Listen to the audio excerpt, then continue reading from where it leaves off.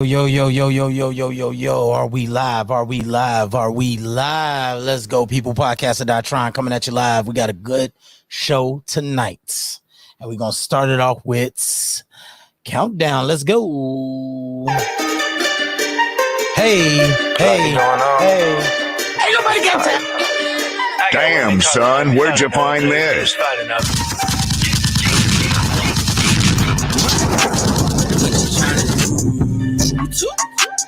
I'ma just like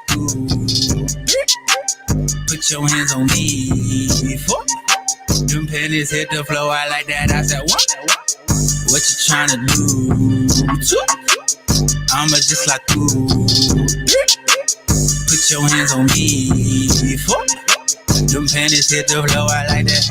Bueno. Yeah. I took your bitch on a trip. I fucked your bitch in a whip. Niggas be slick on the oil, what? I keep that Glock on my hip. I'm on my way to the top. No kiss, but she know I rock. Backwoods, they feel was I. Might not wake up to the mall. Too damaged, I'm filled with scars. Racetrack, I flip the car. I can go bar for bar. Like we taking shots in the bar. They can't take me like Mitch, but I won't get found no ditch. They said that boy got hit. Body bag, that boy got zipped. I'm hot, don't ride my waves. Bullet holes if you crack trays. Views went up, that's a little raise. Bad little bitch, but she gon' behave. Get hit with this left, get hit with this left. Now your ass sleeping for days. What you tryna do? I'ma just like put your hands on me. Them panties hit the floor, I like that. I said, what you tryna do? I'ma just like put your hands on me. Them panties hit the floor, I like that. You like the way I flick my wrist, going dumb, ignorance with what you say. Ignorance is bliss, so I should like hit these diamonds on my wrist. Hey, if you really wanna fight, it's nothing cause I'm really about the life. Hey, we could get it poppin', don't scream when the bodies get to dropping. It's too late, we not stopping, so you better get to jogging, cause we caught your ass flogging, and it's tough. I caught your bluff, ayy, so it's motherfucking up, ayy. It's motherfucking up. What? Ayy, so it's motherfucking up, ayy.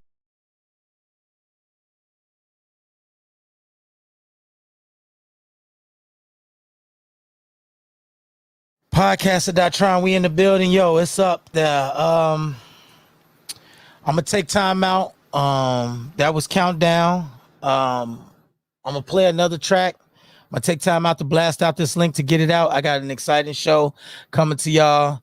I hope y'all enjoy it. It's been a while since I dropped the episode. You know what I'm saying? This joint is called Smile in Your Face. And if you got any old school bones in your body, you understand the reference to that. Smile in your face. Whole time they want to take your place. Backstabbers. Y'all get it. You know what I'm saying? For some people, I got to break that down. But, as soon as some people say smile in your face, it automatically comes. So, but, I'm going to break it down for you all the way down to the ground. You know what I'm saying? But, yo, I'm going to slow it down. Matter of fact, because of my special guest I got in the building, I'm going to play this joint. Let's see how y'all like this joint. Classic. Ain't nobody got time for. Damn, son, where'd you find this? R&B classic. Don't need a passport, you Rocking with me. I think too big for Atlantic City. Too big in MIA like a liaison. Trying to see which island we gon' stay on. Pick a few, slap your booty for no reason. This whole weekend, in the nighttime, it's heavy breathing. See, with me, things a little different. The way we trippin' ain't the way they trippin'. Try and help you see your Google image. Try and help you hear your screensaver. You know, the one with all them ocean waves in. The one you cut on YouTube to help you fall asleep and leave it playing. I'm trying to help you see what I'm saying. You seeing what I'm saying? I'm talking all you can eat. Comedy club after a two-step and then a little chatter. A late night snack. I might have you as my snack after. Yeah. Right or wrong, gon' have to call your pastor. Yeah. Vacation, we get closer knitted. Just trying to see the world, that's my only mission. If you gon' be my girl, then you rollin' with me. Let's go scuba dive, let's go raft these rivers. Hey, this life for living. Hey, this life for living. We about to have some fun, hey. All weekend. Good Saturday weekend. Relocate vacate to our own island. Let's record and make it a prime event. Friday, Saturday, through Sunday evening. Well, let's have a big weekend. We gon' get big to our own island. Let's record and make it a fun evening. Friday, Saturday to Sunday evening. Girl, I got these plane tickets. Let's fly about this bitch. Go and take a trip. Say fuck them kids. No, I'm just kidding, bitch. There's not a place in this world where I can take you. I heard the weed and know all the nights in Jamaica. I'll eat that pussy, no hands and no manners. Keep one leg up on that balcony, and start my neighbors watching us. It's the freaking weekend, and I'm trying to get my freaking. You say you wanna take me out, show me what you about, and we can work something out. Yeah. You want a vacation, smooth vibes, meditation, sexual medication, and I can give it to you, boy. Make sure you bring the toys, 'cause we about to have some fun, and you ain't stopping till I'm done. Dripping wet, it finna come. Yeah.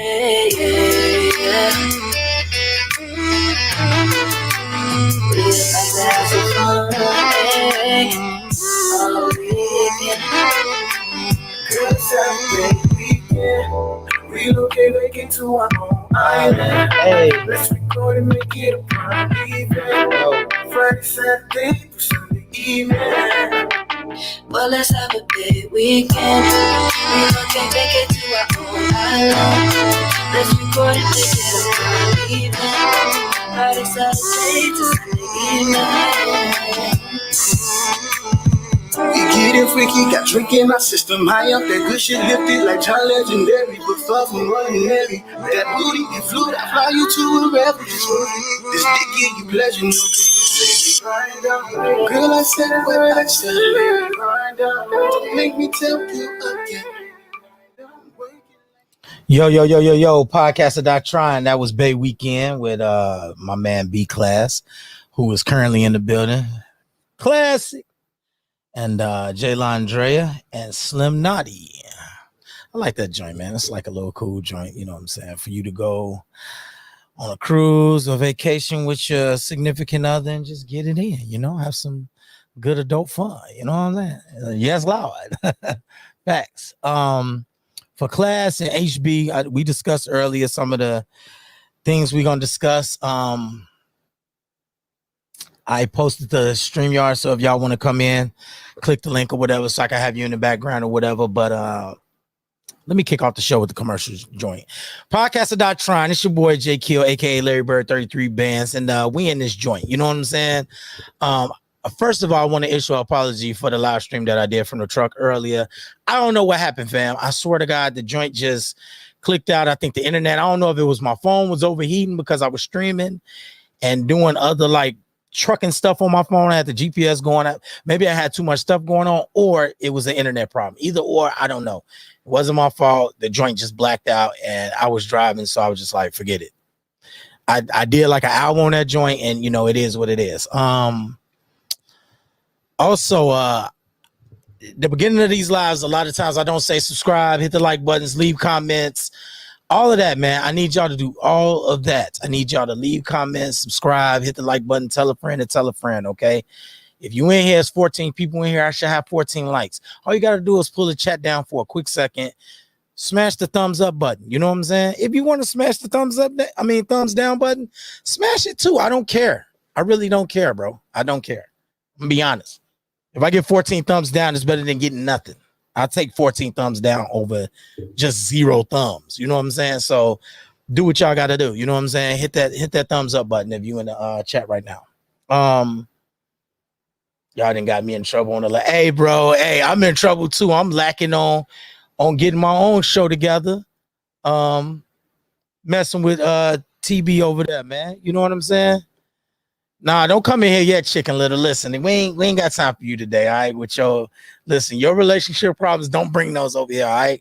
First subject, all right, today that we doing on Podcast Not Trying is, how about them Bucks, baby? Let's go up north. We are the North. Let's go. Let's go, Bucks. Let's go, Bucks. My man Giannis, Greek Freak, the Greeky Freaky. You know what I'm saying? Ever since LeBron put y'all up on game, all right?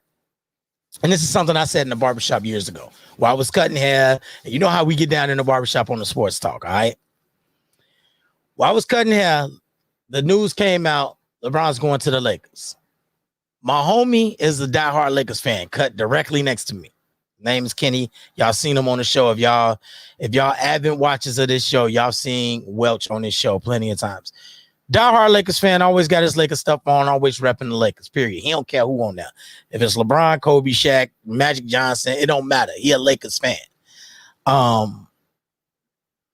Yes, I am from Chicago, Smitty, but let me break the story down. Relax, bro. Relax. See the pressures. You see me. Yeah, I'm in front of Chicago. You see the shirt, bro. Relax. I'm a Bulls fan.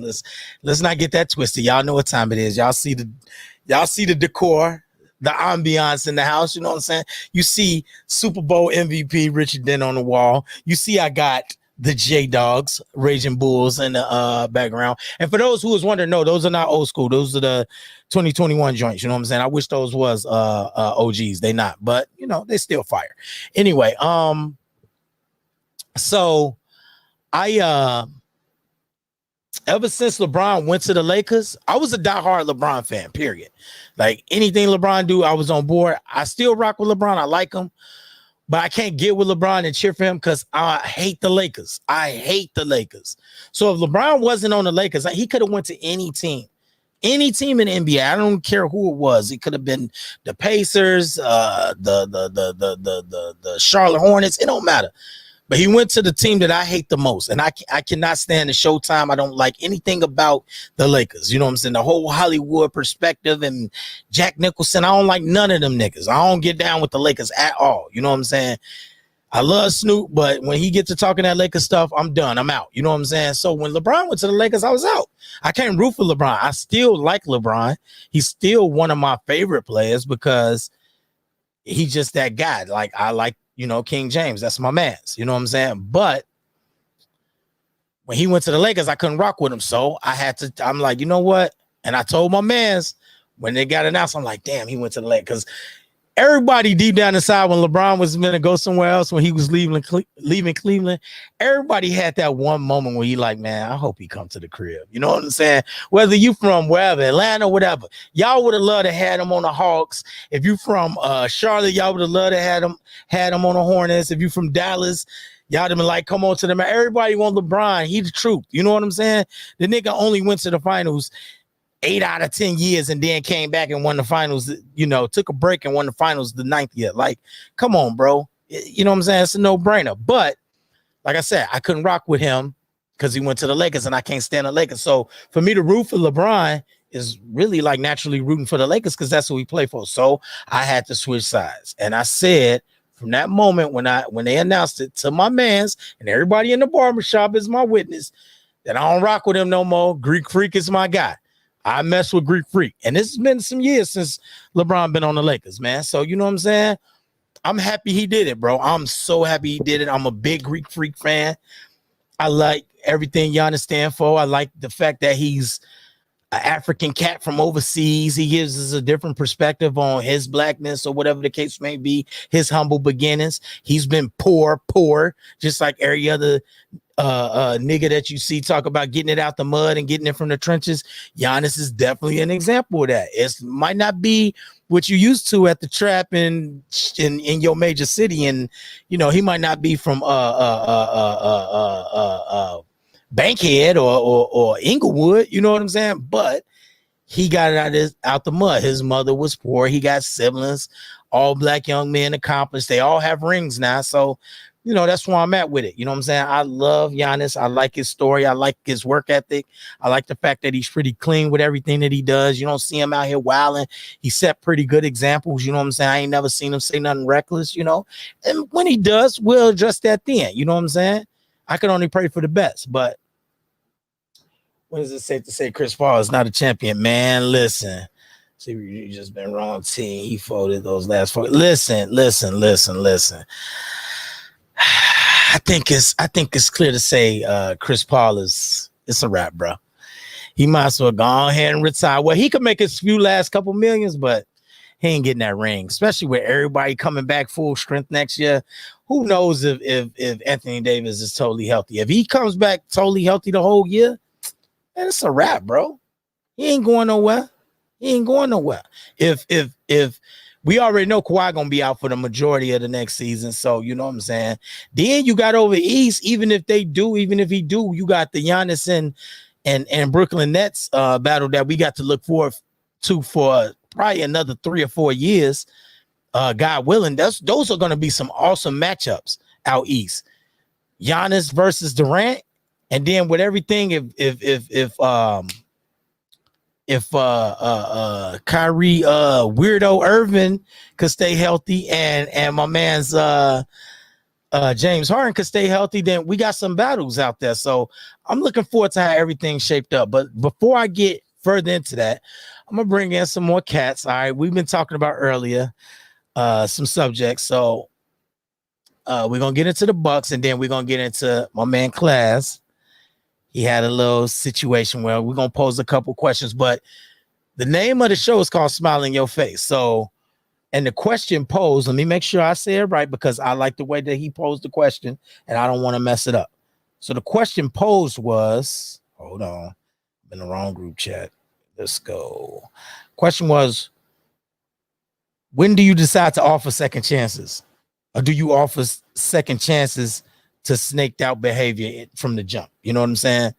So I like the way he worded that, snaked out behavior, because, you know, y'all get the gist. Like, we know a lot of snakes. Like, do you even let the snake lay in the bushes? You know what I'm saying? Like my man Leonardo said, had it been a snake, it would have bit me. You know what I'm saying? Do you allow yourself to get bit by the snake, or do you, you know, what do you do? So that's the question. So let me read that again.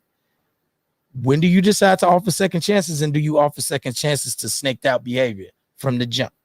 So I'm gonna bring in my panelists for the evening. Introducing my man, you just heard him on the Bay Weekend joint. He got some other smash joints too. I really need y'all to get into it. Like, yo, he got this joint. I'm finna get permission today, actually, to start playing this joint. It's called damn, I'm singing in my head. Finna be rich. This. God, dog. What's matter of fact, he's classical, bro. If y'all not up on classical, bro, I need y'all to get into him, bro. That beat, the way he riding, the melody, bro. Y'all need to relax, yo. Bringing in my man B Class. What's up, killer? Can you hear me? Yeah, can you hear me? All right, I can hear you now. I got you. Yeah, what's good, bro? Hey, man, you know, I just telling the people, man, I need to get permission on that classical joint, man. I need to start dropping that before the podcast and warming that joint up because, yo, that's my favorite joint by you. Like, I got a lot of joints I rock with you on, but that joint just make me fix my Bel Air. Like, I get my Bel Air together, pour me like a little double shot, you know what I'm saying? Kind of just sit back. Like, that's hot tub music right there with a chick. You know, champagne flutes all around. You just really, maybe a hookah stick somewhere. You know what I'm saying? Yeah. Yo, that joint hot, bro.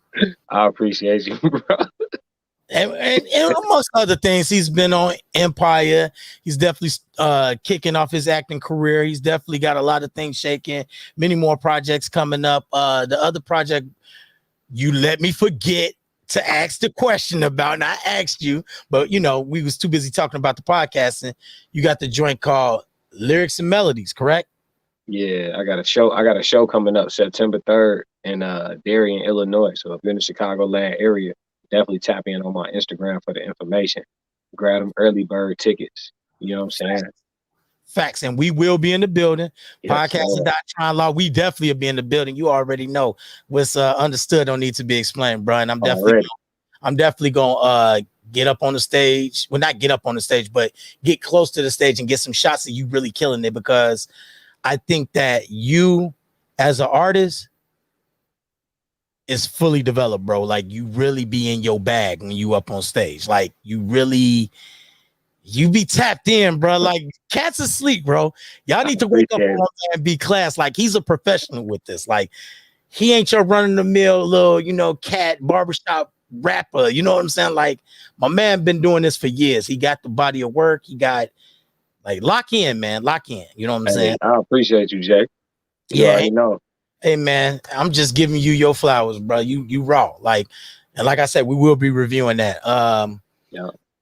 Introducing also my flesh of my flesh, blood of my blood, aka Mr. The Hard-Hitting Truth, who I go to when I want to talk about the sweet science, the square circle, when I really want to get my boxing knowledge in, or even get in some rounds and sparring, hit the mitts, or learn how to check and see if my overhand right is, if it's coming how it's supposed to. My man, H to the B. What's good, killer? You don't want to get no rounds in, motherfucker.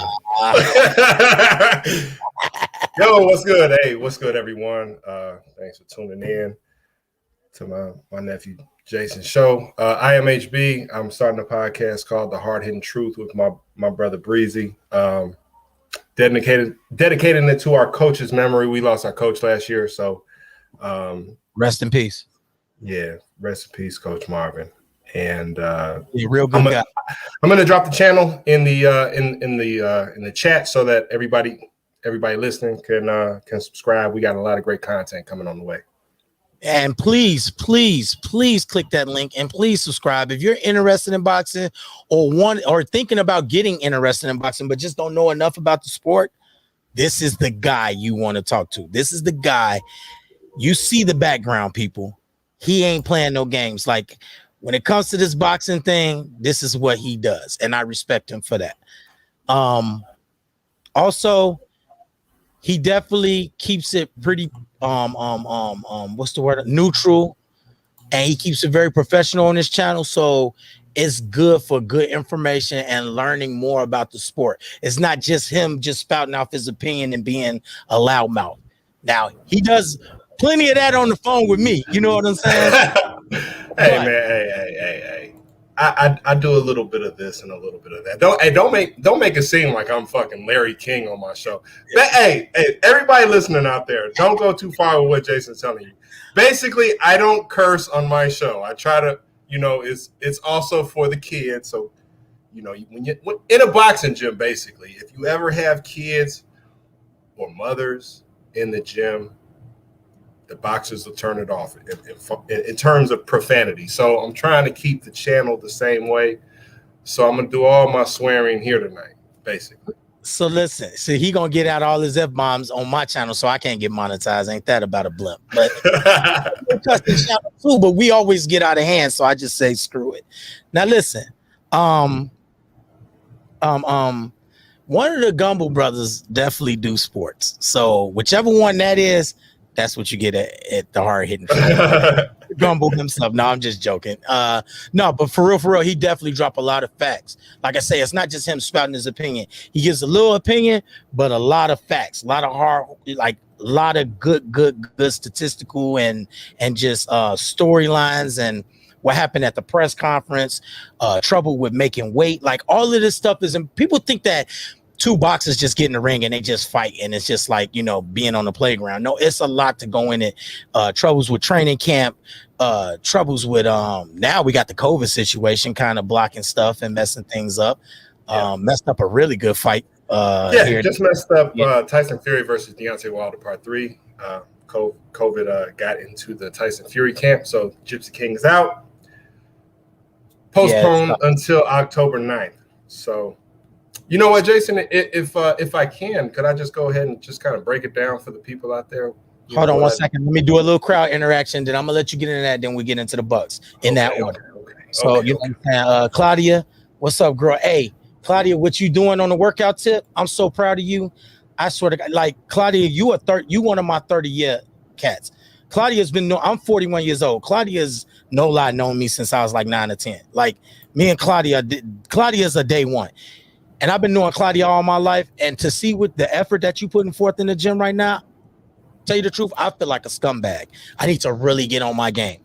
You really killing it right now in the gym, Claudia. And you know what I'm saying? I just want to tell you right here, I'm so proud of you. I tell you all the time in IG or whenever I talk to you, but I want to make that clear to keep you motivated. Keep you motivated. I'm so proud of you. Also checking in. This person. Oh, Jesus God. The stars here. My sister, Jaylandrea, who you heard earlier on the track with B Class. Whatever. I got Kenny checking in. Jayla? I got Kenny checking in. Miss Sherelle, Madam President, definitely always fighting for me on the platforms. Lisa's in the background backstage. I'm gonna bring her in later. Let her get one off.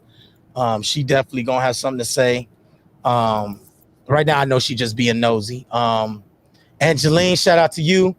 Double A, aka Auntie Angeline. Shout out to you. And also Erica. I don't know who this Eves DYS 11 is. Shout out to you. Never seen you before. Trucker Brown in the house. You know what I'm saying? Shout out to you, my boy Anthony. You know what I'm saying? And Erica from 1011. I don't know if I said that already, but I had to get my shout outs for the people in the comments because small fry like me, I can use all the support I can get. Now, Henry, go ahead and break down that Tyson Fury, Deontay Wilder fiasco that we had to endure because I ain't gonna lie, I'm a diehard Tay fan. He's my favorite fighter right now at this given time. You know, I know it's a lot of other fans out here. We got a Crawford fan in the house. I know we got a Crawford fan in the house. What? And Henry just so go ahead and break down that fiasco and what happened with the corona, and then we're gonna get into some Bucks talk. I love whoever's a Bud Crawford fan in here. I love Bud too, man. He's Nike should really give that man a sponsorship for Black Air Force Ones. He's the man. Fire. He's the man. So Fury, Wilder. After all the delays with Fury and Joshua, and then the big court feud with Wilder and Fury behind the scenes, you got Wilder and Fury finally getting the face off for a rematch July 24th. It got postponed because Fury and a lot of his camp got COVID. So it got postponed to October 9th. And basically the boxing universe right now is asking, does he really have COVID or is he afraid of Deontay Wilder? The boxing universe is also asking, did he really get COVID or could they just not sell enough tickets in a football stadium? So they're moving the venue on October 9th. They're changing venues in Vegas from Allegiant Football Stadium to the T-Mobile Arena. So, on my channel, we explore all of that through discussion and everything. And then also our goal is really just to push boxing culture forward in general. We want to break down a lot of things that people don't understand when it comes to boxing. Like you said, Jason, a lot of people just tune in and watch boxing like a video game or like or like a movie like Rocky or Creed. But, boxing is so much more than that. And a lot of people need help breaking down things like the training camp, the formality of it, the formality of press conferences and things of that nature. Weigh-ins. So weigh-ins, what this could mean, what that could mean, strategy in the ring, strategy throughout training camp. A lot of cats losing their life's work on that scale. And y'all need to, y'all need to know that. So we got that. We discussed everything boxing related, doing tutorials and stuff like that. And also just trying to push boxing culture forward in Chicago. We have a lot of great fighters. We have the undisputed welterweight champion of the world in women's boxing in Chicago, the Caskilla, Jessica McCaskill. So Alex Martin just won a belt Kenny Sims Jr. just won a belt. These are all fighters from Chicago. Joshua Greer is a knockout artist. DeJuan Johnson fights in Jason's cousin's memory. My boy Julian Smith. Julian Smith. Hold on, we move past DeJuan the Gravedigger Johnson. Okay, my bad. DeJuan Gravedigger Johnson. DeJuan the Gravedigger Johnson, he digging graves. You see that gold shovel. Be careful. My man's is definitely putting in work from the crib. I definitely got a lot of love for him. And he fights in Atlanta Saturday. So shout out to DeJuan Johnson. If you in the Atlanta area, try to look my man's up. While he talking, I'm gonna pull up his Instagram and tell you where you can follow him and get tickets or whatever. He's definitely putting on the show. Every fight I've been to, which has only been 2, they all ended in stoppage. He's stopping. He's stopping cats. Like he putting on a show. DeJuan hits like Tank Davis does. You know Facts. He got bricks in his hands. DeJuan throws them. DeJuan throws them. You know what I mean? So listen, haymakers, whatever you want to call them. So you got DeJuan Johnson out of Chicago. You got my boy Jordan, the Mechanic Jackson. You got Destiny Butler, aka Desto, signed to Adrian Broner. You got a lot, man. There's a lot of fighters, good talent in Chicago, and we need to build a platform for ourselves here in Chicago. The Chicago Golden Gloves champions include Muhammad Ali, Floyd Patterson, and a few others. Chicago actually has a very rich boxing history, man, and it's really time to once again revitalize it. So we got some lofty goals, but it is what it is. It's gonna happen. We already know how. The Hard Hitting Truth is definitely gonna it's gonna shine a light on boxing, and it's also gonna shine a light on Chicago boxing and the scene that we got going out here. Like you say, we making some good fights out here. There's definitely some good local talent out here and good fights being made out here. But like I said, my man's taking his talents to Atlanta. He's fighting in Atlanta this week. But moving right along, let's get into this Milwaukee Bucks thing. All right. Now, class, I pose a question for you, all right? Because we had a discussion earlier, and it seems like you was giving me a little pullback, all right? 50 points, 14 rebounds, and 5 blocks in a closeout finals game. Let me ask you this question. Do you think Giannis had a top 5 performance this finals in all-time finals history with that stat line and that just that hard, and we could just skip out the stat line, just his time out. Who is Giannis and what weight class does he fight in? Stop it. No, I'm just playing. I'm just playing with y'all. So do you think this question is for class? Do you think that he had a top 5 performance in this finals? Because I know you had a little pullback, so I'm interested in hearing what did you think about Giannis's performance? May I clarify? Was that top 5 all times in the finals, or top 5 for Giannis individually? No, top 5 all time NBA finals history. Top 5: Michael Jordan, the Magic Johnsons, the Larry Bird, the LeBron chase down block, the LeBron James chase down block, and the statistics he put up that game. Do you think, Mr. Classical, that Giannis ranked in the top 5 with that performance? No. That's a tough list, man. Hey, top 5. There's a lot of performances out there. Yeah, now man. this is what I asked. We got Shaq. You got to put Shaq in that too. Shaq dominated that year in the finals. Yeah. He lost 1 game. My man lost 1 game. Finals MVP. Kobe was on the team. I'm not gonna be that cat that was like, it was just all Shaq. It wasn't. He had Kobe, of course, a young, talented Kobe. And Shaq was putting up numbers. I think he averaged like 30 something and 12 boards or something like that, like 34 and 12 boards or something. It was something ridiculous. All right. But Giannis those numbers are about the same with Giannis. I think he averaged like 32 and like 12 or 13 boards. How many air balls Shaq shoot? Here we go. At the free throw line? No, in the games, period. In the game? Throughout the course of them finals. How many air balls he shoot?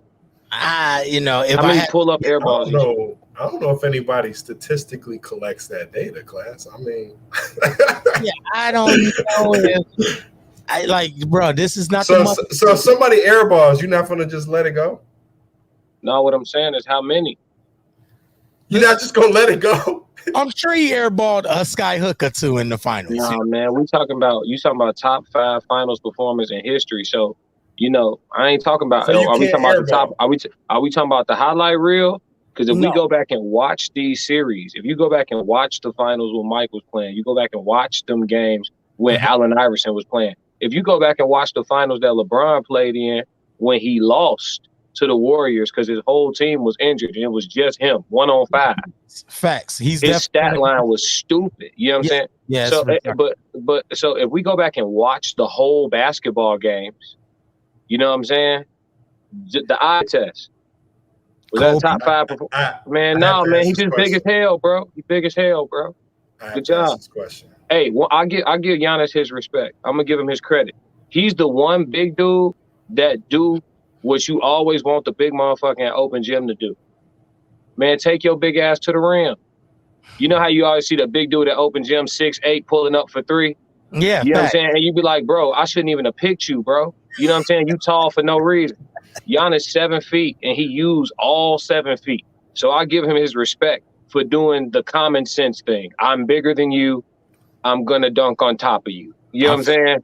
Like, that's what's up. Like, that's what's up. I give him credit for that.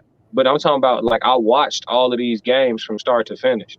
I didn't watch a top 5 finals performance of all time. That paper could say what it want at the end of the game. Listen. You know what? Hold on before you rebuttal. Hold on, HB. This is what I'm gonna ask you first, and then I'm gonna let HB rebuttal to give his 2 cents, because this should help him come up with his 2 cents. If you had to put just off a whim, you know what I mean? You got a little bit of age on you, so you've seen quite a few finals performances. If you had to name 3 that you definitely would put ahead of this one, I'm guessing Mike and LeBron would be 2 of those. Am I correct? Yeah. And if so, you got to name a third one. Who would that be? Finals that had a better finals show out. D Wade against the Mavericks. They won the series the exact same way. Went down 2-0 and then won 4 straight. Yeah. In Miami. The Flash. And D Wade did that at 6'1.5" without his shoes on. Because D Wade is not tall. Giannis 7'10". Giannis 7'10". You say they lying on his height, because from what I heard, D Wade's not tall. At 6'4", 6'5", man. He's not 6'5". He's playing height. His playing height like 6'4", 6'5". Barefoot, he like 6'2.5". We played against him in high school too. I don't really recall though, like height wise what he was. Yeah, if he was as tall as me or shorter than me or taller than me or anything like that. I wasn't. Hey, let me clarify for everybody listening. I wasn't on the team. I'll just understand. So that's why I don't know height wise. Yeah. Okay, so your rebuttal, HB, about I really actually didn't have a rebuttal. I just had a follow-up question for Sir B Class. You were saying that that LeBron had some remarkable games. I want to say you were saying the 2017 finals in Cleveland against the Warriors, 17 or 18, something like that. Yeah, I think this was before they got KD. Oh, okay. Before, okay. Yeah. Okay. So in those games, do you think that he had a better performance than Giannis had last night? Yeah, he literally played 1-on-5. Literally. And if we go back and watch them game, it was 1-on-5. Even though he lost the series, you think he had a better performance than Giannis closing out the series? Yes. With 50 points. How many blocks did he have, Jason? Do you have the full stat line in front of you? 5 blocks? Giannis had Drew Holiday. Giannis had, you know what I'm saying? Giannis, LeBron was playing with literally the 8th, 9th, and 10th guy on the depth chart. Like, you know what I'm saying? Like, it was 1-on-5. Now, some may argue that that's why his stat sheet was nuts, because he didn't have nobody to really pass it to, so he was doing everything. And I'm not taking away from LeBron. Like, I gave this whole spiel about how I was a true diehard LeBron fan before he went to the Lakers, and I just can't rock with the Lakers. I just can't. But up until that point, before he went to the Lakers, man, everything LeBron James did was good as gold to me. You know what I'm saying? But you don't think like that performance, which was awesome. He led in every statistical category in that finals. I do remember steals, blocks, rebounds, for all players, and the whole exactly. He averaged more than every single player that stepped on him. More blocks, every category, more steals, every statistic. He did, and he didn't shoot no air balls. He lost, and he didn't shoot no air balls. That he didn't say. Why you got to put the air balls in there? It's not that shit count, man. You can't be out here talking about top 5 performances and you got 6 air balls in a series. Come on, man. Every statistical category. Yes, maybe even turnovers, but Come on, man. He beat Steph in 3-pointers during his finals. I don't know if he had more. Yeah, man. Let's stop with the every statistical category. No. Points per game. No. Points per game, though. Points per game, not 3-pointers made. Statistical categories: points, rebounds, assists, blocks, steals. Yeah, all the major stats. All the major stats. Okay, so say the major stats. Don't say all statistical categories. not 3-point field goals, man. Come on, bro. Like, I'm saying, yeah. Hey, make it make sense for me. Hey. I'm the boxing guy. You said I'm the boxing guy. Make it make sense for me. You know what I mean? We said all statistical categories. We ain't counting jabs. And I had to push back. All right? We're not counting jabs here. Just power punches, bro. No jabs here, all right? No jabs. All right. Say that. Listen, of course, I'm pretty sure he didn't. You know what? I'm going to go back and look, though. I'm pretty sure he didn't leave. I'm pretty sure he did. Nah, Steph Curry was on the court. You know what I'm saying? So that's kind of cheat mode. You know what I'm saying? You can't mention 3 points without mentioning the 3-point God. You know what I'm saying? So at the end of the day, though, I do think it does disqualify him because they lost. I think he had an amazing performance. Like I said, I left that finals feeling like LeBron James gave it his all. I don't think he quit on the team at all. I think he gave max effort and just still came up short. But the fact that Giannis put up a 50 Chick-fil-A nugget, 14 rebounds, and just to complement that, defensively was able to get 5 stops just by blocks. We ain't even talking about all the stops that he was able to get that game. 5 of those stops came by blockage.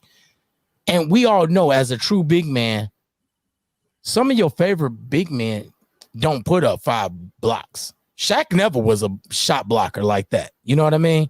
He was a good defensive rebounder, a good boxing out guy, but he wasn't, he used brute force for the most part. And he kind of, his defense was his offense, because he was tying you down there in that paint, elbowing you and moving you in ways that you didn't even know you could be moved, that, you was a little gassed on offense trying to, it's kind of hard to score points when you catching elbows to the rib in the paint on defense. You know what I'm saying? So he wasn't a very good shot blocker. Like one would say Dikembe Mutombo and Alonzo Mourning, guys that are elite shot blockers. You know what I mean? Oh man, Giannis is in that conversation of elite shot blockers, elite defensive players. Like for real. He definitely do this. And for him to put up a 50-piece nugget and put on display defensive player of the year type talent out there, I don't know, bro. I don't know. I'm gonna have to put him in the top 5. You putting him in top 5 off the one game or the series? Oh, you said series. You said finals. It was 6 games. He just said finals performance. I said you talking about the series, right? Yeah, he had series or one game. He had 40 pointers in that too. I'm talking about all-time finals performance period. Like Mike and all that. His average for the finals on points and rebounds and blocks was amazing. He had a 20-point game. The first game 1 was a 20-point game, right? But he did match that with like 15 rebounds, okay? Shabby for Giannis and most other superstars, but by all means, an amazing game, okay? For regular average players. That's a great, like if Bobby Portis would have did 20 points and 15 rebounds, cats would have been like, oh my God, Bobby is playing out of his mind today. You know what I mean? But that's just a regular game. That's just like, he was all right. They lost that game. Second game, he comes back, put up a 40-piece nugget. They still lose though, but he put forth great valiant effort. Next game, 30-piece nugget.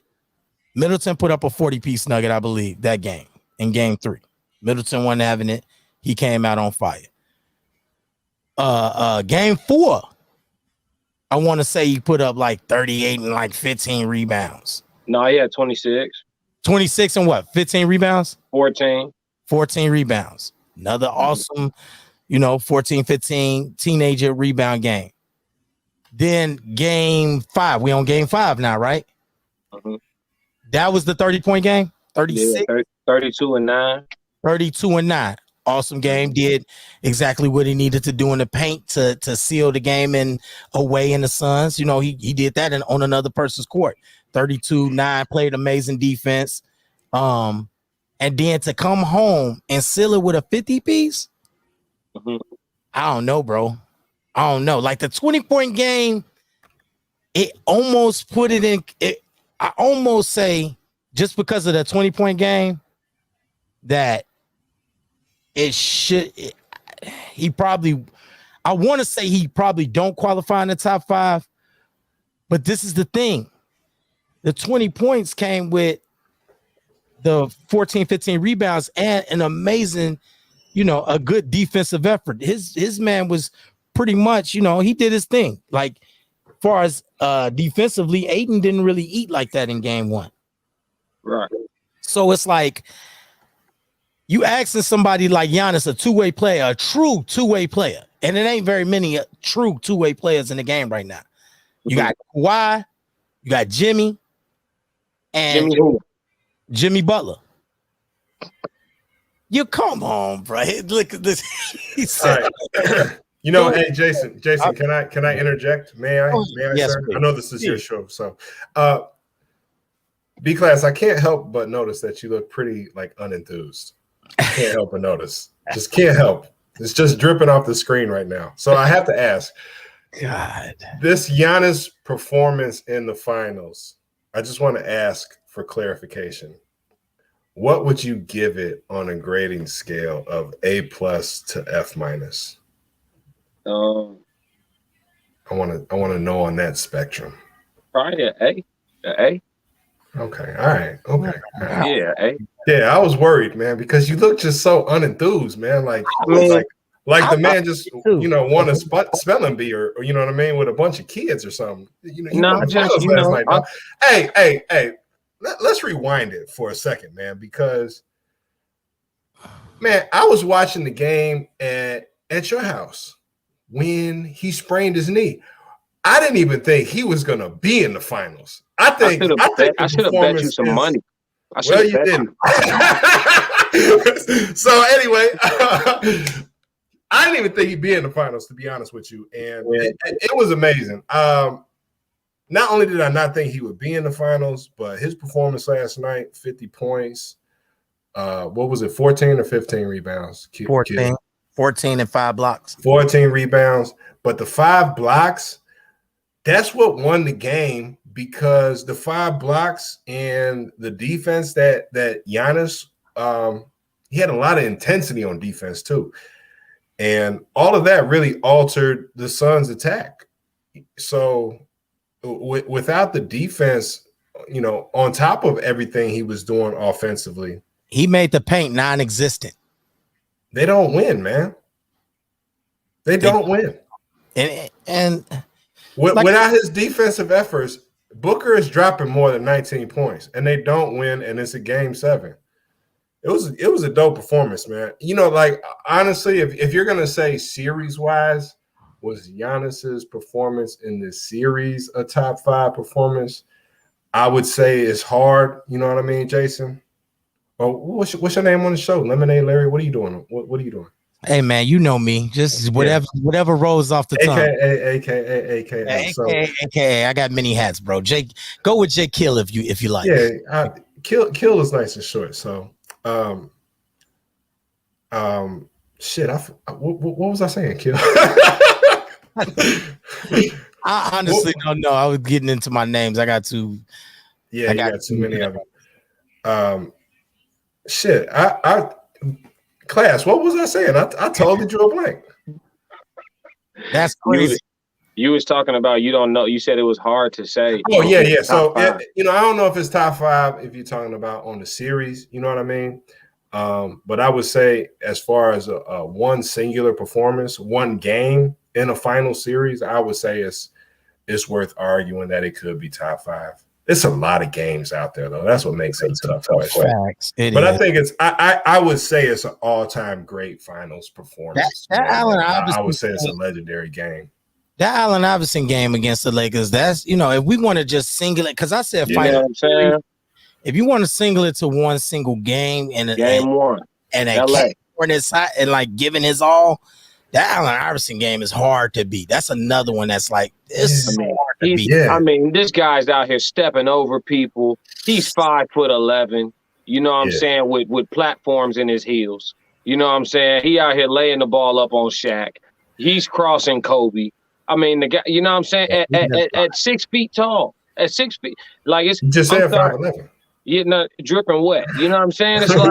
It's like, bruh. If you want to talk about, you said LeBron earlier, you want to talk about somebody playing with some G League players. He had Mutombo, and that was it. And Mutombo was old.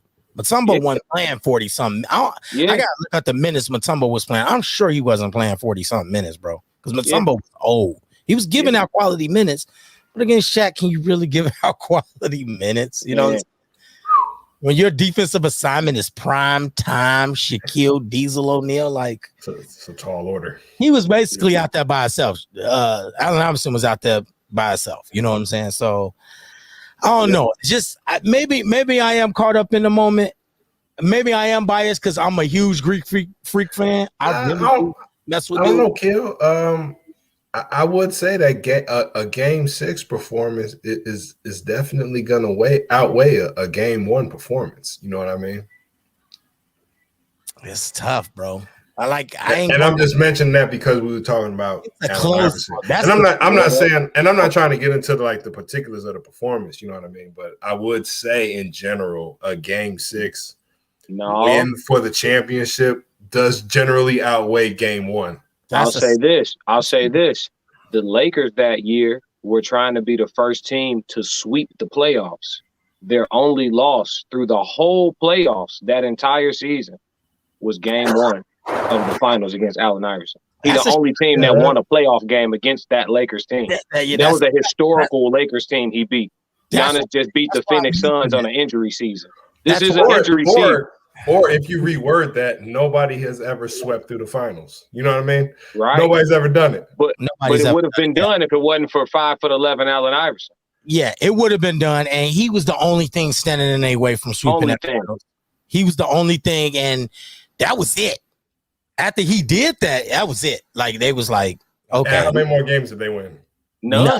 That's what I'm saying. 6. Who beat a better team? Who beat a better team? Allen Iverson. Allen Iverson beat a better team. Who could say they were an NBA champion after the game? We talking about one game though. If we talking about a singular game, right? First off, we gotta look at the game. Who y'all playing against? That's you true. got a 7'5" Giannis against a small Suns team, and Allen Iverson against the God Shaquille O'Neal prime and on the rise Kobe. Bro, Kobe. Let's be fair. DeAndre Ayton and Kaminsky got their fair minutes, bro. Come on, bro. Come on, dog. These ain't little guys. Them true big men. Ayton is not little. Those are true big men. Giannis is really a small forward. Those are true big men. Ayton's like 7'1". Kaminsky's like 6 foot. You get what I'm saying? He a true big. They're not mobile like Giannis. I know what you're saying. What you're saying. He's more Diesel-like than them, but that's not his fault. No. Use your advantages. All I'm saying is Allen Iverson had no advantages. None. Yeah. And went to go get it. Even the speed, like he wasn't faster than Kobe. He really wasn't. Or Tyronn Lue. How is having one of the most legendary crossovers not a benefit? Use your advantages. Hey.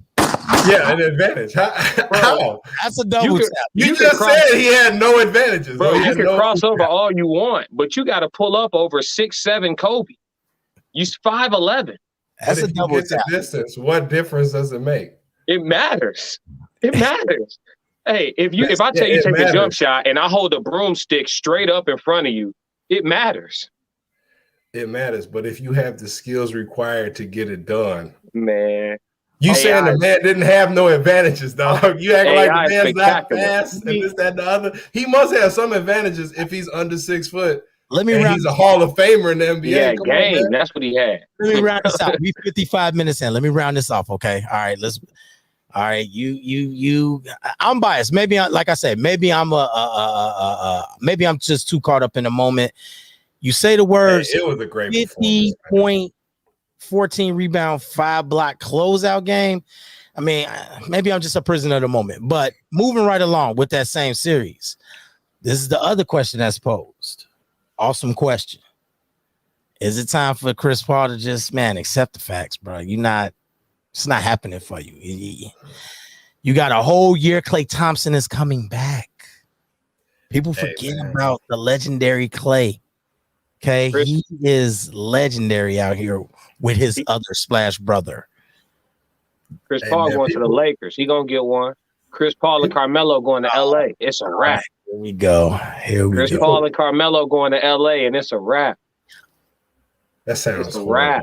It does. I know. It's part of LeBron's. It's just like, you know what they're gonna do, man. You know what the media is gonna do, and I just don't want to hear that. I don't want to hear it anymore.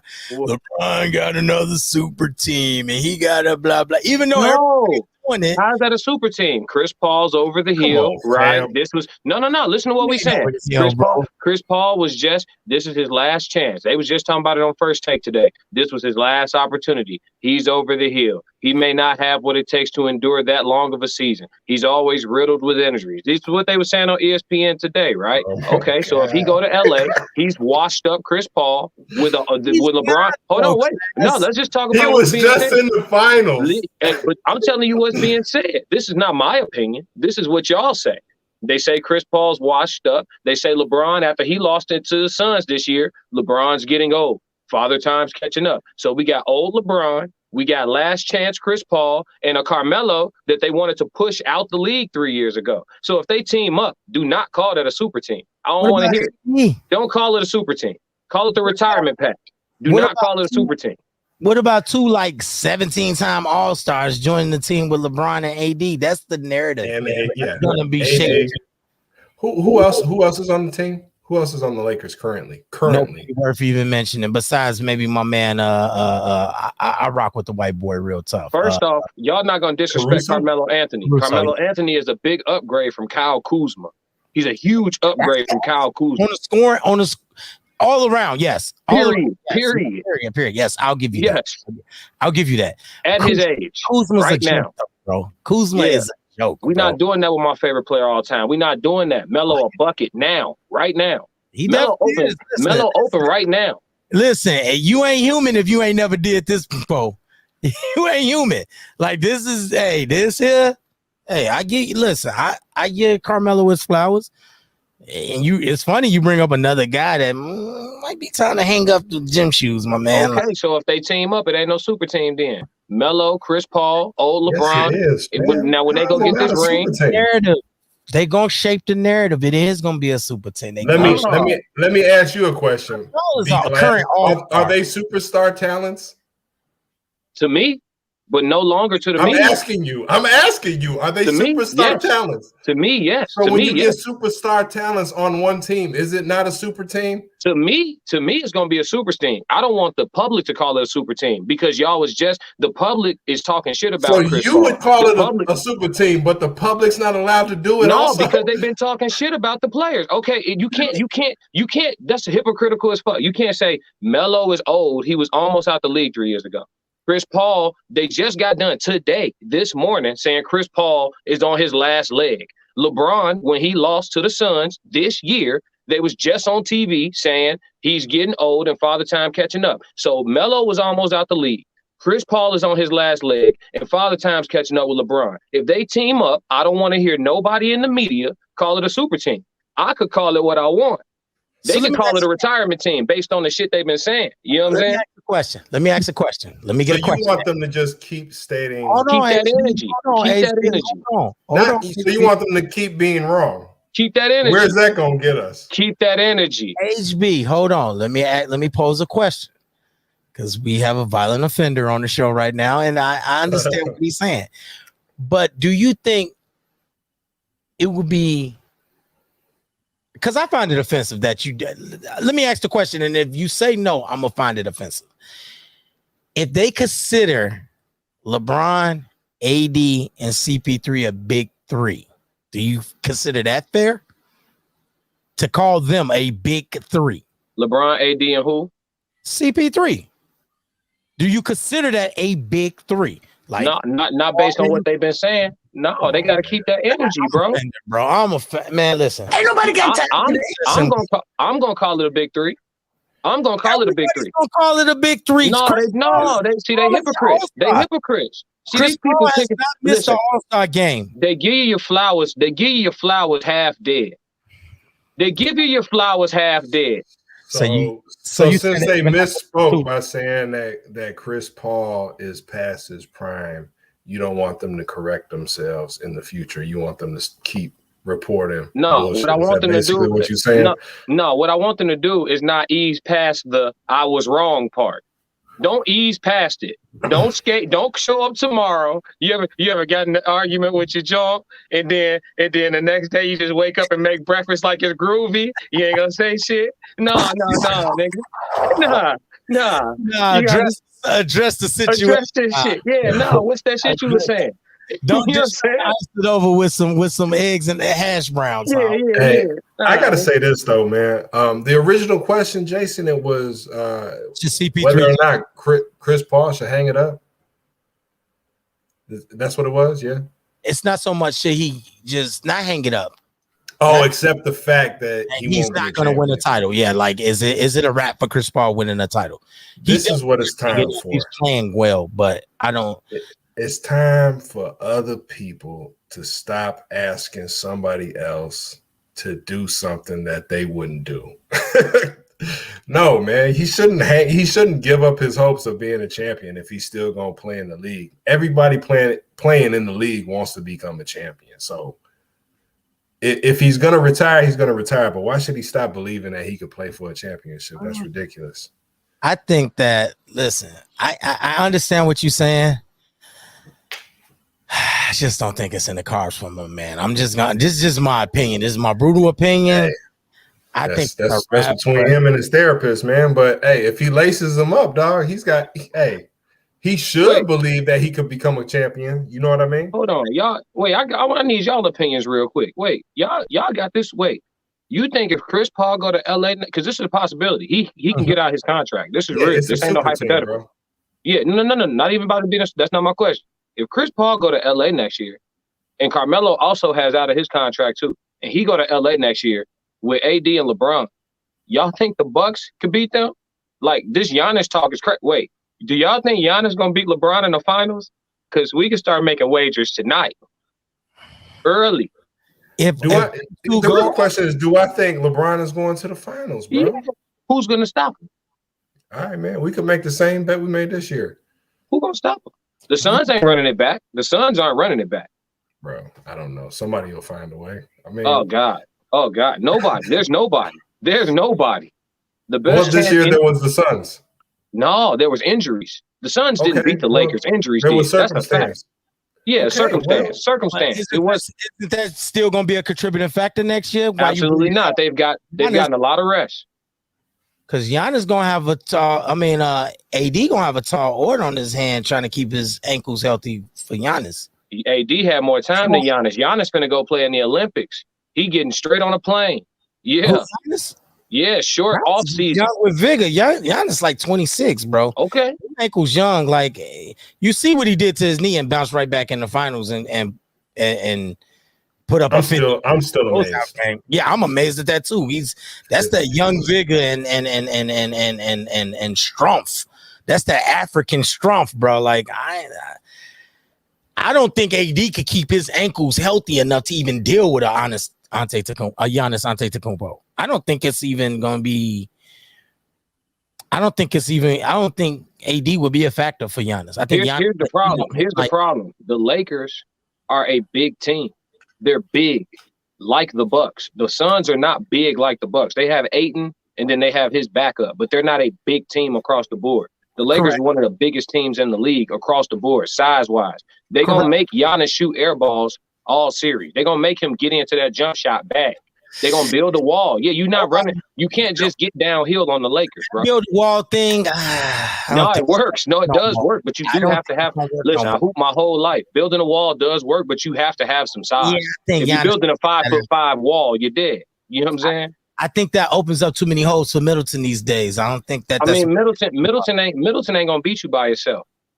We got Holiday too creating offense. No. Them two ain't gonna beat you by themselves. What you said? Who got the MVP of the finals? You know who that? You know, come Giannis, on, right? Greek freak.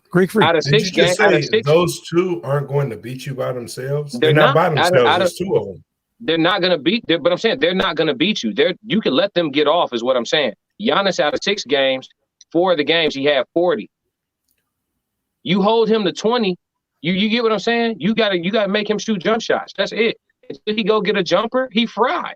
He's not beating LeBron with no jump shot. It's not gonna happen. Promise you that.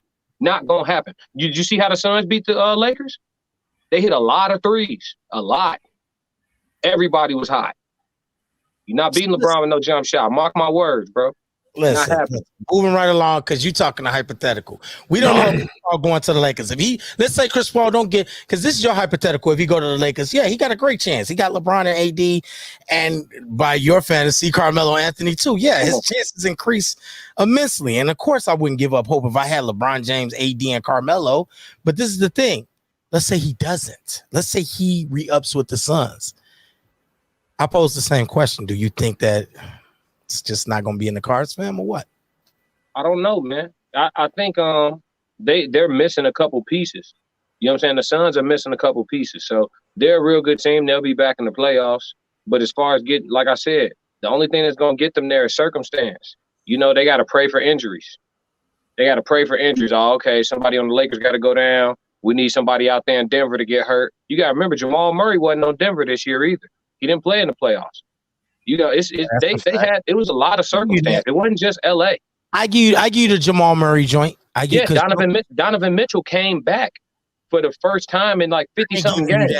I ain't giving you that. He was A-okay. He young. He was you not hooping for 50 games, bro. For Donovan, they just couldn't get it together.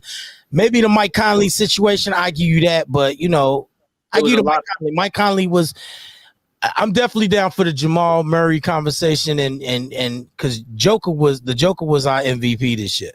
So with him having his real Robin, with Batman, I could see them putting up a decent fight. You know what I mean?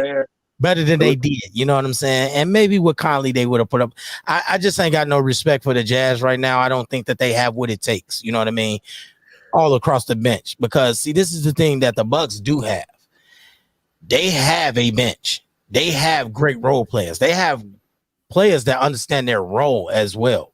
Not just having good role players, but they have guys that chip in the way they're supposed to do, and they know they're supposed to feed the beast. So no, they fried too. They benefit. Both teams in the finals this year were beneficiaries of circumstance, sir. And that's good for them. You know, it happens like that. No. The Bucks ain't beating the Nets with James Harden and Kyrie healthy, bro. They just not. It's not happening, bro. It's not happening. Hey, that's what it ain't happening. It's not gonna occur.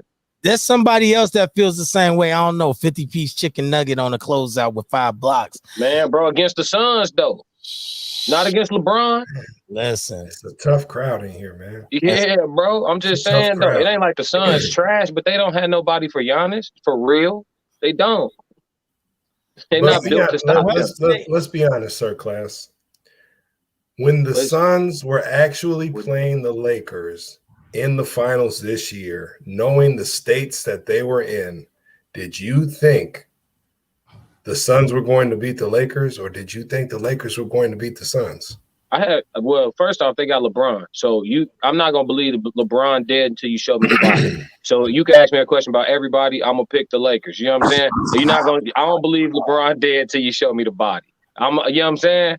Because I done seen him too many times. Even back when I didn't like LeBron like that. Are you gonna answer the question though? I just answered it. I thought the Lakers was gonna win. That's LeBron. Okay, so after the fact, what makes you think people want to hear about injuries and so-and-so is just here as a matter of circumstance? You doing that Manny Pacquiao after the Floyd Mayweather fight shit, man. Nobody wants to hear that shit, dog. I mean, this they is reality. Lost. The reality is they lost. Manny was faking the an injury. reality is they lost. They lost, fam. You thought they was going to win. You thought they was going to win with AD out. And they didn't, okay? They lost. Yeah, they lost. But with AD, they win. With all that, hey, it was the Suns in the finals, and the Bucks ain't finna do this. I understand if so and so is healthy and this, that, and the other, but cool out, fam. We can conveniently remove reality. The Lakers. We can conveniently remove reality to make sure all parties are happy. You know what I'm saying? When it comes down to the playoffs, anyway. Why were we talking about Donovan Mitchell's injuries when it comes to the playoffs, anyway? What you mean? He missed 50 games before the playoffs started. He missed 50 games before the playoffs. Yeah. So what man? That affects your rhythm as a player. Y'all don't hoop, man. You miss 50 games. You can't jump off the couch with it. The Donovan Mitchell argument. I'm not listening. He's. I don't know. Did he play? Chemistry matters. I don't think he play. I don't think he had an honest chance anyway. I don't think. Did he play? Did he play? They had the best record in the NBA, Jason. Did he play in the playoffs? So what? And what was their record? What was their record without him? They had the best record in the league. Okay, so damn. I mean, if he gets back in, he either affects the rhythm or he doesn't, man. Like if he can't keep up with the team, then it behooves him to just facilitate more. I don't want to hear this shit after the fact about his rhythm, this, that, and the third, man. He played, he lost. Listen, I'm not listen. I don't think Donovan moves the Jazz.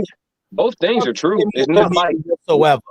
When you got a team, which Kawhi's gonna miss significant time coming back next year, but he'll have plenty of time, especially by Kawhi standards, to get back in the rhythm in time for the playoffs and get himself together. But that's all he does. Like I say, by Kawhi, the robot standard, he don't need much time, and he probably prefers not too much time to work on his game. But Kawhi with a healthy PG and a healthy Serge Ibaka, we talking about a Clippers team that was missing Kawhi Leonard and Serge Ibaka. Serge Ibaka, like that's not like a small order. Serge was definitely a force in the league defensively, and he's a stretch big man who ain't scared to go low either, but he's a stretch. You can't leave him just posted up on the outside. So to lose that and your number one, the Clippers still, and like I say, we don't know what Golden State is going to do. If they might pick up anything to go along with the best, probably one of the greatest. It's arguable one of the greatest backcourts ever all time. Like it's hard to put together another one. Like, really, fam, we talking about Joe Dumars, Isaiah Thomas, and that's probably it. That's it on the backcourt. Better than Clay and Steph, if they are better. But compare, they're definitely not. They're definitely not. They're comparable. Don't do that. They comparable. I'm doing it. They compare Joe Dumars and Isaiah Thomas. Man, hell no. What? They're not fucking with Steph and Clay at all. What? They're not fucking with Steph and Clay at all. You're tripping, my man. You yes, I am. They're not fucking with them at all. What they did to a young Jordan. Man. Did that. They definitely did that to to who? It was a lot different, Jason. I would have to say that, man. It was a lot different. They wasn't doing the shit that Steph and Clay be doing, dog. No, they don't do it. But they do it on the defensive side. Steph and Clay compared to Joe Dumars and Isaiah, and both of these guys were phenomenal talents. Steph and Clay look like Harlem Globetrotters compared to. No, yes, they do, bro. They look like wizards and magicians compared to Isaiah and Joe Dumars, dog. Whose defensive assignment was Michael Jordan? Somebody said poverty finals. I like that. Yeah, that's cool and all that. That's what this cool and all was. that. Hey, Jason, but we just talking about what We talking about Isaiah Isaiah and Joe and what they can do compared to Steph and Clay. Are you Which one of them two? Does Isaiah have handles like Steph? He had No. handles. Does he have handles like Steph? No, he does Like not. Steph. Hell, Like oh, Steph. y'all got to go watch some tape. Man, I'll pull up YouTube right now. And He had handles. He had and I handles. blame history. I blame history for the blatant disrespect of Isaiah Thomas. No, I'm not disrespecting him. Chicago's own West Side. Yes, St. Joseph. Yeah. The disrespect that Isaiah No, Thomas. he had handles, but I'm saying the game had has everything. evolved. Does he have handles like Steph Curry? Yes, No. yes, Come on, man. yes. The game has evolved. The game Does he- has evolved, does my he brother. have- The 3-point line is way further back than it was back then, Doc. What they are doing now, Bro, he was unrippable. You can't rip Isaiah Thomas. At the same time, he Jason, ripped everybody. Jason, Let me put something in perspective for you. Jason, let me just ask you one question, please, one question. Let me ask you one question.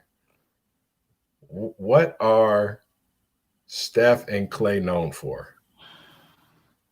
3 splash. Okay, so you know that's the way they play, and you know the line is further back now.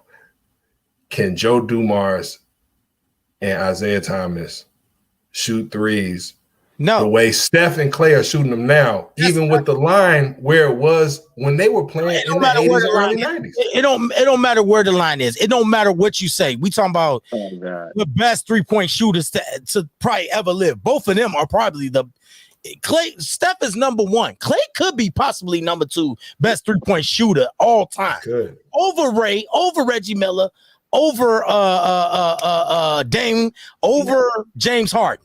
And that's a tall order.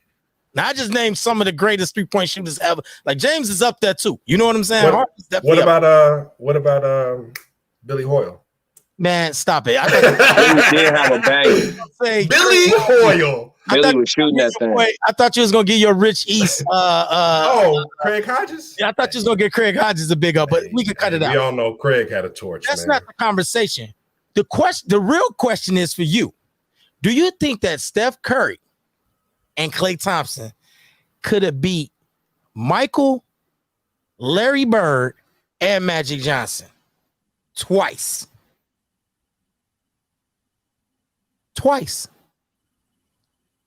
Twice, back to back. Think about it. Let that sizzle in your spirit, nigga. Let that sizzle in your spirit. Michael Magic Johnson, Yeah. Jason. probably the all-time best point Yeah. guard. Yeah. Like, we talking about Magic In Johnson, people. hey, And we talking about Larry Legend. Let me These answer your niggas, question. Let me answer your question very specifically. man. Let me answer your question very specifically. Same exact scenario, right? So Yeah. Steph is in his prime. Prime. Clay is in his prime. Yeah. Mike is young as hell. Larry on the old side. The same scenario. Yes. Twice. And with greater ease. Because Magic, threes are worth more than 2. Because Magic, threes are worth more than 2. Magic Johnson, them no. Yes. Threes are worth more than 2. And Jason, if never made it out the Steph and Clay are in their prime and they're playing in the They wouldn't have scenario that you're saying, they making them threes a lot easier, fam. Oh, God. They're making them like free throws, dog. Oh, It's God. over.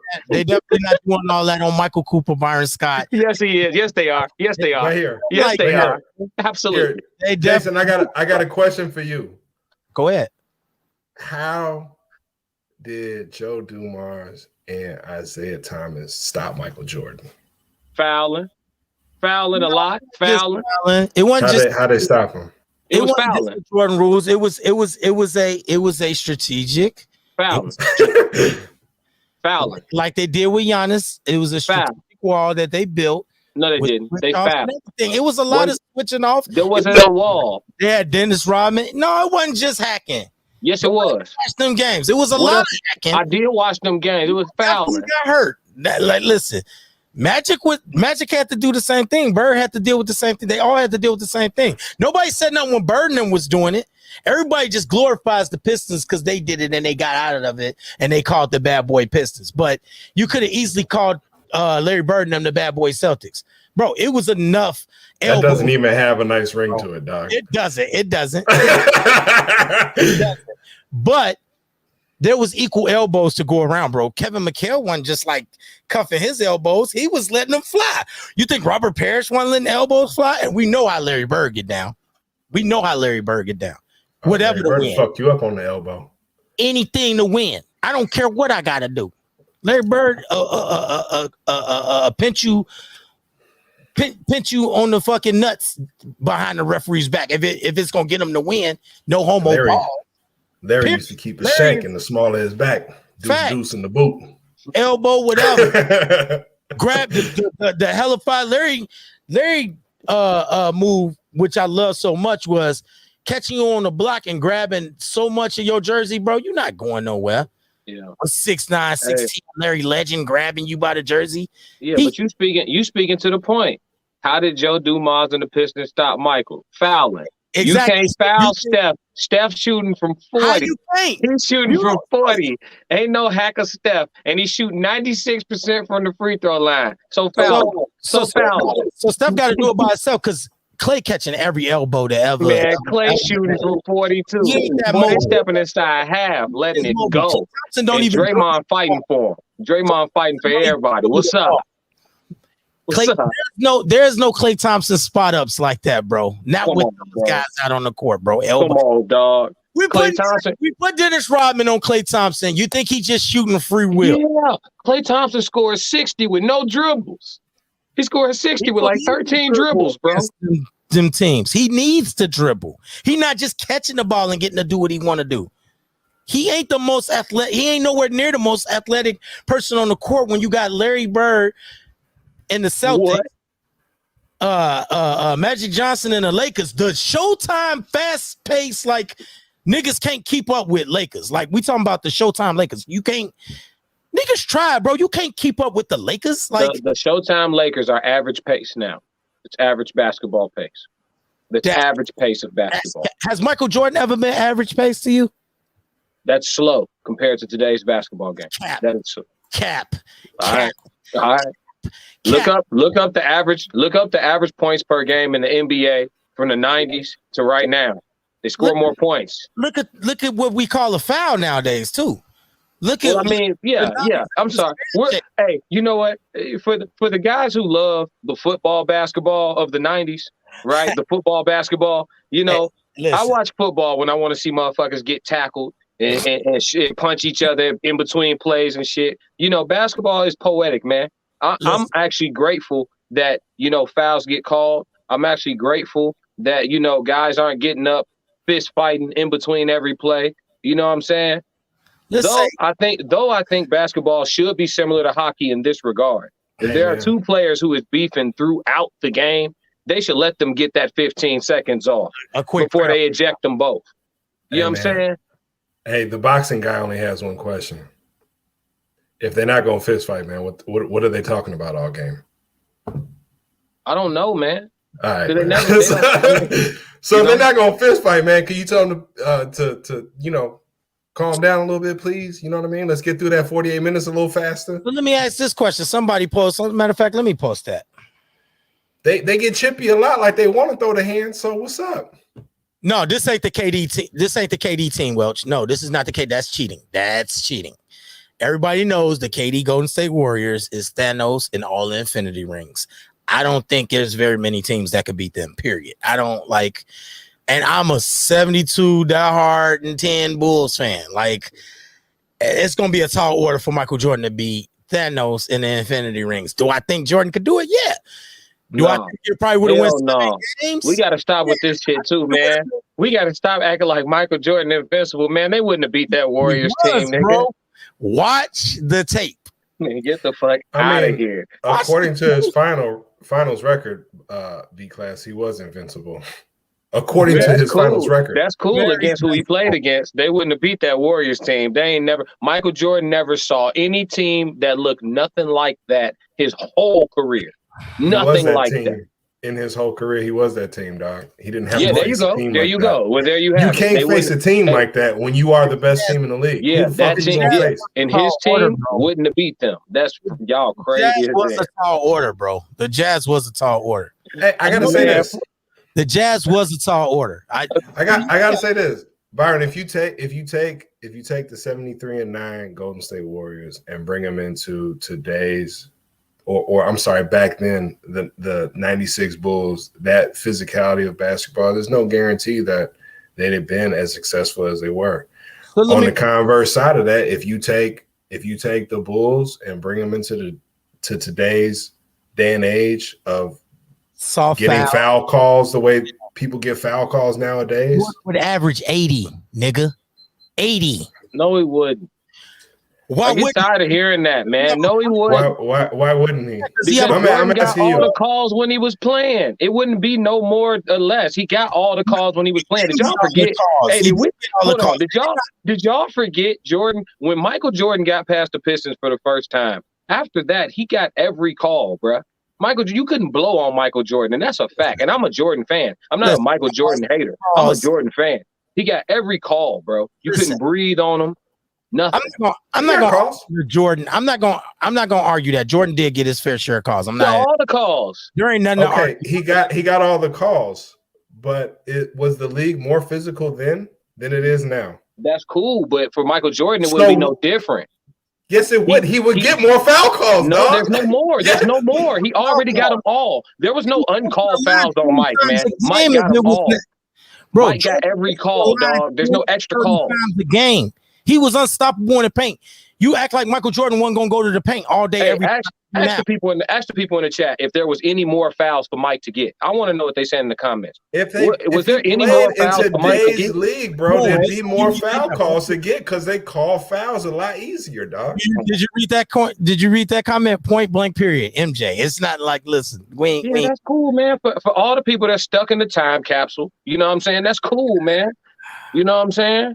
The rapper, whatever rapper, I get it, man. I get how most people think. Whatever you grew up on, whatever provides you with your dose of euphoria via nostalgia, that's your greatest. You know what I'm saying? So like, okay, this is there ain't nothing better than what I saw when I was 10 years old when I got introduced to the sport and they won the championship and that was the best era. No, it wasn't. It's just what you grew up on.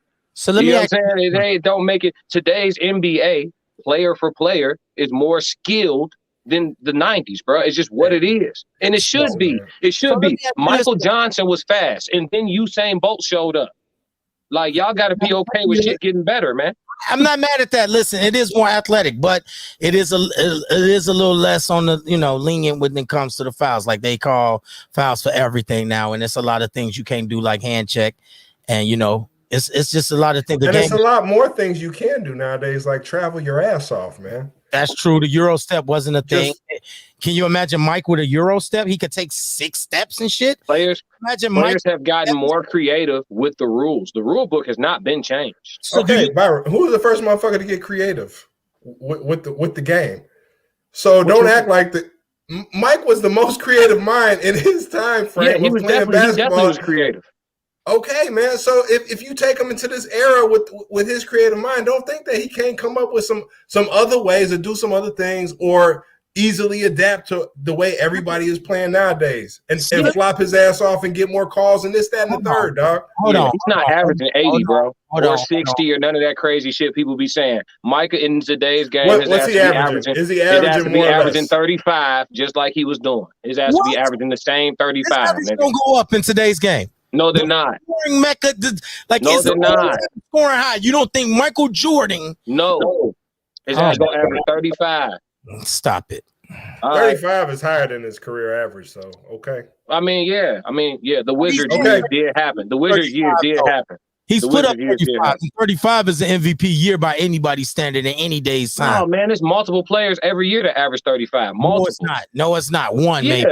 One, no, not 35. Who averaged 35 this year? Who got the scoring title this year? What they average?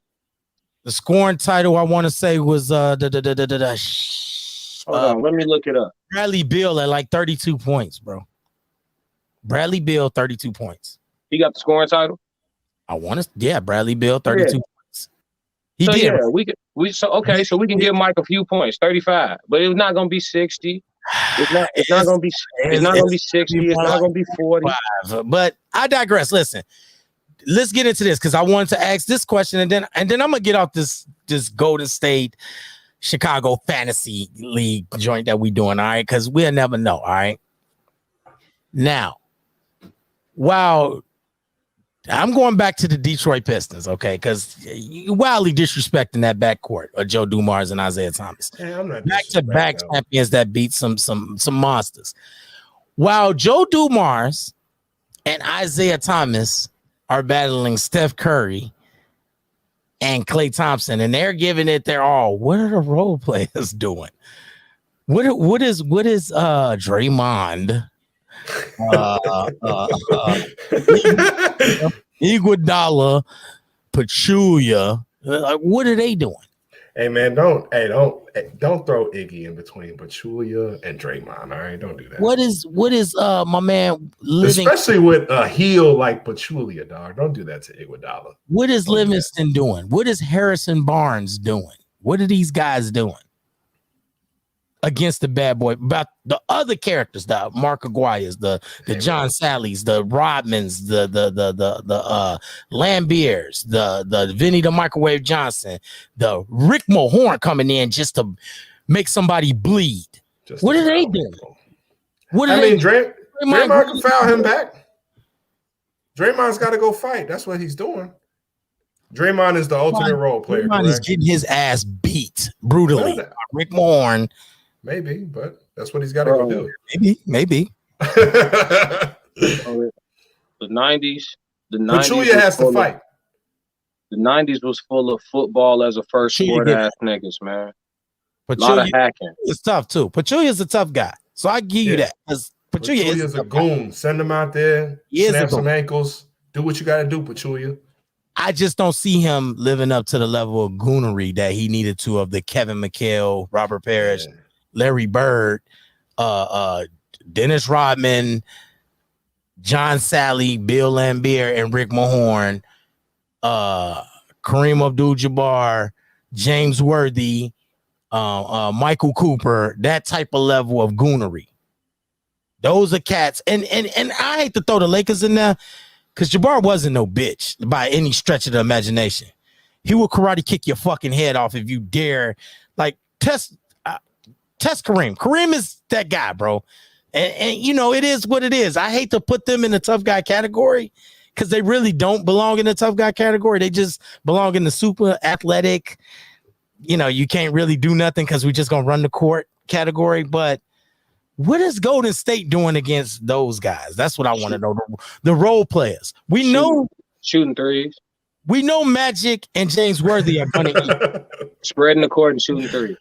We know, spreading the court and shooting. Spreading the court, shooting threes, penetrating kick. Are they going to be able to hit those threes? Is the shoot it, Dantley? Thank you. Even Dantley for one. Yeah, come on, bro. Stop it with the cap. Like I don't know. It is what it is. I brought up the backcourt, and that's why this whole subject. So, okay, let me throw this out there. What you gonna say? Let's say the Splash Brothers are the best backcourt, which I said I think it's hard to argue that they the best all-time backcourt. You're not gonna get no argument out of me about that. I do give them the number one backcourt all time. Splash Bros. Give me them. If I had to pick one, give me them. You know what I'm saying? I'm definitely not picking BJ Armstrong and Michael Jordan. You know what I'm saying? That's just basically what we arguing about. So if you picking the Splash Brothers and we picking the Splash Brothers, I'm saying who is comparable. Who do y'all even think is comparable? Nobody? Or you gonna give me some Dame and CJ McCullough bullshit? Two niggas that play absolutely no defense. I mean, Dame is better than Steph. Oh my god. He's not as accomplished, but he's a better player. He needs some milk. Dame definitely needs some milk, bro. Dame needs fucking milk. Dame Lillard. Dame is Charles Barkley. Dame is Karl Malone. Dame ain't gonna win shit. I mean, like I said, Steph is definitely far more accomplished. but Dame Lillard is better than Steph. If Dame Lillard and Steph Curry meet up somewhere, anywhere, at a gym, and they play across the ball from each other, more times than Steph get the better of Dame, Dame gonna get the better of Steph. He's a more complete basketball player. When Steph Curry was back-to-back MVP and this same nigga that you talking about and winning championships over the same nigga in the same division, where was Dame better? Right. So you're discussing. I have an important question. You're discussing accomplishments. Dame and Steph Curry. No, it ain't accomplishments. It's pure fact. Like, he's not better. Yeah, there's something better about what his handles are better. Let's argue this. His range is better. What's better? It's just as good. His range. They shoot first off. Let's be just as good. Let's be clear. Steph Curry, for the most part, Dame just got started with shooting the volume of threes that he shoots.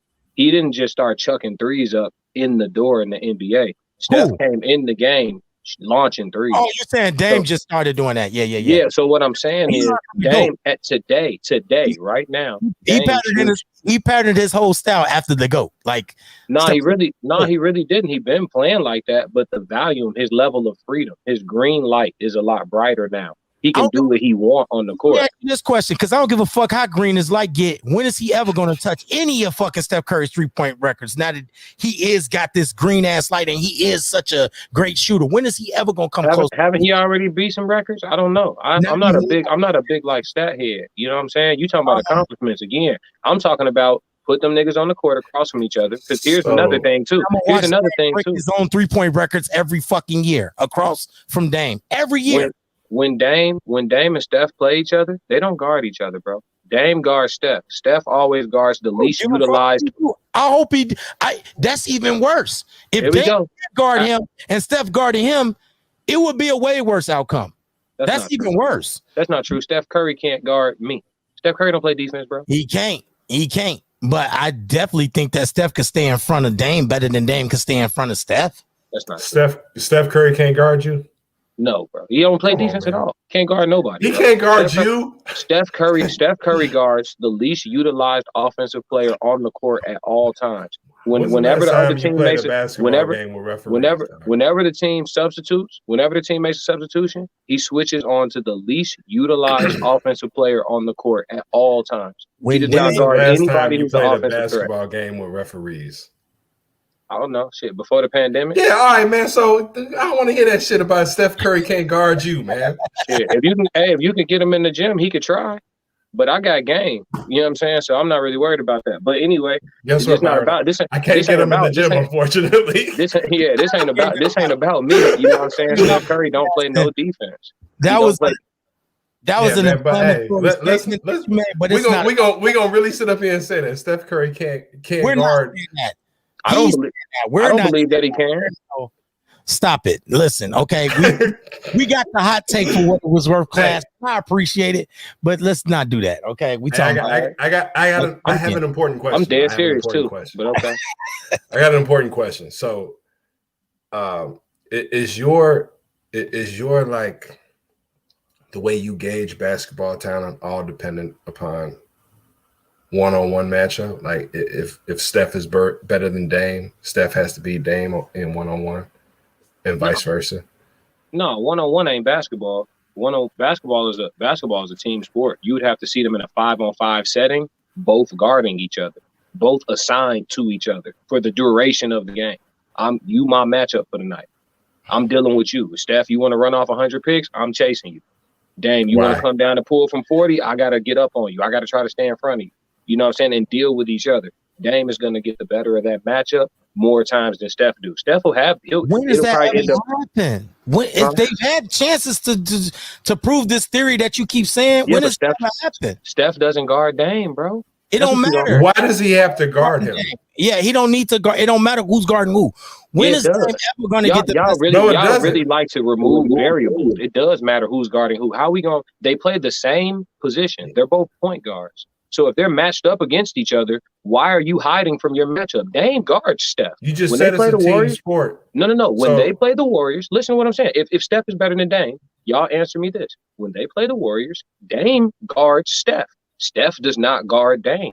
Let me ask you a question. Why is he hiding from his matchup? Let me ask you. Because Dame is better than Steph on defense. So we got that answered. So what makes that's not that's what he's getting at. So just because if that's what we're gonna say here, Dame is better than Steph on defense, okay. But what makes him a better overall player than Steph Curry? Is he nothing? To me, he's far more complete. Dame can give. Here's the thing. I'm gonna tell you what. Okay, so it's like this. What Steph can do good, Dame can also do good. There are things that Dame can do good that Steph is not as good at. Like Steph gets a lot of help. Let me answer you. Steph gets a lot of help with his buckets. You talking about somebody who watch whole games. I'm not an ESPN Sports Center highlight guy. I watch the basketball game. Steph gets a lot of help on his buckets. When you watch ESPN, you see him hitting your three. It don't show the process of him getting open. He come down the court. No. Hold on. It's really Rip Hamilton like. Come down the court. You get rid of the ball. One man set a screen from you. Then you zigzag, V-cut. Another man set a screen for you. Then you come up and they set a closing door screen for you where two people close the door on your guy and you get a wide open three at the top of the key. That's a lot of assistance for your basket, bro. And that's cool. And who the fuck is out there guarding Dame like that night in and night out? What you mean? Whoever's assigned to him, good luck. You just said how Steph has to get open. He's got double teams, this, that, and the third. No, he gets a lot of help. He gets a lot of help to get through them double teams shit. Yeah, you got to. It's a team sport, like you alluded to. So who the fuck is out there guarding Dame like that night in and night out, like they guard Steph Curry? I don't see it. They're trying to. I don't see motherfuckers out there trying. You know why? Following them all the way around the court, double teaming the shit out of him like that. You know why? Because they do double team Dame, but his double teams don't look the same as Steph's because he doesn't run around like a chicken with his head cut off, getting screens set all over the place. He brings the ball up the court like a traditional point guard. Double teams get run at him at half court because of his range. You know what I'm saying? And then he has to deal with it accordingly, whether it's calling for a ball screen, whether it's getting rid of the ball and getting it back. I didn't mean to hit that. I think I'm talking a little bit over y'all heads with like basketball knowledge. You're not. They both get double teamed really They both get double teamed all game, but because of their styles of offense, the double team comes differently. Just like Kobe getting double teamed is going to be a perimeter double team, meaning he may catch the ball on the wing, and you may see the guy from the top of the key run over to him. Shaq getting double teamed, he's in the post, so that double team comes from a different spot, and he has to make different choices based off of that. So Steph does a lot of running around like Rip Hamilton. Dame handles the ball and deals with everything that's in front of him. You know what I'm saying? So what? So you're trying to tell me that Dame plays 10 times more ISO ball than Steph, and that's your I'm not talking about ISO ball. What I'm saying is he don't get all the assistance on offense. He don't get as much as so he's got a guy in front of him, and if somebody comes in and double teams, then he kicks it out. Like he'll make the right play, but he also knows how to make the right play and go get the ball back. He still knows how to assert himself. Steph doesn't, the nigga with the arguably the second best handles in the league. Steph comes across half court. He come across half court, get rid of the ball, and start running. Let me ask you this question. Why does he do that? Start running. Why does he do that? You think that's Steph Curry? You think Steph Curry? That's his style of play, or are they guarding him for dear life because he got the best jumper in the league? Come on, man. He has one of the best jumpers in the league. Again, I don't see anybody guarding Dame like that. And your argument is because Dame doesn't need to be. No, what I'm saying, no, I disagreed with you. Dame gets double teamed all game, just like Steph. You don't see it that way because of the way their offensive schemes are totally different. So when he gets double teamed, maybe you're not seeing it as a double team. He gets double teamed all game. Dame come across half court, and oftentimes there's a second guy running at him right across half court. No, it's right across half court. No, it's not. Second guy running at him. Regular game setting, no, it's not. And not even in most playoff games. No, it's not. You're wrong, bro. You are wrong. Just shooting across the court and leaving another guy open in defensive schemes all the time for Dame. No, it's not. It happens. And if we had an ESPN statistical analyst here to prove to you how many times Dame gets double versus how many times Steph gets double, I would lean to say Steph gets double way more than Dame. He doesn't because he runs around. You can't double a man that's on the move, bro. You can't. You'd have to take two people and follow him. He never brings the ball up. Bruh, Steph Curry do not get double teamed at half court, bro.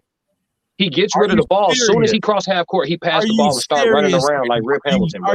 Are you really speaking with your heart of hearts that? No, bro, I watched the whole games, bro. Most of them, they have a few sets where they get Steph into an ISO situation and he can go to work. But for the most part, he does a lot of running around, similar to a Rip Hamilton, to get open.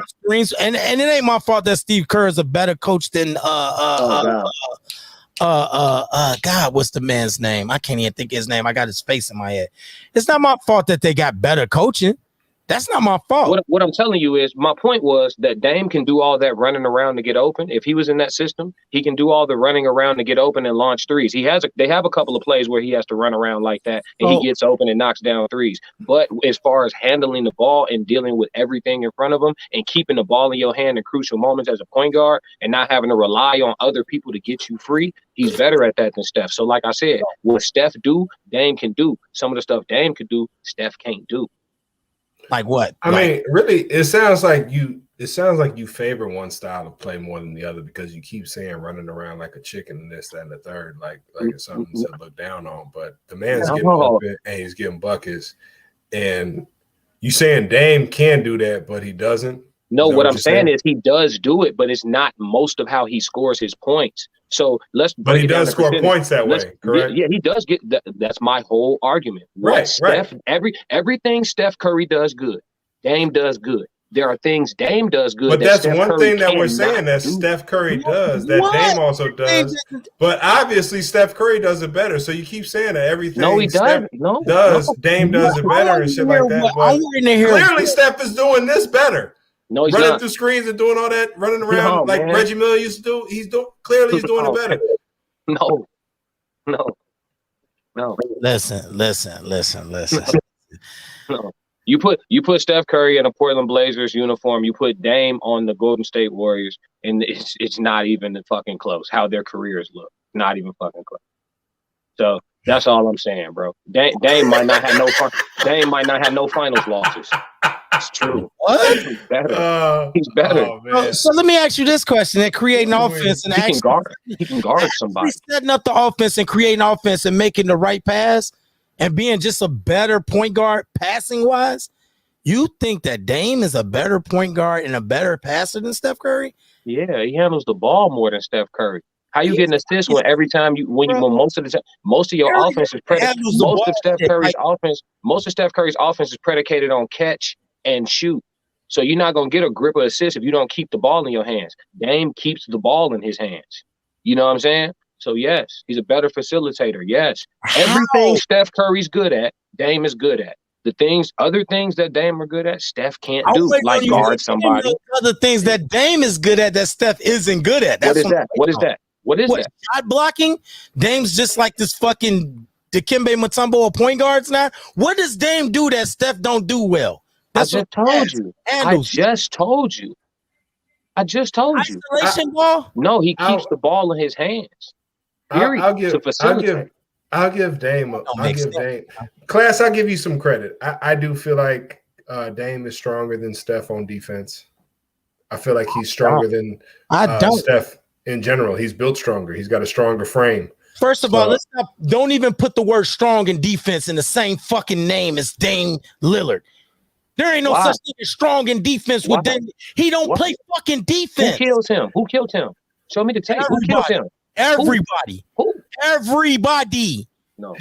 Dame has never stopped anybody from doing any fucking thing. Yeah, okay. Jason, but check this out. Everybody kills him. Everybody. Who has Steph Curry shut down? He don't guard nobody. They both suck at defense. Okay. No. Hey, no. There's levels of sucking is what I'm saying. And I think Dame sucks worse than fucking Steph Curry. That's the whole I think Steph is down here and Dame is right around here. Steph got the worst ankles in NBA history. I will say Steph is always falling down and shit. I would say this, as a matter of fact, while y'all do that, we'll see who has more steals. You can argue whether they're transition steals or not, but let's just see who has more steals. Career steals, Steph Curry or Dame Lillard. Let's do that. Career steals or average? You should go on average, probably. You know what I mean? I can go by how many years Dame Lillard played and play. Bernard said Averages. Steph led the league in steals before, has Dame. I don't care how they get it. Yeah, y'all. That seems to be the theme of the night. Let's exclude all the variables. Let's exclude variables to make points. We don't want to talk about the why. What you mean exclude the variables? Yes, I don't care how you got the steals. Allen Iverson will tell you he sucked at defense, but he was great at playing the passing lanes, meaning he can't guard a man on ball, but he knows how to get in the lanes. Yeah, that's a form of defense, but you can also be exploited horribly as long as niggas know you in the lanes. You know is it defense or is it not defense, Byron? Yeah, it's a portion of defense. It's just like a corner. Is it defense or is it not defense? Let me finish what I'm saying. It's just like a corner. It's just like a cornerback who's good at playing cover too, but he can't play man. You're vulnerable as fuck. You're only one dimensional. Yeah, you're not great at defense. You're great at. But if he has interceptions, it doesn't matter. Okay. It doesn't matter. Okay. So by that case, Richard Sherman is not a Hall of Famer then? Richard Sherman's good. Richard Sherman's good overall to me. I don't know what your opinion of him is. He's good as zone and man to me. He's the zone man. Like he's not known for man. He's known for zone. I don't see no problem with Richard Sherman's game overall, man and zone. He ain't no man, nigga. If you can only shoot free throws, but you can't shoot nothing else, you're not a shooter. You're just good at shooting free throws. You're not a shooter. He ain't Ramsey. He ain't what's my man that was on the Jets dominating and shit and played for the Patriots. Damn, I can't think of his name right now. Byron, if whether or not you're good at man-to-man defense or zone defense, if you lead the league in interceptions, you're the fucking man at DB, bro. Okay. Whether you have a glaring weakness at zone or man or anything else, or you got a shitty vertical or whatever the case may be, if you lead the league in interceptions, you're the fucking man. Yeah. If you lead, what better stat is there for a DB? I feel you. You could also. There's no other stat that they give a shit about. They don't give a shit about fumble recoveries and none of that other shit. Yeah. Interceptions. Yeah, you could also say you lead the league in interceptions because you get targeted a lot. No way. Who gives a shit? If you got the interceptions, shame on the interception. If you get the interception and you've been targeted a lot, so what? You still led the league in interceptions. The league, Byron. The league. To combat that. So to combat that, Jameis Winston 2 years ago led the league in passing yards, total passing yards. He led the league in passing yards. He also led in interceptions. Yeah. So you can lead the league in interceptions, but you can also give up the most fucking touchdowns because you get targeted a lot because you suck. So yeah, you have a lot of opportunities to get interceptions because your ass is trash, but you also getting scored on. So again, the variables matter. If y'all want to exclude details to make points, we can do that. Nobody has ever led the league in interception and got targeted the most. I love the way you use a quarterback to make your point about a cornerback playing defense. You know what I mean? My point was that variables matter. My point is that variables matter. If you lead the league in they don't. If you can't tell me some variables about a goddamn cornerback, Joe. If you're getting targeted a lot, show me the DB who leads the league in interceptions and also has the most touchdowns scored on them. Show it to me. Show me the DB who leads the league in interceptions. Who gets targeted the most? Show it to me, dog. They don't. Do you know of anybody out there? The best DBs don't get targeted a lot. The best DBs in the league don't lead the league in interceptions usually because they don't get targeted a lot. Stephen Gilmore is one of the best DBs in the league. Who did not lead the league in interceptions? Xavier Howard did. Is that correct? That's true. Is that correct? That's true. That's correct. Okay, so thank you, bro. True. Yeah, you're getting your ass targeted because you trash on the low or you have a weakness on the low. I think you get your fair share of success on the yeah. Come on, I think it's more or less you play the Dolphins and the weak ass quarterbacks in the NFC East more so than any. Again, so thank you for counting the variables at least once tonight. So you're adding in a factor that matters, right? It fucking matters. You're playing against trash quarterbacks. It matters. So what factors have we ignored tonight? I want to know what factors. Y'all ignored the fact that y'all trying to get Steph Curry off on not being able to guard anybody and say he's better than a man who could do everything he do, but also plays defense. It don't add up, bro. It don't add up. It don't add up. He can do everything you do and play defense. You can't play defense, but you're still better now. Get out of here.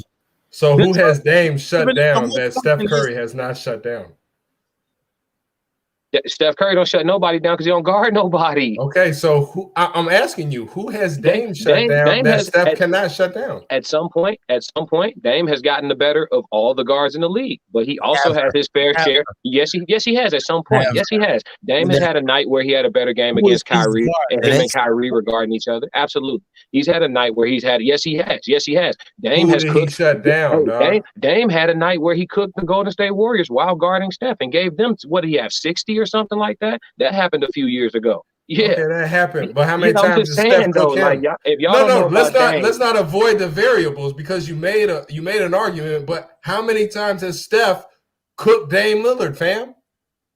I don't know. We don't want to hear about the one time that Dame did it to him. But it's not the one time, bro. They go back and forth their whole careers. Y'all got to do y'all research. Dame and Steph been going back and forth. The Warriors and the Blazers is not like a wash. It ain't like when they play Golden State finna go beat Portland. Like, Dame be fucking.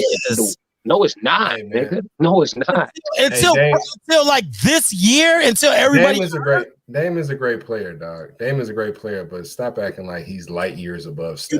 You mean since Klay Thompson got hurt, it hasn't been a wash? Yes, when Klay Thompson got hurt, it hasn't been a wash. It's been a lot more fair, and it ain't a wash. But anytime Klay has been in the building, and Dame has been in the building, and Steph and CJ, and it's been a wash. They go to war, bro. Every time. It ain't a war. It's a wash. Like, all right. Okay. When during Golden State's championship runs did Portland even stand a fucking chance or do anything? You talking about like I don't even think they played in the playoffs. So we only talking about regular season. I don't even think Portland weren't even good enough to meet up with them in the playoffs. I'm talking about regular season.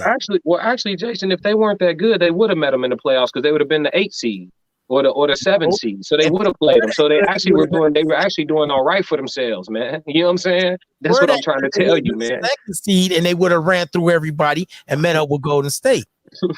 All right. Now they're a middle of the road ball club, but we talking about Dame and Steph.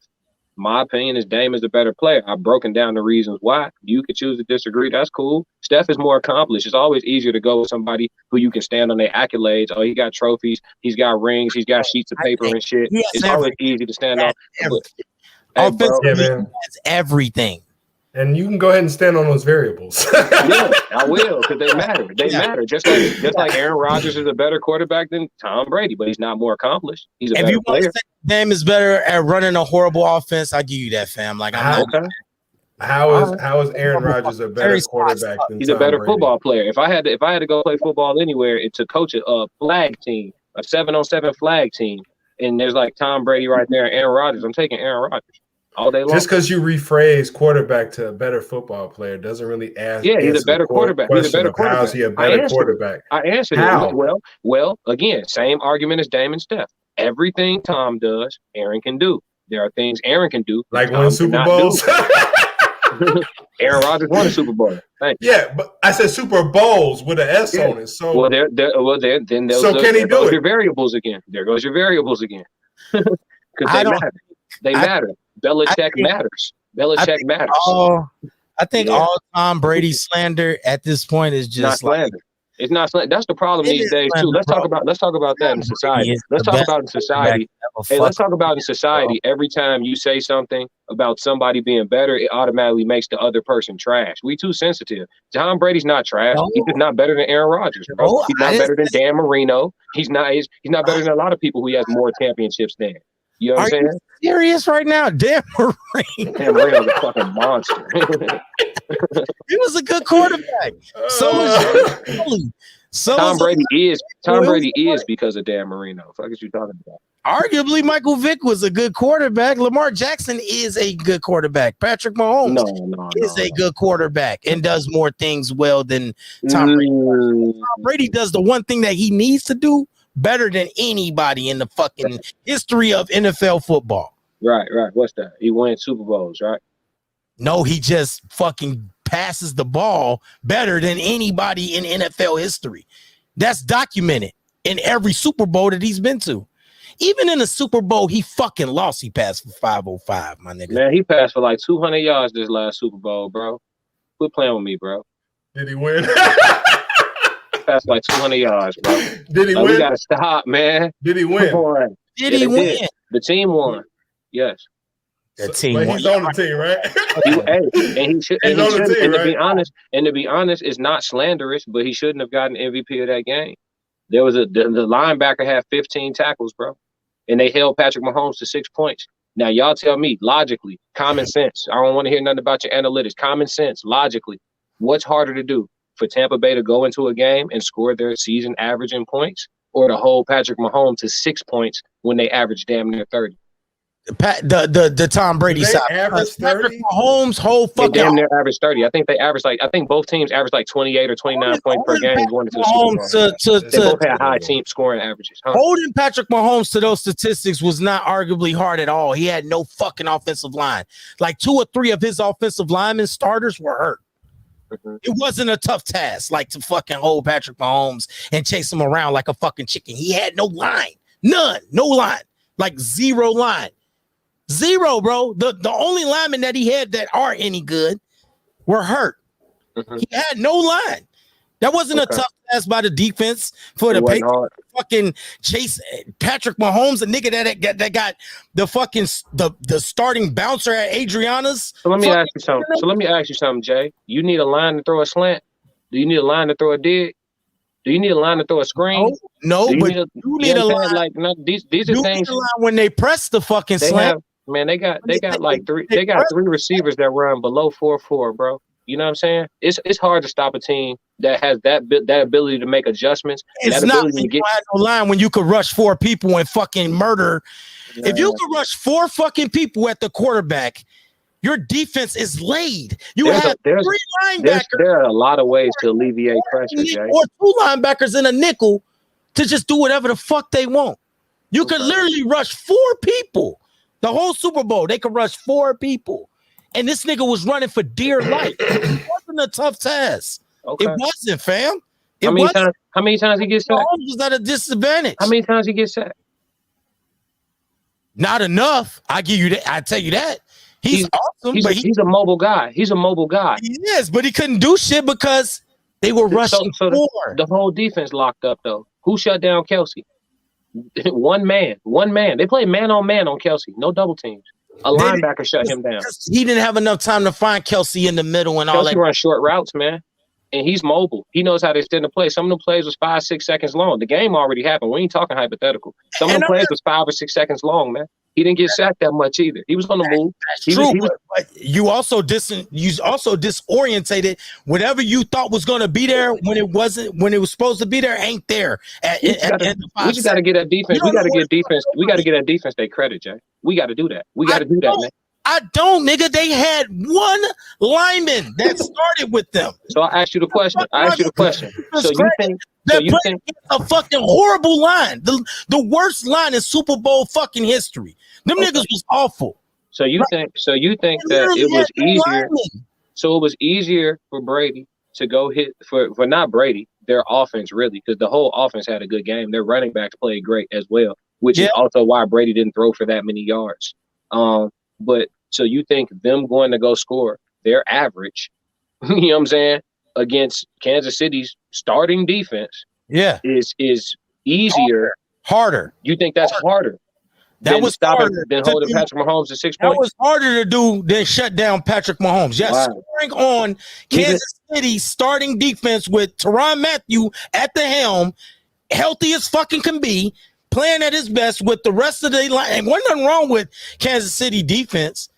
They had a regular fucking defense. Let's not act like the Kansas City Chiefs weren't the defending champions and shit. Yeah.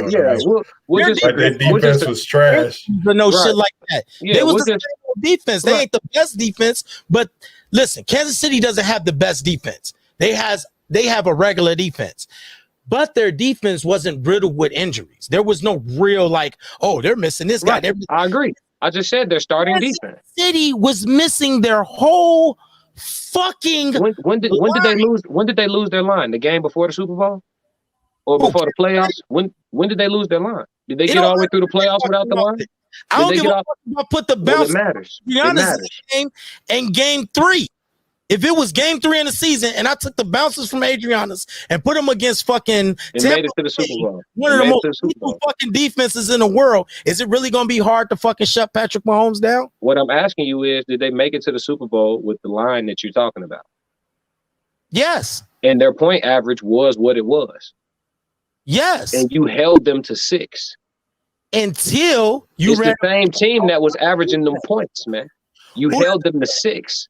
That's man. And you had a linebacker that had 15 tackles. Tom Brady. What's harder? Throwing for 200 yards, which is fairly pedestrian in today's NFL, throwing for 200 yards and 2 touchdowns, or getting 15 tackles against 15 against Notre Dame starting line and holding Patrick Mahomes to 6 points for a whole Super Bowl against Notre Dame starting line. I think I'll give me 200. Give me 200. Alex. So which linebacker did you say held Patrick Mahomes to 6 points? No. The linebacker didn't do it. The whole defense did, but they had Devin White had like 15 tackles. It was Devin White wasn't the one covering Kelsey. The other Levante David. The whole defense. It was 4 niggas. No. It wasn't though. It wasn't. Rushed 5 people. Jay, Patrick Mahomes got slammed on his fucking neck. We watched 2 different Super Bowls, that's not bro. even a real blitz. You giving all the credit to the defensive line. It wasn't the defensive line. It was 2 linebackers. Levante David shut Travis Kelsey down on his own in single man-to-man coverage the whole game. And my man, the other linebacker I just said, not Levante David. Devin White. He had 15 tackles. So David shut down Kelsey, and Devin White just cleaned up everything.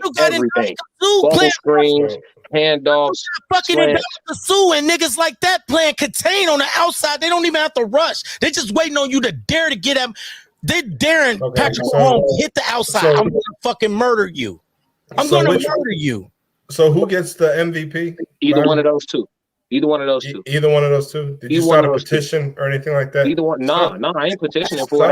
I just know what it is. Start an online petition, man. You never know how many signatures you may or may not get. So, nah, man, it's just politics and bullshit. You know, who holds all the playoff records? If Tom Brady isn't such a good quarterback throws for 200 yards in Super Bowls and shit like that. No, but honestly, I want to know what it is about Aaron Rodgers that makes you say he's a better quarterback. I just said it. Everything Tom could do, Aaron could do.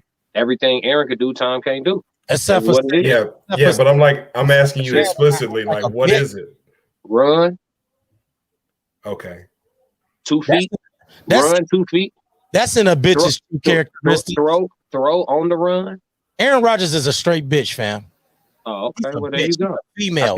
I see why you're arguing so hard. Then I feel you. But hey, we're gonna agree to disagree, because when we start talking about better, you know, I throw accolades on like accomplishments, especially in team sports. Accomplishments, that's a team thing. You know what I'm saying? So you know, when we start talking about that shit, there's so many variables that come into play. So when we start talking about better, it's more of the eye test for me. If I just watch both of them play, okay, what do they both do well? What do they both? If you make the what do they call it? The circle chart, whatever the joint is.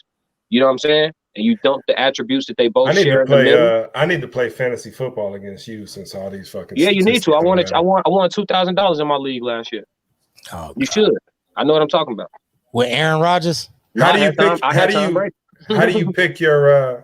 Oh, really? So how do you pick your players if statistics, like you said, accolades don't mean shit to you? So no, I didn't say accolades don't mean anything. I said when we start talking about who's better, I don't pick based on accolades. You know what I'm saying? Because it could be a guy at the playground. You don't use statistics? No, it could be a guy at the playground that'll bust LeBron ass. But he hasn't won any titles. He hasn't played for, you know, whoever. He didn't do AAU. And guess what? He won't bust LeBron's ass, fam. Well, that's not true. It may not be true. That may not be true. He could very well be better. He might fuck LeBron up for real if they caught him at an open gym. Better. You got a Mount Rushmore niggas that's better, and that's it. Like 3 other people that might be better than LeBron. That's it. Ain't nobody playing on the playground better than LeBron James, man. Not even close. Unless Michael Jordan's on that motherfucker.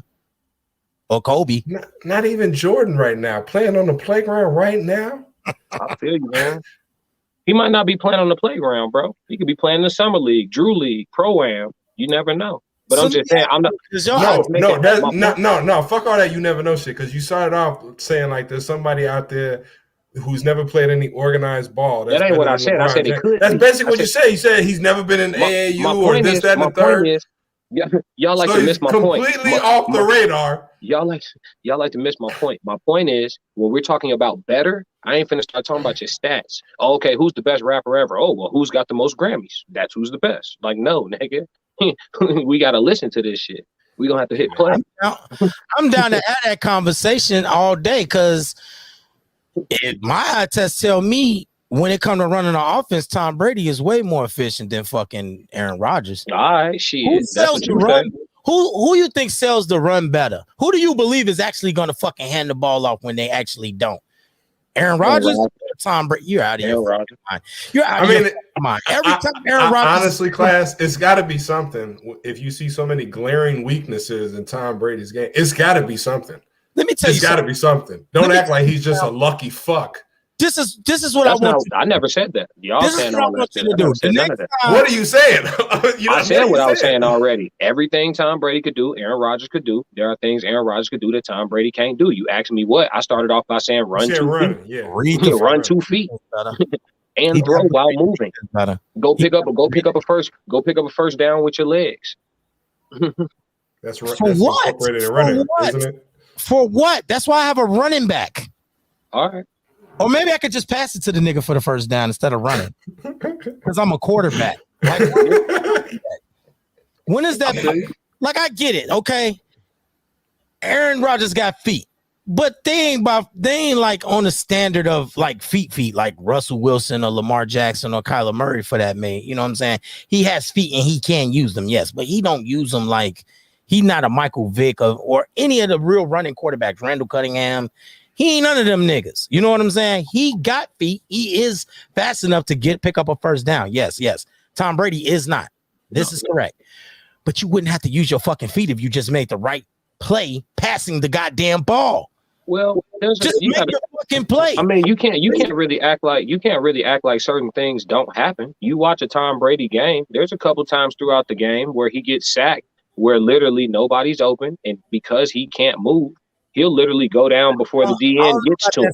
Shit, you mean throw the ball away? Yes. No, he'll go down. Sometimes he get in a pickle and he'll just go down before the DM because he don't want to take the hit, obviously, which is smart. Don't take that hit. You're old man. No, I feel you. But, you're right. But what I'm saying, and those Aaron Rodgers is king. Throw the ball away.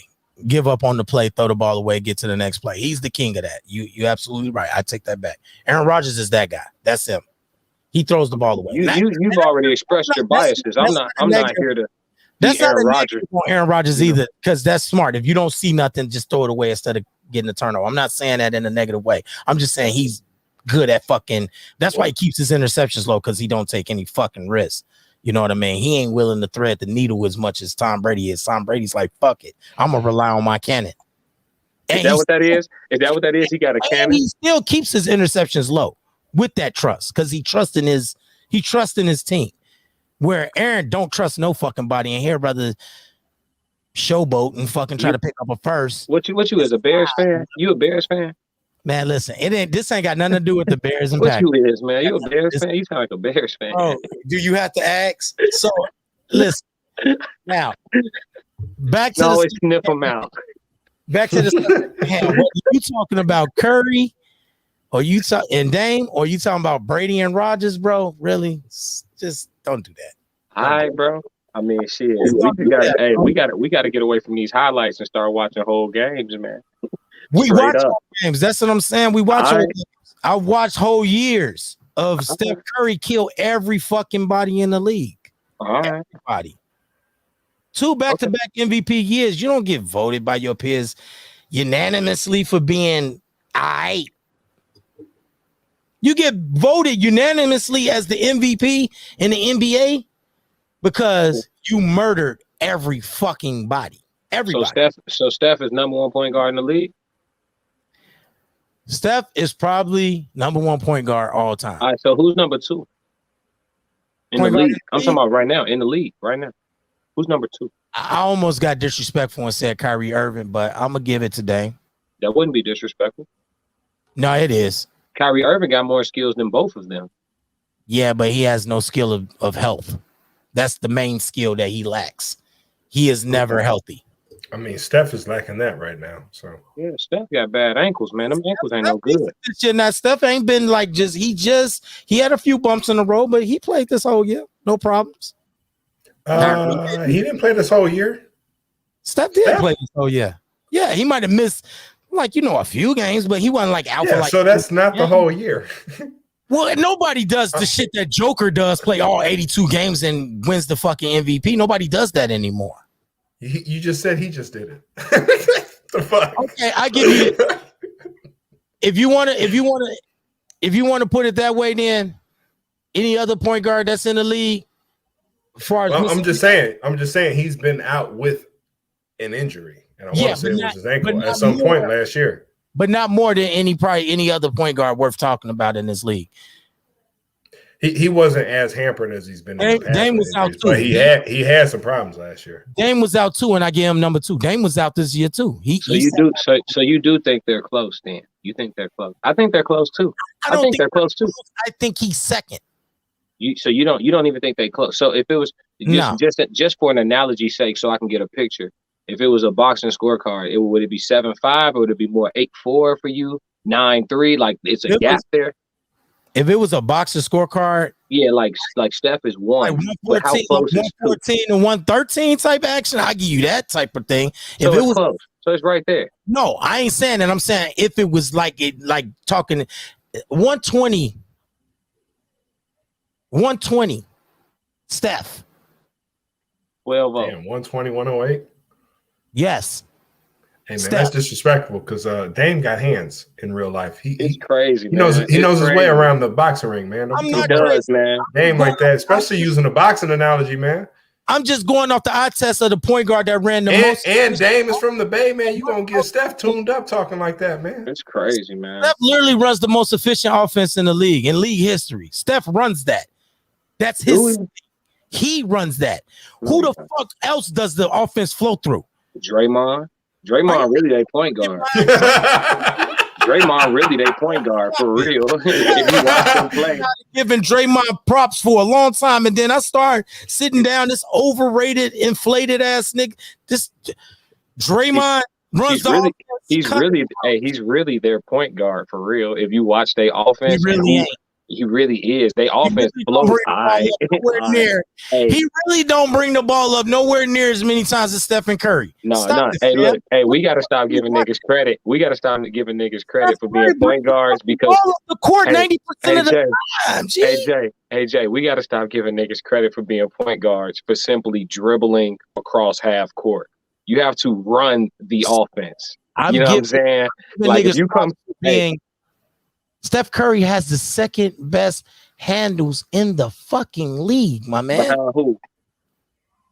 Kyrie. Okay, just making sure you know. Yeah, Kyrie is definitely the handle guy. Ain't to be argued.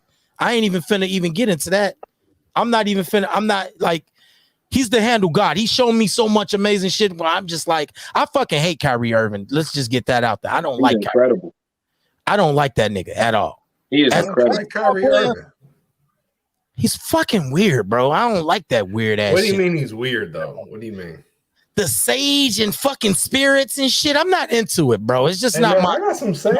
What's up, I got some sage right here. You don't fuck with me? You don't fuck with us? What's up, bro? He pressed up on Dennis Schroeder. Nigga, if I ever caught you lighting sage and spreading it around the boxing ring before your fucking Golden Gloves match, I'm like, man, what's wrong with you, bro? No, you're not gonna do that, are you? Yeah, I didn't think so. If I ever seen you press another black man for calling you nigga just on some, man, nigga, get out of here. Woo, woo. He pressed Dennis Schroeder, another black man, and I don't give a fuck if Dennis Schroeder from France, Australia, whatever. He still got the same plight as any other fucking black man.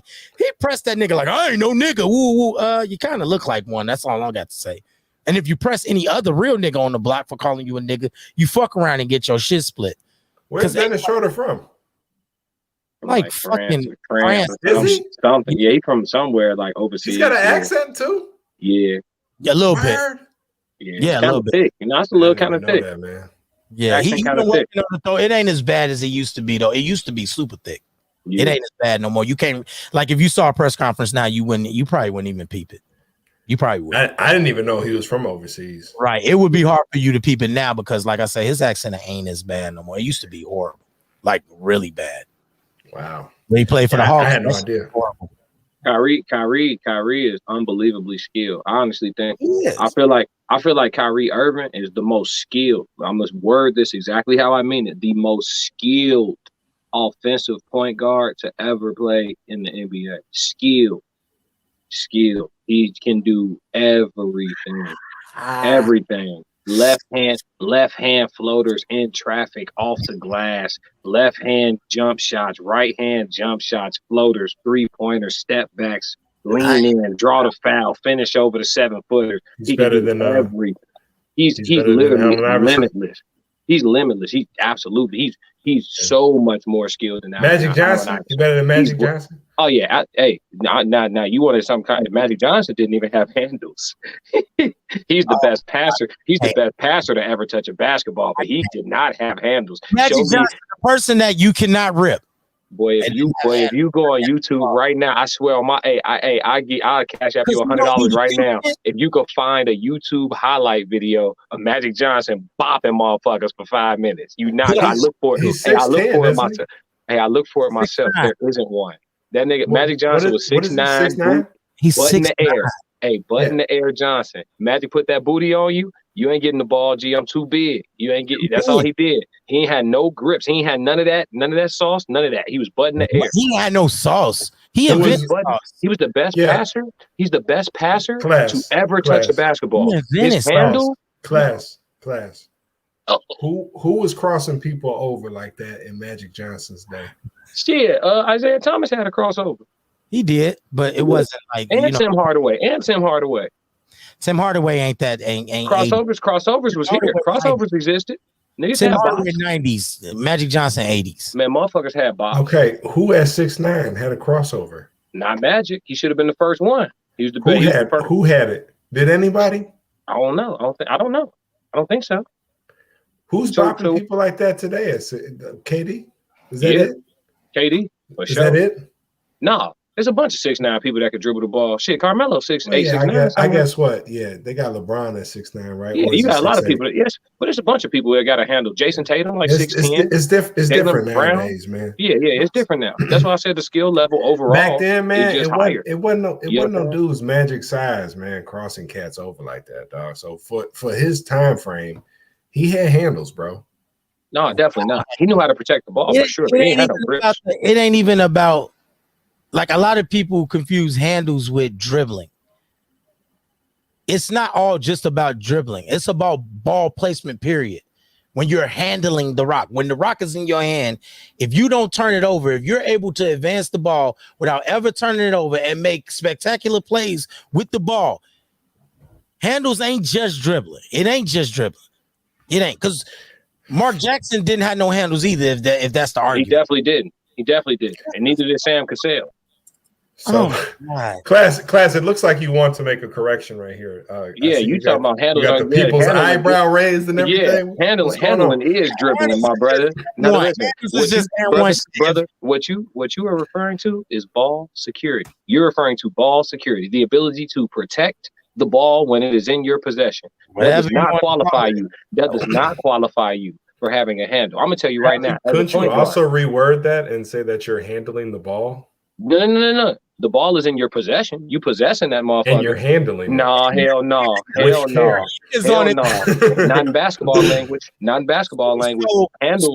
Handles is associated to somebody who, let me tell you something. As a point guard, when somebody get up on you, if you always, not if you choose to, there's a difference between a choice and a motherfucking necessity.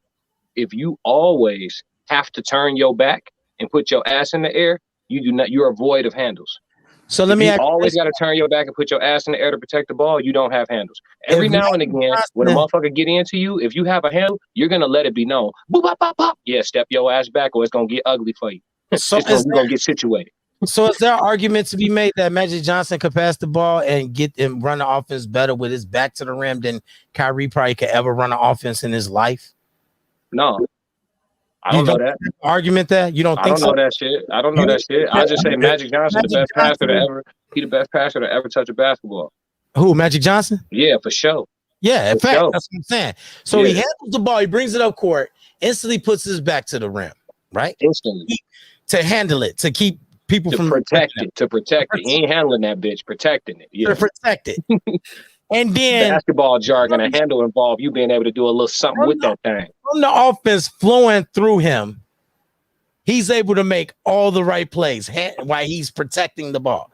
100%. And you don't consider that handles. That's not handles. Not in basketball terms. Any hooper in the comments, let me know if I'm wrong. Handles would you at least agree that it's amazing that he makes the passes that he makes, seeing that he has 100%. His back turned to the rim? And that's why I give him extra credit for being the best. That's why I will always say he's the best passer to ever touch a basketball, because he did all that shit without handles. So I give him extra credit. Like Giannis, he get extra credit for going to go get that 50 with no jump shot. Running the can't shoot free throw. You get credit for that. Running the fast break against the world's greatest guards ever. Running the fast break on them niggas, the fastest niggas in the world at playing basketball. The NBA had the best talent, correct, and in the world at the time.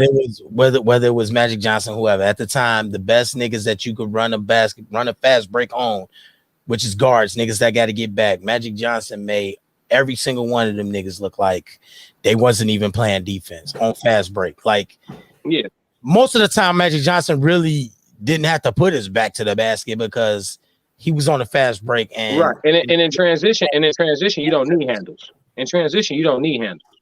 How the fuck don't you need out on the run, out in open court? You don't need handles. You're not. It wasn't an open court. It's fast break. Yeah, that's open court. That's what we consider open court. That's open. It's spread out. Open court. No, I'm saying everybody's on the move. It's spread out. We're in transition. We're going from one end to the other. Everybody's running. There's nobody into me right now. Nobody's pressed up on me right now. It's open. You know what I'm saying? You don't need no handle credit. You don't need none of that. Nah, as long as you can dribble straight, you good. For starting off the transition at all. For starting off, you do not need handles. When the rebound comes off the glass and you the point guard, you say outlet and he pass you the ball and you push it up the court. Magic Johnson dribbling the ball up court. That's not handles. That's a basic dribble, bro. That's basic. Transition better than any guard has ever done it, ever. That's in history, that don't count as handles. Ever. No, sir. I can't Magic Johnson did not have handles, sir. The ball. He just dribbles it on a fast break. That's it. Sir. In the open court, in the open court, you do not need grips in the open court, bro. You don't. You don't. You check the comments and see if we got some old heads going nuts. They can go nuts, but he can't dribble. I promise you. Y'all go on ESPN Classic. Whole sport for 2:30. We didn't get to the backstabbing thing. We ain't even get to the story time. We ain't even get to the variables yet. Listen, it's been great, bro. We've been on here 2.5 hours. I'm satisfied with the fact that we just did a sport. So I'm gonna have to name this shit something else and just run with it, bro. This was just about fucking. I might name this shit Dame is the greatest ever or some shit like that. Like, because the way you disrespected Steph Curry, I did. And what I believe is right now, what we still currently in the LeBron James, Steph Curry era. It hasn't changed yet. It ain't been enough years because LeBron just won the championship last year, and before that, Kawhi won. That's the old era. The new era is the Dame. It's the Dame and who else, dog? No, get the there. No, it's Dame, right? It's gotta be the Dame era. No, I just Dame better. Anything Steph can do, Dame can do better, right? It ain't no Steph era. It's the Dame era, fam. Hey, for the most part, though. So you honestly believe that Dame can shoot 3-pointers better than Steph? In my honest opinion, at this current point, not career-wise, but at this current point today, they shoot just as good as each other. You're out of your fucking mind. Okay. Yo, you're out of your mind. Out of your mind. Hey, Jason, remember, stats don't matter, okay? No, they matter. They matter. He said what he said. They matter. Dame shoots better than Steph. No, I didn't. I said they shoot just as good as each other. Today. Just as good, my bad. When Dame came up to Steph, When Dame came up to Steph talking that I'm better than you shit, this is what he said. Car faster, my drip better, my clothes fit better, my hoes better, my tattoos better. I'm stronger than you, my bitch thicker than yours, my girl's bigger than yours, my girl's bigger than yours. I talk better than you, I hustle better, I can get $1 quicker than you. I talk better, I walk better, my shoes fit me better, I get paid more than you. That's Steph Curry's attitude for like if Dame ever walked up on him with that shit, I just better. My dick bigger than yours. Like everything, dog. I have everything. You have nothing. You do nothing better than me. Yeah, that's that. But that doesn't just because he It's not even a conversation. And if I want to pull it up, I guarantee Steph has more steals than Dame fucking Lillard. And they both suck at defense. I'm not saying that either one of them niggas can stand in front of anybody. Like they can't. But if I had to pull it up, Steph Curry has more. I don't even have to look for that stat. I guarantee, being the fact that I don't think Dame has ever led the league in stealing. I don't think Dame has ever even been known for any defensive stat. Not one stat. Transition D, best transition, break up the nothing. Like there's nothing associated with Dame Lillard and defense ever. Mm-hmm. You know why? Or you don't want to talk about the variables? Oh my God, here we go at the fucking. Come on with the variables. Come on with the variables. You want to know why? Come on with the variables. Because Dame Lillard in basketball, Dame Lillard guards his matchup. So when they play in the Grizzlies, he's guarding Ja Morant. When they play in the Nets, he's guarding Kyrie Irving. When they play, this matters. He guards LeBron James. That's his matchup, the point guard. No, sir. What are you talking about? LeBron James brings the ball up court. Dame's not guarding LeBron. Now let's stop that. Now let's stop that shit. That's your one-off. There's always a one-off. That's your one-off. Fuck out of here. Cap. That's the cap right there. Huh? Yeah, that's your one-off. He's not guarding 6'10" LeBron James. He's not. You know what I'm saying? But for the most part, Dame guards his matchup. No, I'm saying no. You're right. I said that's your one-off. But for the most part, Dame guards his matchup. Steph Curry habitually, by design, guards the least utilized offensive player on the court at all times. Which yes, it is, and which in basketball, Kyrie Irving. No, he guards. He ends. Come on, no. He doesn't guard Kyrie Irving. He doesn't guard Kyrie Irving. You're not listening. You're not listening to the excuses. I mean, the variables, dog. Listen, the variables. He doesn't guard Kyrie Irving. He ends up on Kyrie Irving because they're trying to exploit. There's a difference. Listen, you may start off guarding the guy in the corner. Kyrie bring the ball up and calls your man to come set a screen because he know you gonna switch on to him because you are the mismatch. They're trying to hide you, and we're gonna bring you out the dark and cook your ass. When Kyrie hit the 3 for game in Game 7 to beat the Warriors, it was on Steph Curry, sir. Listen, this is not a myth. It already occurred. Steph Curry hides on defense. Dame guards his matchup. Now, here's the benefit on defense of guarding the least utilized player. If your man takes 4 shots per game and that's who you're guarding, you can do what? Cheat on defense. You can go help this guy, help that guy, jump the passing lane because my man is not a threat. My responsibility is not a threat. So I can jump the passing lanes. Dame guards the threat. That's the difference. Let me form a sentence for you, and I want you to end the sentence, okay? I go first. Steph Curry is the greatest shooter of all time. Facts. Damian Lillard is the greatest. Finish the sentence. Finisher of all time. Finisher. Clutch point guard. Clutch point guard. Clutch point guard. Clutch point guard.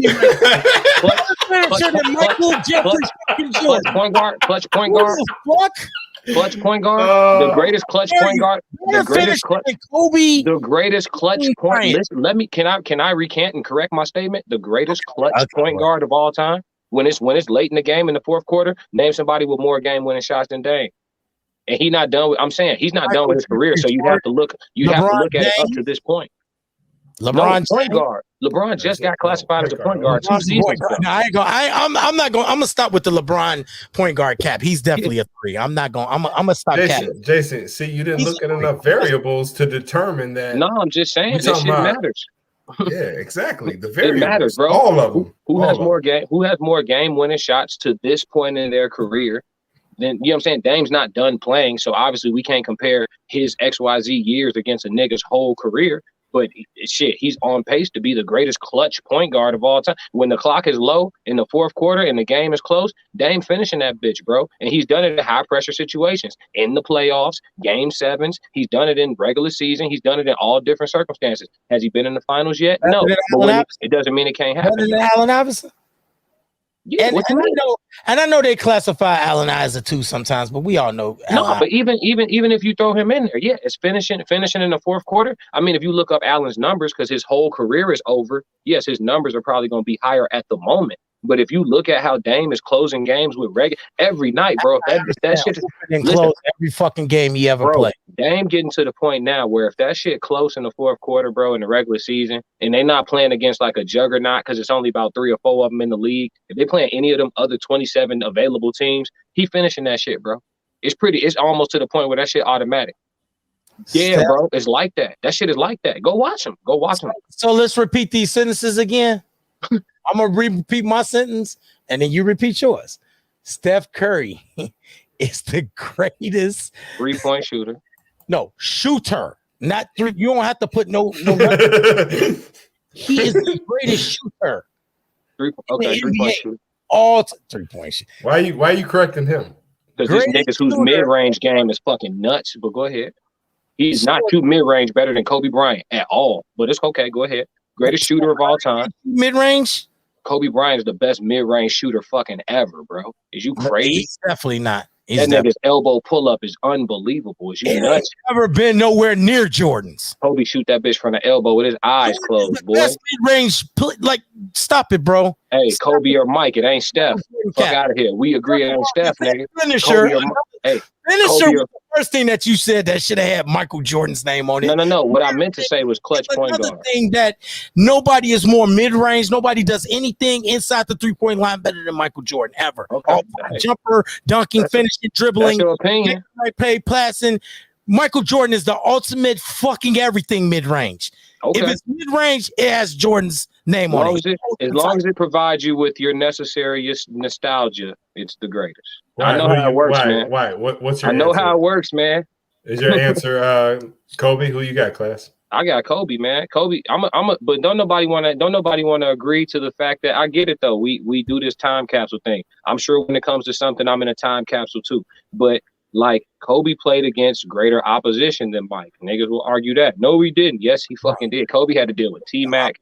Kobe had to deal with it's all type of niggas that Mike didn't see. Because we all agreed earlier. The NBA has progressively gotten more and more athletic and more freakish, right? So but Kobe was dealing. Hold on, dog. When Mike was scoring on the Jazz per game, he was shooting over 6'4", bro. Had no business guarding him. When Kobe trying to score for game, bro, he's shooting over Tracy McGrady. He's shooting over Dwight Howard, prime Dwight Howard, because we can't forget he was a monster in Orlando. He's shooting over. These guys are big and athletic and fast and strong. So, Mike had a lot of physical advantages at his position at his time. That's not his fault. So let me ask you this question then, since you want to act like Mike just beat up on 6'4" niggas. For the most part. What the fuck was not he his fault. What was he doing to them niggas that was way bigger and stronger than him after he got past the 6'4" niggas on the perimeter? Because Mike went to the hole. He wasn't a 3-point shooter. Yeah. So he did was Kobe. going to the paint. Mike was a paint guy, whether it's jumper, layup, whatever. He did most of his work in the paint against 6'7", 6'8", 6'9", 7 foot. I don't give a fuck how big, strong, whatever they was. What was the excuse when he dunked on Alonzo Mourning, Mutombo? There's no excuses. I was just saying all that shit you saying about Mike, you can say about Kobe. O'Neal wasn't an athletic force to deal with, and Mike made that nigga look like a toy. Mike ain't never made Shaq look like no toy, but I feel you though. He didn't. You a motherfucking lie. And oh damn, I got the wrong shoes up. Let me go get them bitches. Where they at? I'll show you the shoes he wore when he made Shaq look like a fuck. He dunked on so he made him look like a toy. Go get. No, it ain't because he dunked on him. He did 2 points, man. He wanted. He didn't just dunk on. He did whatever he wanted to Shaq. Whenever he wanted. Man. Whatever he wanted. Whatever he wanted to Shaq. You name these niggas. He did whatever he wanted. You can name all the niggas you want, bro. The NBA was more talented when Kobe was doing what he was doing than it was when Mike was doing what he was doing. And it has progressively gotten more talented. LeBron has played against greater opposition than probably Kobe ever saw. And that's just what it is. LeBron has played against the greatest team assembled for the most part. I've seen niggas get Kobe problems. All right, bro. Well, that's the thing. I've seen niggas He was playing against formidable opposition. It was niggas that was really, on Kobe. not on the All right, Celtics. okay. Not T-Mac, on the Celtics, Tracy he McGrady. wasn't. Tracy McGrady wasn't on Kobe level at a certain point in time. Vince Carter wasn't a monster at a certain point He in time. was. You got and didn't man, win this shit was littered with all and didn't win shit. And didn't win shit. Tracy McGrady was dope. Scoring champ, all that good shit. He was dope as hell, but didn't win a goddamn thing. Michael Jordan was all of these things you talking about, plus when it's time to show up and say, you go home, I'm leaving with the trophy. You go on back on your flight, back to the crib, and I'm leaving with. Hey, let me ask you something, Jason. Let me ask you something. Answer this as objectively as you can, because your biases are clear. In Mike's prime window, right? So after he started beating Isaiah, his prime window, he got Scotty. They assembled the right team. In his prime window, who was the other shooting guards he had to worry about? Like literally worry. Easy. No, he didn't have. That wasn't the worry. That wasn't the concern. He didn't have to worry about him. He played him in the finals. That's what I'm telling you. No. I'm talking about who was like fucking 28 points a game. I want you to understand my question before you answer it. In boxing, there's a such thing as what we call a 50-50 fight.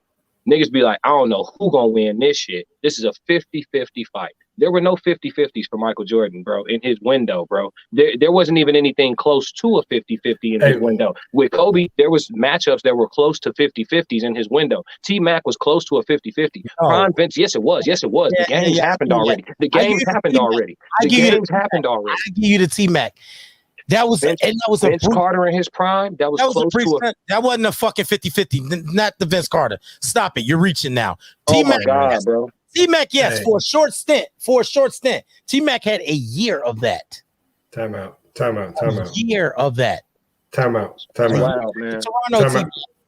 Time out. 1 second. 1 second. B-Class. T-Mac. B-Class, you said in boxing, what was it again? There's a such thing as a 50-50 matchup. Like, you look at this matchup and you're like, shit. You know what I'm saying? This shit could really go either way. At the shooting guard position, I'm being very specific with what I'm saying. At the shooting guard position, in Michael Jordan's prime window, there was no 50-50s for him to deal with. Everybody was dominated. That's just what it is. I think you originally said in boxing, there's this thing that we call a 50-50 fight. Yeah, people. Who is we? We boxing fans, boxing enthusiasts, boxing reporters, boxers themselves. Right, you look at a fight, you'd be like, it's a 50-50 fight. You know what I'm saying? Same concept. No, I'm just playing with you because you know I know you think that people who don't play basketball at a certain level shouldn't talk about the sport. So I just want to make sure you know. No, you said that, correct? You said that I think we have to understand our demarcation points. Like when we talk about boxing, when we get to a certain point, I'm gonna cut off and just listen. Past this point, you feel me? So I was just finding out what the we was. That's all. I just want to point something out though, fam. I just want to point something out, fam. When you say the greatest, bro, you bugging if you don't fucking put Michael Jordan's name. Like, dog, if I combat anything that you say with Michael Jordan, I understand it's easy to do.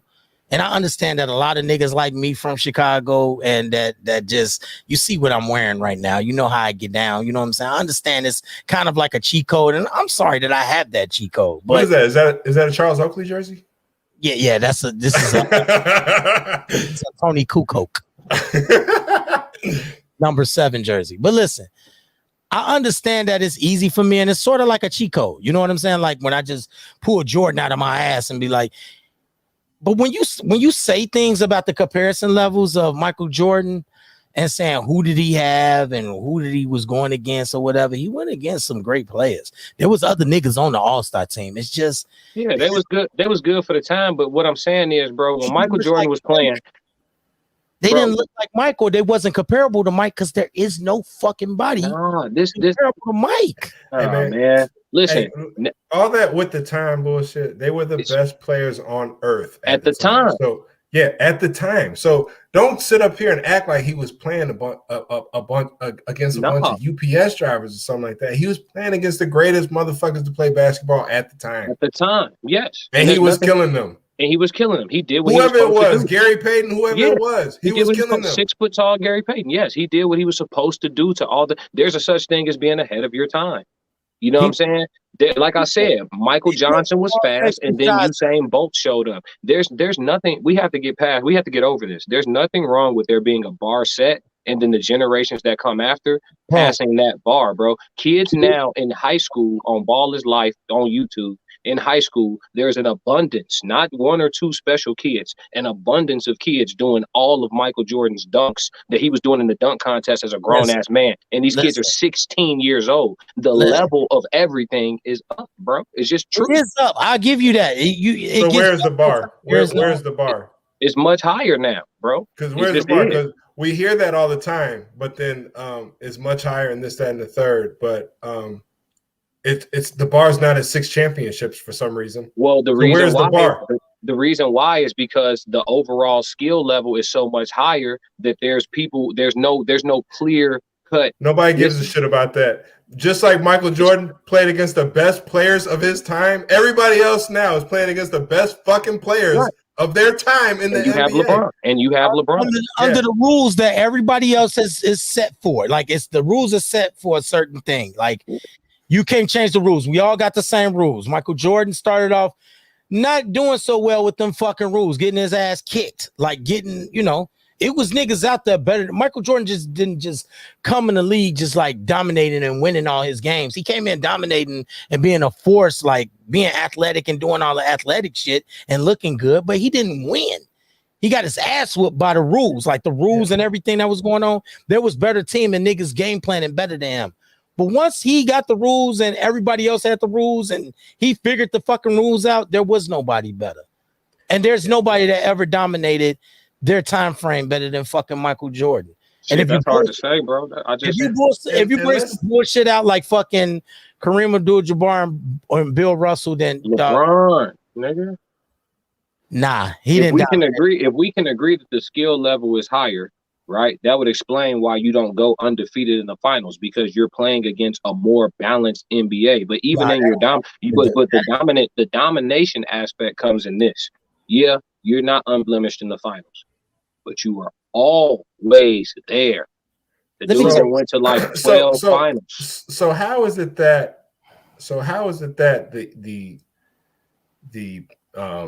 different, the skill level and everything goes up so that there are no sweeps in the finals and whatnot, but somehow it's such an amazing feat that Allen Iverson didn't get swept in the finals? How is it the same two things coming out of your mouth, dog?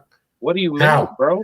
We're talking about something totally different. What I'm talking about is I'm saying that there is still a clear greatest player of this era. LeBron is the best player of this era. Kobe was the best player in his prime window. But the reason why Kobe was not undefeated in the finals is because the overall skill level of the rest of the field was closer to the dominant guy. So Mike was the dominant guy, right? But like when I asked you about Steph and Dame, I said, so Steph is number one. How close is Dame? You know what I'm saying? Is he right there? Or is number two, is there a big ass gap? When Mike was playing in his prime, because of the window that his prime fell in, he caught Magic on the way out, Bird on the way out. He caught Anthony Hardaway, young as fuck. Shaq, young as fuck. He caught Clyde Drexler, a little old. He caught Charles Barkley, a little bit heavier than he was in his prime. He caught he could have caught Gary Payton, whatever. Gary Payton, 6 feet tall. You get what I'm saying? His window, the next closest anything, was a big ass gap. Nowadays, my bad. I thought you were saying, when you said undefeated in the finals, I thought you were referring to undefeated in a final series. No. Like a sweep. So I thought that's what you were saying. So my fault, man. No. You good? That doesn't make any sense to me. Okay. No, that's all I'm saying. I'm just saying, like, he ain't never. Yeah, man. Nobody wants to hear that shit about Charles Barkley. Like, was soft competition. The motherfucker was the MVP that year. Yeah, Phoenix Suns had the best fucking record in the league that year. So they were the monsters, dog. The motherfuckers could shoot too. Dan Marley was pulling up from the volleyball line in his day. The motherfuckers could play. Stop acting like Mike beat a bunch of bums. Like, you trying to sit up here and act like these motherfuckers is bums. Kevin Johnson was so fucking fast and efficient, bro. He literally had commercials about him running around the fucking sun. And all Mike did was beat the shit out of the rest of teammates on the Dream Team in the That's how you- finals, dog. why you have a son. And you act like he beat a bunch of bums. He beat all the rest of the motherfuckers that was on the Dream Team and kept them from getting the championship after he got his first one. This was the gap, bro. He did what he was supposed to do. But again, I'm Mike not blaming was Mike. playing against all the rest of the best players in the world at the time. He was ahead of his time. Okay. And whoever is playing now is playing at the best people in the league. And if it ain't the gap like this, then it is what it is. I don't want to hear all this shit about, oh, Mike didn't do this and Mike didn't do that. Mike was the fucking best. Against a bunch of 6'3", 6'2", No, we don't want to hear that. A 6'4" bunch niggas. against a 6'2", It is what it is. He dominated. He dominated. It's motherfuckers that's taller than other motherfuckers in the league right now. If you don't want to hear it, I won't say it, but it's still the Is truth. he dominating? Taco Fall is the tallest motherfucker in the league. What is he doing? It's still the truth, man. I mean, hey, Taco Fall is the tallest motherfucker in the league. Is he starting? It's not less of a reality because you don't want to hear it. It's just a reality, man. Why you're not even answering the question, fam? Huh? You're not even answering the question. He the tallest motherfucker in the league. Is he starting Taco Fall? Nah, what's the point? Okay, so What's the point, why we say Michael Jordan? You talk about against 6'2", 6'3", this, that, and the third. The point I'm making is that shit don't matter. Okay, that shit don't matter. It really does. It really does matter. You know what I'm saying? Because the point I'm making is I'm not blaming Michael Jordan for not having formidable opposition. It's not his fault. You beat the guys that are in front of you. Like when the Bears have a good season for a change and they have a weak ass schedule, we just say, hey, they're playing their schedule. You can't blame them for their schedule being weak and their record being good. For having the worst motherfucking So what I'm saying is I'm not blaming Michael Jordan for not getting the opportunity to win his championships against Kobe or against T-Mac in their prime. I'm not taking nothing away from him for not having that opportunity. It's not his fault, but it is a reality. It was motherfuckers who wasn't nowhere near. I'm talking about physical advantages. There was motherfuckers who was nowhere near him. Other thing, when the young guns came up, Kobe's, all these niggas that was super more athletic, Kevin Garnett and all of them, they couldn't do shit with Mike either. Because he caught him young, bro. He caught him young. Just like Floyd beating the shit out of Canelo the way he did. Would Floyd still beat Canelo? I think so. But would he beat him the way he did? So all winning damn near every round? Maybe not if he fought him a little bit later. Maybe not. Does he still win? But maybe not win every round like that. It would caught be him young. Caught him young, bro. That's my argument with Jordan. If Jordan caught these niggas when they wasn't, it's the same argument as Floyd. Floyd would still beat this nigga if it was still on the same. Now you brought up boxing, so you know I got to get active. Please get in, man. You know that's a stupid ass argument. No, it's not, man. Canelo yes, could probably win a couple extra argument. Later in Canelo's Do you know why? career, Do you know why it's a stupid ass rounds. argument? Who asked for that fight? Didn't Canelo ask for it or Floyd? Okay, then. So who the fuck? I don't know. We don't want to hear it. Nobody wants to hear the shit about Canelo being too young. He asked to fight Floyd. I'm not saying that he was too young. But you're saying it. You're saying no, it. You're saying it. What I'm saying. You're saying it, and you're like, and you're saying that he caught him young and took advantage of him, and we don't know who would have won in another space and time. No, man. It's stupid. It's not stupid. It's man. a stupid ass argument. Yes, it is. All right. Yes, it is. Okay. Who was the last rookie point guard to win an NBA championship? Who's the last rookie point guard to win an NBA championship? It don't be happening like that, bro. Because niggas ain't ready yet. They're not developed. So yeah, Canelo, you can ask for the smoke. You can ask for the smoke all day long. That's not my point. I don't care who asks for the fight. The point I'm making is the reality of it is if Canelo fights Floyd a couple years later, does he probably still lose? In my opinion, yeah. Does he win a couple more rounds though? Probably so. So when you say catching them young don't matter, that shit do matter. You know what I'm saying? It do matter. If I'm on the ass end of my prime and you are not even touching yours yet, I'm gonna get you. I'm gonna get you. But if you're not there yet, young buck. The same results. It's the same results. What you win one more game, or you might. Nah. Because Wizards might post prime Wizards might wasn't beating nobody, bro. Post prime Wizards Mike wasn't fucking up nobody. We're not bringing up Wizards Mike. We talking I'm about just saying though, because we talk about his prime years. His prime. I'm talking about specifically about Michael Jordan's prime window. In his prime window, there was no other top 5 caliber player also in their prime while Mike was in his prime. Can you say that about LeBron? Yes, you can. LeBron's in his prime. Who's also in their prime? That is a top 5 caliber player, debatable. Steph Curry. Charles Barkley won the top 5 caliber player Of all time? Hell no. Nobody's got Charles Barkley on their top 5 all time list. There is nobody played against nobody in they That's not true. 5. LeBron and Steph, they're going to war every year. They're LeBron both in their prime. ain't top 5 on nobody's. He's definitely debatable. You don't feel like he is, but in a barbershop, there are people that'll bring Steph Curry. Everybody know what the Rushmore is, bro. Stop. No, we don't, bro. There are plenty of people who got Steph in the top 5 all time. It's been discussed on ESPN as well. Is he on yours? He's not in mine, but if I want, here's the thing, Jay. This shit don't work. He's not in mine, but here's the thing, Jay. Argument it don't work because he's not in nobody's. If Charles Barkley ain't in nobody's top 5, then you can't say Steph Curry is either. Because he's not. He's not in nobody's top 5. You know what they say? That's not true. What they say? Top 5 or nothing. That's not true. That's not true, bro. A lot of people got Steph Curry in their top 5, just not me. But You know what they say? And if I had to make an argument for him, like if this was a debate and somebody made me take Steph's side, I'd have plenty to work with to put him in my top 5. Who the fuck put Steph in the top 5 over Magic? Plenty of Jabbar, people, bro. Plenty of Jordan. people, bro. There's a lot of people who saying Steph's the best point guard of all time, bro, and that counts Magic, bro. So again, there's plenty of people who think that, man. Steph Curry making that list over Tim. Stop, man. It's not happening. Okay, Steph Curry ain't not no for you. shit. Not for you, sir. He got a long way to go. He still got a promising career ahead of him, thank God. But you know, he got a long way to go, bro. He's not in nobody's top 5. I personally agree with you. I'm just letting you know that's not a general consensus, brother. Don't work here, sir. That's not my argument. It's not my argument. We agree, but it's not a general consensus. Nobody played against nobody. No top 5 person ever played against another top 5 person in their primes. That's not true, bro. KD Curry ain't a top 5 person. He's a really good fucking player. A lot of people got KD in their top 5. A lot of people got KD in their top 5 all time. Again, another guy that's in the league, same time, same prime. Same time, same prime. KD is in his prime. LeBron is on the ass end or outside of his prime, and Steph is still in his prime. But for the last few years, LeBron was still inside of the confines of his prime. I don't think he's necessarily good players, not people. Nobody has KD in the top. James Harden again. James Harden, another Hall of Fame player, also in his prime, same time. Because he didn't never won shit. Not yet. Here's another thing too. We always talk about what active motherfuckers haven't done. He's not retired, man. It's not over. Like I hate when we talk about what active people against LeBron ain't did shit. He's playing tomorrow.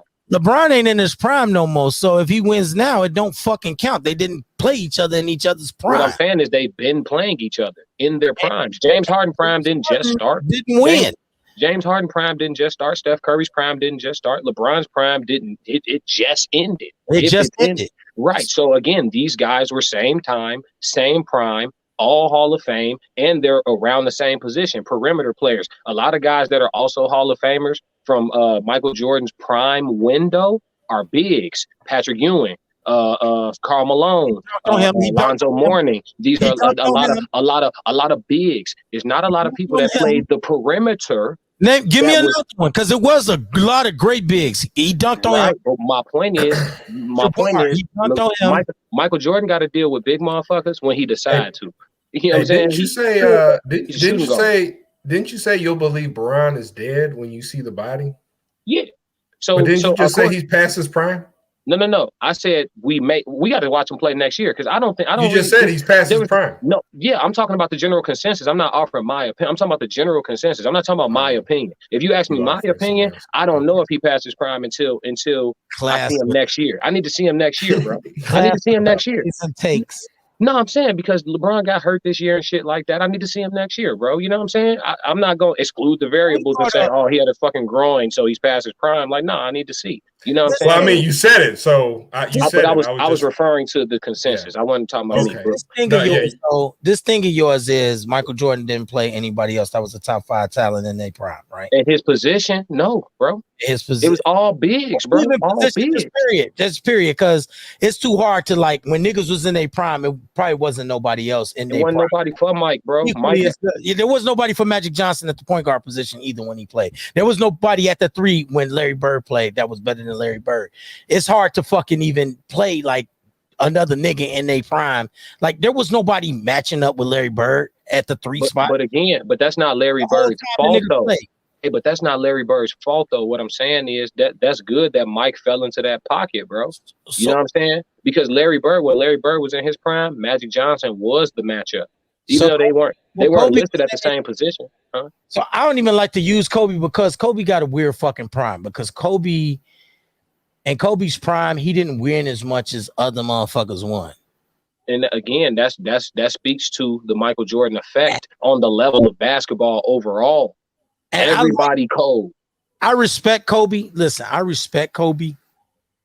I don't take, and he did, so it's real tough for me to talk. Like back in the day, I used to shit on Kobe's name all the time. I don't do it no more because he's dead. He's retired. What he's done has been done, and I respect everything that he did. He was a great player, but for the better part of Kobe's career, he has 5 championships, and he's been on, the best teams that he's been on has been with Shaq, and Shaq was the better person on that fucking team. You know what I'm saying? And I know a lot of people don't like me saying that and bringing that up because I make sure I bring it up every time. All the best fucking teams that Kobe's ever been lucky enough to play on, Shaq has been a part of them fucking teams. And Shaq won 4, he won 5. Okay. Kobe held his own them 2 years that he won without Shaq. Yes, he did. He did. But in that era, he wasn't the most dominating motherfucker in the league to me. It wasn't him. It was Tim fucking Duncan. Tim Duncan was more impressive, more efficient, just a better player. Just the efficiency in what he was able to accomplish over Kobe and dominate Kobe many fucking times. He definitely stuck it in Kobe and Shaq and every nigga in his era more than them niggas stuck it in him. So that's why I say Kobe Bryant's era is kind of weird for me. Because in true to really break it down, it ain't fucking Kobe's era. It's Tim's era. It's Duncan's era. Let's not make no mistake about that. Duncan won way more, and he didn't do it against mysterious niggas. He was in their division beating their ass. Shaq won what, 5? Duncan 5. 5, right? Yeah, 5. All against them niggas in their prime. You talking about Tim? Tim. Yeah, I'll give Tim a lot of credit for his championships just because when he was a big, real bigs was it. So Tim Duncan, unlike Mike, and this again, it's not Mike's fault, but unlike Mike, no, for it's not Mike's fault. So don't take nothing from Mike because it's not his fault. But unlike Mike, Tim got a chance to win his rings going through Hall of Famers at his position. Oh, I gotta beat Patrick Ewing. I gotta beat Patrick Ewing to get this ring. I gotta beat Alonzo Mourning to get this ring. I gotta beat, you know what I'm saying? He went through at his position. Huh? Clyde Drexler ain't not Hall of Famer, huh? I don't know. Did he get in? Because he owed his shit. Come on, man. Did he get in? Clyde Drexler, top 50 player all time. Did he get in? Did he get in? 50 list. Stop. Did he get in? Hell yeah, he been in. Okay, good. He's on the top 50 list. Clyde Drexler. Come on, bro. You can't be serious with this Clyde Drexler shit. That's good. That's good that he got in. Okay, let me name another one for you. That was the closest thing to a matchup for Mike, for real, and that shit wasn't even shit. Let me find another. That was the closest thing to one, though. That definitely wasn't 50-50 at all, though. Clyde was nowhere near as skilled as Mike. He just had size. Like, he had size that was measurable to Mike. He was like 6'5", 6'6". Don't you understand that helps? This Mike. Don't you understand that helps makes the argument? I think we're saying the same thing for different reasons. I think you guys are trying to say Mike's dominance is because he was so much higher than the level of the greats. And my argument, I'm not disagreeing with that, but what I'm saying is, you just think they all suck. Mike was alright. No, I don't think they. Mike was lucky. He was ahead of his time. No, listen. If Mike, no. Here's the difference. Here's the difference. If Mike was at a 10, right, his closest person that he would have to deal with on the court, that means this guy's assigned to him. He's chasing him around. He's guarding him all game. The closest person he would have to deal with was probably at like a 7. But his position, a 7. If he was a 10, the difference being if LeBron is at a 10, the closest person he got to deal with is operating at a 9, 9.5. It's up there. What was that a 9 guarding LeBron James in his? What are you talking about, bro? Kevin Durant's breathing. Kevin Durant has a pulse, bro. Carmelo Anthony has a pulse, Durant bro. Ain't a fucking 3. Hey, bro, don't ever get 3. Kevin Durant don't play the 3. Kevin Durant don't play the 3. They guarded each other by pure coaching and ego. Them niggas don't play the same position. Kevin Durant's a small forward, brother. He is a 4. Okay. No, he's not. But okay. He also plays center from time to time. Yeah, But yeah. They can use him how the fuck he want. He listed as a 3 on all video games. His ass No, a he's 3. not. Yes, He's he a is. His ass a 4. 3. I think it's a 3. No, he's Kevin not. Durant. Kevin Durant ain't came in the Bro, league let me going tell to you the block to post nobody up. He been on the perimeter. Kevin Durant's No. all-star, MVP year, Thabo Cephalosha was the starting 3. He was the 4. Perkins was the 5. Hey, did Kevin Durant play on the perimeter or in the post? He play everywhere. So He it play on don't the matter. perimeter. He play on the perimeter. He's a Same as small Michael Jordan. forward. He play everywhere. The Golden State Warriors. And let me tell you. Wherever Hey. you get him the fucking ball, that's where he plays. Jay, Kevin That's Durant. how Michael Jordan plays. That's how Kevin Durant. If he just so happened to be down in the post, give me the fucking ball. This is where I'm playing, and this is where I set up shop. The Golden State Warriors run a 4-out offense. 4 out. They have 4 perimeter players that start for their team. They start 2 small forwards. So that nigga is not a power forward. He has never been a power forward. He's been shooting 30-foot-3 since he was at the University of Texas. That motherfucker is a perimeter player. And he's the great matchup for LeBron. And so was Carmelo Anthony for the bulk of his career. Just Dirk not forget. Nowitzki's a fucking perimeter player at 7 feet tall. So that And he ain't was a problem for LeBron too, and he's also a Hall of Famer, and he also has multiple championships. So again, what I'm saying is, if LeBron is a 10, right, the closest people to him are operating really close to a 10 as well. That's the difference. No, yes, they are. How So come Dirk they're not? oh my God, stop it, bro. Dirk Nowitzki's a 9 for sure. He's operating at a 9. He has multiple championships, hella scoring titles. He's unguardable off the one leg fadeaway. He's 7 foot. He revolutionized Kevin Durant. LeBron was a 10, and a young Kevin Durant, when he whooped him, was a 9, but he made him look like a 6 or a 7. Kevin Durant, low key, is Dirk Nowitzki's son. You for real? Michael Jordan exists because of Dirk. Making an obvious 9 and Clyde Drexler look like a 7. It's not the same thing. You said making Clyde Drexler wasn't a fucking 9. It's definitely a fucking 9. How was he not a 9? Oh God! Did you see him mop the fucking floor with Magic Johnson? Whoever was in the fucking West. Akeem didn't stop playing because Clyde Drexler was playing. He mopped him. He mopped Charles Barkley. He mopped fucking again, you name it, all bigs. Drexler played the perimeter. You name it, all big men, bro. The 90s was full of big men, bro. The 90s was the big man era, bro. You got all the coldest bigs in the 90s, bro. But when it come to guards, it's Mike, and that's all. He ain't a big man. He mopped Magic Johnson. He wasn't a big man. Man, Magic Johnson, come on. We already talked about this. What's to talk about? Magic we talked about this with Magic. We already talked about this. Mount Rushmore shit, and Clyde Drexler whooped his ass. He whooped his ass. Like not. It wasn't like all right, bro. He barely won. Like he dog shit out. Why that happened? Why did that happen? How did that series go? Because I'm uneducated on it. Enlighten me. How did that series go? Nigga, it don't matter about the variables. Just know that fucking Clyde Drexler averaged 27 points. Was half the Lakers hurt or some shit? Like what? How did the series go? I need details. You know what I'm saying? It matters because it don't not matter. It matters. I'm the guy who you know how they be like 20 years later, nobody's gonna care that this guy's foot was broken. No, I care. I remember that T.O.'s ankle had. I remember that Terrell Owens had fucking screws in his ankle in the Super Bowl when he played with the Eagles. I remember because it matters. Just because in the 90s, Magic Johnson beat the shit out of Mitch Richmond. Run TMC. Mitch Richmond was an amazing shooting guard. Amazing. All-star, all of that good shit. Come on, dog. 7. 7, bro. Mitch Richmond, 7, bro. 7, bro. Yeah, Mike made him look like 7s. Man, he looked like a 7 against everybody he played against, nigga. The whole schedule. He was 7. Kevin Durant's just a 9 because we just want to give it to him because all of a sudden he came into his own and he clicked up with Steph Curry, and the only championships he's got is with Steph Curry. Anytime he has Kevin Durant won MVP, right? He did. He won Finals MVP. He did twice. Got multiple rings too. He did with Steph Curry. Right, well, shit, you know. Niggas operating at pass. He operating 9.5, 9.6, somewhere in that area. Variables. He played with a back-to-back MVP when he won those MVP. Hey, Steph Curry's also operating at at a 10. He's operating at a 10. He's 10 level. He's operating at a 10. For sure, 10 level. Yes. Yeah, he operating at a 10. All right, so that's what I'm trying to tell you, bro. The gap is closed. You know what I'm saying? It's more than.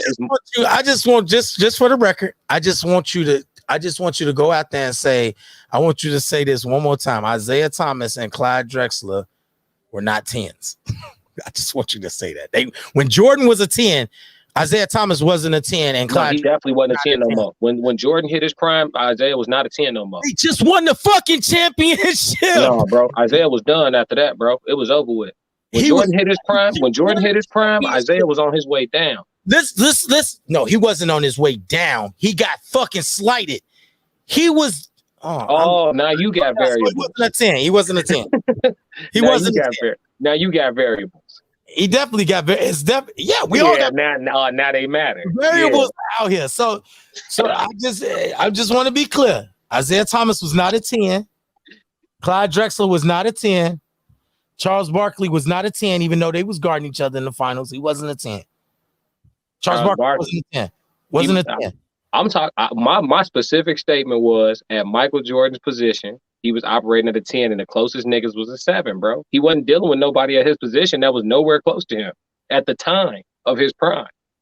Now, at their plateaus, were they close to him? Probably so, but he didn't see them at his plateau when they was at their plateau. Definitely at his Charles plateau. Barkley is a power forward, man. Charles Barkley is 6'5". So if he can't guard Mike. His fat ass can't guard Mike, man. That's why he played in the post. He didn't do well. Yeah, Mike of course didn't do not. well against guarding him either, though. So to argue it, like he put Mike on the. I mean, he did his thing against Mike. He just didn't. Man, you're power forward, man. Backing down a shooting guard, man. Yeah, man. You should win that matchup. And you won MVP this year? Yeah, man. You should be able to back down a shooting guard, man. Yeah, I would think so. You've been bullying fucking Patrick Ewing and Alonzo Mourning. I think He didn't bully them niggas. He just good. He won MVP that year. So he won MVP that year. So he was doing something. You know what I'm saying? So if you've been bullying them niggas, he just was good. He just was dope. He was I'm just saying, if you've been banging it out with Sean Kemp and banging down low with all these dudes. Too. Yeah, so when Mike guarded you like, hey, Pat, when Charles Barkley seen Mike guarding him in the post, he was like, hey, mouse in the house. I'm used to dealing with Patrick Ewing, mouse in the house, nigga. I know, mouse. Stop it. Michael Jordan, but if you want to say that, then Michael Jordan did that too. Michael Jordan did that. Oh, Ewing's down there? Watch this. Hey man, it ain't Mike's fault, bro. You ain't got to defend that man, bro. It ain't Mike's fault, bro. He killed the man in front of him, and that's what he was supposed to do. And for that, he gets all his respect. Him too. Stop saying this like Mike didn't just kill the man in front of him. He killed the nigga in front of him, the side of him, and after the nigga in front of him. The whole fucking team. You think Patrick watching Mike the whole time? Hey, you know what would have been dope though? Then he cussed out the whole team coach and everything. It would have been dope. Killed the whole fucking team. Then cussed out the press. It would have been dope seeing Mike play against Scotty. That would have been dope. That was probably the closest person to being able to guard Mike. It wouldn't have been dope. He would have murdered Scotty. I don't think so. He would have fucking bodied Scotty. I don't. He would have bodied Scotty. If he murdered Clyde Drexler, Magic Johnson, these niggas at the time wasn't Scottie Pippen. Did you ever see Jordan pointing at his shoe asking Scotty to come to Washington and shit? Scottie Pippen wasn't Charles fucking Barkley at the time. Man. He wasn't the same. Scotty was asking Mike to come back to the Bulls, man. Oh yeah, but I'm just talking about as far as somebody having. It never happened the other way around. For sure. No, yeah. Mike as far as somebody Mike, else having a chance, no. Scottie Pippen is not that guy. He's not that guy. Defensively, would you rather have Brian Russell guarding Mike in Game 6 for Utah or Scottie Pippen?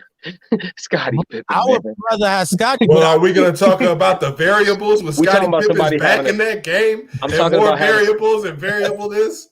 Would you rather have Charles Barkley? Would you rather have Charles Barkley guard Michael Jordan or Scottie Pippen? Scottie Pippen, man. Charles Barkley's fat, man. My God. And slow. Charles Barkley's fat and slow. He played power forward for a reason. He's 6'5", playing power forward. It's for a reason. You're fat and slow. But he was explosive vertically. To be that fat, he could jump like a motherfucker. He'd dunk on your ass. To be that fat. He was fat his whole career. Charles Barkley wore a gut. Let me clue you in on a little secret. Charles Barkley ran really fucking fast to be fat. Nah, man, he ran fast to be fat. To be fat. He didn't run Michael Jordan fast. He ran fast to be fat. He ran everybody fast.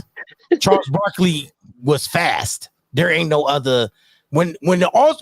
Let me point something out to you. Go back and watch the 1990 All-Star game. Hey, why he ain't play the perimeter? The slow nigga on the court, bro. Hey, why he ain't play the perimeter? He's 6'5". Why he ain't play the perimeter? Mad, like unentertaining to you back in the day. No, it was You're a just tough for customer, me. bro. For me, You are a it was- tough customer. For me, back in the day, it was a lot of physicality, man. It was some football ass basketball. You know what I'm saying? It was a lot of physicality. Dominique I've always playing fucking football, huh? It was some football ass basketball. It was a lot of football as a first player ass niggas in the NBA. You know what I'm saying? As a first sport. Like a football player. That was a pure basketball player who Mike beat the shit out of. It may look like he wasn't a 10. But Dominique Wilkins was a fucking 10. That's another great name for you. That is another awesome name that we just bypassed during this whole conversation. Dominique Wilkins not a 10 if Mike's a 10? He's not a 10. Dominique Wilkins not a 10. Do we really want to revisit? Well, no. Let's do what is he, Byron? What number? 1 through 10. Like an 8. He higher than a 7. He probably like an 8. I hate this nigga. Like Dominique Wilkins. Jesus Christ! Did you watch basketball back then? Because bro, every day, bro. Here's the problem. Kill. I know what the problem is. The problem is Class thinks Jordan was a 10. And the whole thing about it is Jordan was like a 12 or a 15. And that really explains all of this shit away. You can have as many 10s today as you want. And I think you cutting them off at the knees, nigga. Jordan was a dub. Easily. A dub. Well, I'm just saying. You know what I mean? A dub, nigga. Nigga was, hey, G, Mike was cold, G. He was Jesus. Dominique Wilkins was not a fucking 8. He's at least a 9, dog. All right, we can give him a 9. Get it. You You don't care. We get it. Okay? You don't care. This nigga gave Dominique Wilkins a fucking 8. Give him a 9, bro. Give him a 9. No. Is he dog? No, is he an 8 with variables? You tell us. He's an 8. No, his ass just an 8. Shit. Dominique Wilkins was never as good of a basketball player as Mike at any point in his career, prime or otherwise. He never was as good. He was as athletic, though. I'll give you that. He was as athletic, but as a basketball player, couldn't beat Mike. Nah, bro, he wasn't that good of a dog. I'm just he wasn't good either, then, huh? Because he couldn't beat nobody until Dominique really couldn't shoot like that. You know what I'm saying? Like Dominique Wilkins, I'll tell you who he remind me of. Well, he had no mid range at all. He averaged 20-something point. He couldn't really shoot like that, bro. His shot wasn't really like that, bro. He reminded me of Dr. J a lot. Like, get out in the open court, run, get to the rim type shit. Athletic. He didn't really have game too crazy like that. He really didn't. Mike had game. He can get out in the open court, but if the game slow down in the half court set, Mike will still go get a bucket on your ass. It don't really matter. Some motherfuckers need that open court, that space to get out and run. Some basketball players, that's their whole strength. Shit break down the half court where you got to have actual skills, be able to create separation, space on your own, be smart, cerebral. He wasn't like that, bro. He really wasn't. Just saying. But if y'all give him the credit, we can roll with it. Okay, let's do this. Let's do this. Okay. I'm just going. You keep talking. HB, you talk. I'm going to bring up the scoring leaders from Mike era, which he was at the top of course. Like Mike was scoring champ damn near every year. Hell yeah. But there was a few times that he came in second, and then there was a lot of 2s and 3s and shit like basically your argument. It just really wasn't nobody. It ain't your argument. It just really wasn't nobody to guard Mike, bro. It just really wasn't, bro. Listen, your argument basically is that everybody else that was putting buckets on, Mike included, everybody in the league were just fucking 7s and 8s. Nobody was 10s. They was just 7s and 8s. But don't exclude what I said. During Mike's prime window, specifically, because there is times where Mike was in the league, like when Mike first came in the league, Magic Johnson wasn't on his way down, Larry wasn't on his way down, and he also was not beating them niggas either. Isaiah was not on his way down. He also was not beating them. You know what I'm saying? He was losing. This is the other killer that kills me. Like, you niggas will say, like, they'll use Magic Johnson because Magic Johnson's pretty much dominated the 80s, right? He did. He dominated the 80s. But, you know, LeBron James played for fucking 17 years, and in year 15, they won't say that LeBron wasn't in his prime. Year 15, LeBron was in the championship and dominated in all stats. when Mike played Magic, they just won the fucking championship. It wasn't like he was beating Magic the bum. He was beating Magic the champion. Like they just lost to the Pistons. You know what I'm saying? They just beat the fucking Celtics. They would like they was either in the championship winning it or in the championship losing it when Magic lost to Mike. Mm-hmm. So to argue that Magic wasn't in his prime is funny as fuck to me. So you think Magic before, wasn't he? Huh? Wasn't he MVP the year before or something like that? Magic? I think so. I think he was MVP 80, 88 or 89. And Mike beat him at 90. Let's check 91. it out. 90, 91. Yeah. So he was killing niggas in like 88, 89. And then Mike beat him in 90, 91. And all of a sudden he just fell from grace in a fucking year or two. Yeah, the variables, dog. While he was in the championship with Mike. Bro, the variables. He wasn't in his prime at all. He was on timeout. So the Lakers won the championship in 1988. And then they won again in 2000. Mike beat the Lakers in 91. So 3 years removed from Magic Johnson's last championship is when Mike caught his ass. He said finals appearance. Oh, you talking about appearances and shit. All right, cool. He either I mean, you as a LeBron fan should really appreciate finals finals appearances. No, I'm with you. Yeah, so he was still going. He was still getting out the West. Yeah, and Magic did play for the first super team. You know what I'm saying? So that's cool too. You know, everybody again, no variables. Nobody that either played with Magic or Mike or had a chance with Magic Mike Bird wasn't on a fucking super team, to be honest, except for Mike. Mike was the only nigga that didn't have a super team. The Pistons had a super team. The Celtics had a super duper fucking quadruple fucking team. And that further. Yeah, Magic Johnson was the 3-time NBA most valuable player, 87, 89, and 1990. Yep. So he was MVP the year before. Yep. Yeah, but then with all the variables added in, he was trash the next year. I never called him trash, you know. I wasn't listening though. So what was the thing? I kind of just zoned back in. I just wanted to help out with the statistics there. Magic Johnson, MVP, 1990. Yeah. How many? What were you saying about him? Hey, how many years does it take for you to leave your prime? At what point do you turn? I don't know. We just asked you that about LeBron. So I just said I need to see him next year. When I see him next year, I might be able to tell you, like, hey, yeah, I think last year was, that might have been the ass end of the prime, or maybe the year before that, because this year, obviously, he got hurt, so he missed so many games. We don't even know what type of form, he would have played in because he missed so many games. But yeah, maybe the bubble was the last of his prime. Depending on how he looks next year, that'll be how I make my decision. I just want you to know how tough of a task it is to find niggas in Jordan's era that was comparable to Michael Jordan. That's why we agree on that. When I truly believe that there's nobody comparable to Michael Jordan in his era, the era before his, and all the eras after him. I don't think that there's no comparables. There ain't no comparison. So this is a tough ask. You know what I'm saying? But Dominique Wilkins, though, I will point out this, though. You telling me that Dominique Wilkins, who averaged in 91, who averaged 25.9, was basically 26 points a game, and 9 rebounds, was a fucking 8. I mean, yeah, we can give him an 8. 26 points, basically, and 9 rebounds. That's that line. So who the fuck else in the league right now currently is doing 26 and 9? Probably a few people. You look it up. No, it ain't a few people. It might be one. Giannis and who? It's probably a few. Look it up. 26 and 9. Because the 9 rebounds is clearly a big man. Just tell us which. I don't know off the top of my head. You know what I'm saying? Tell us which 8s are doing that today.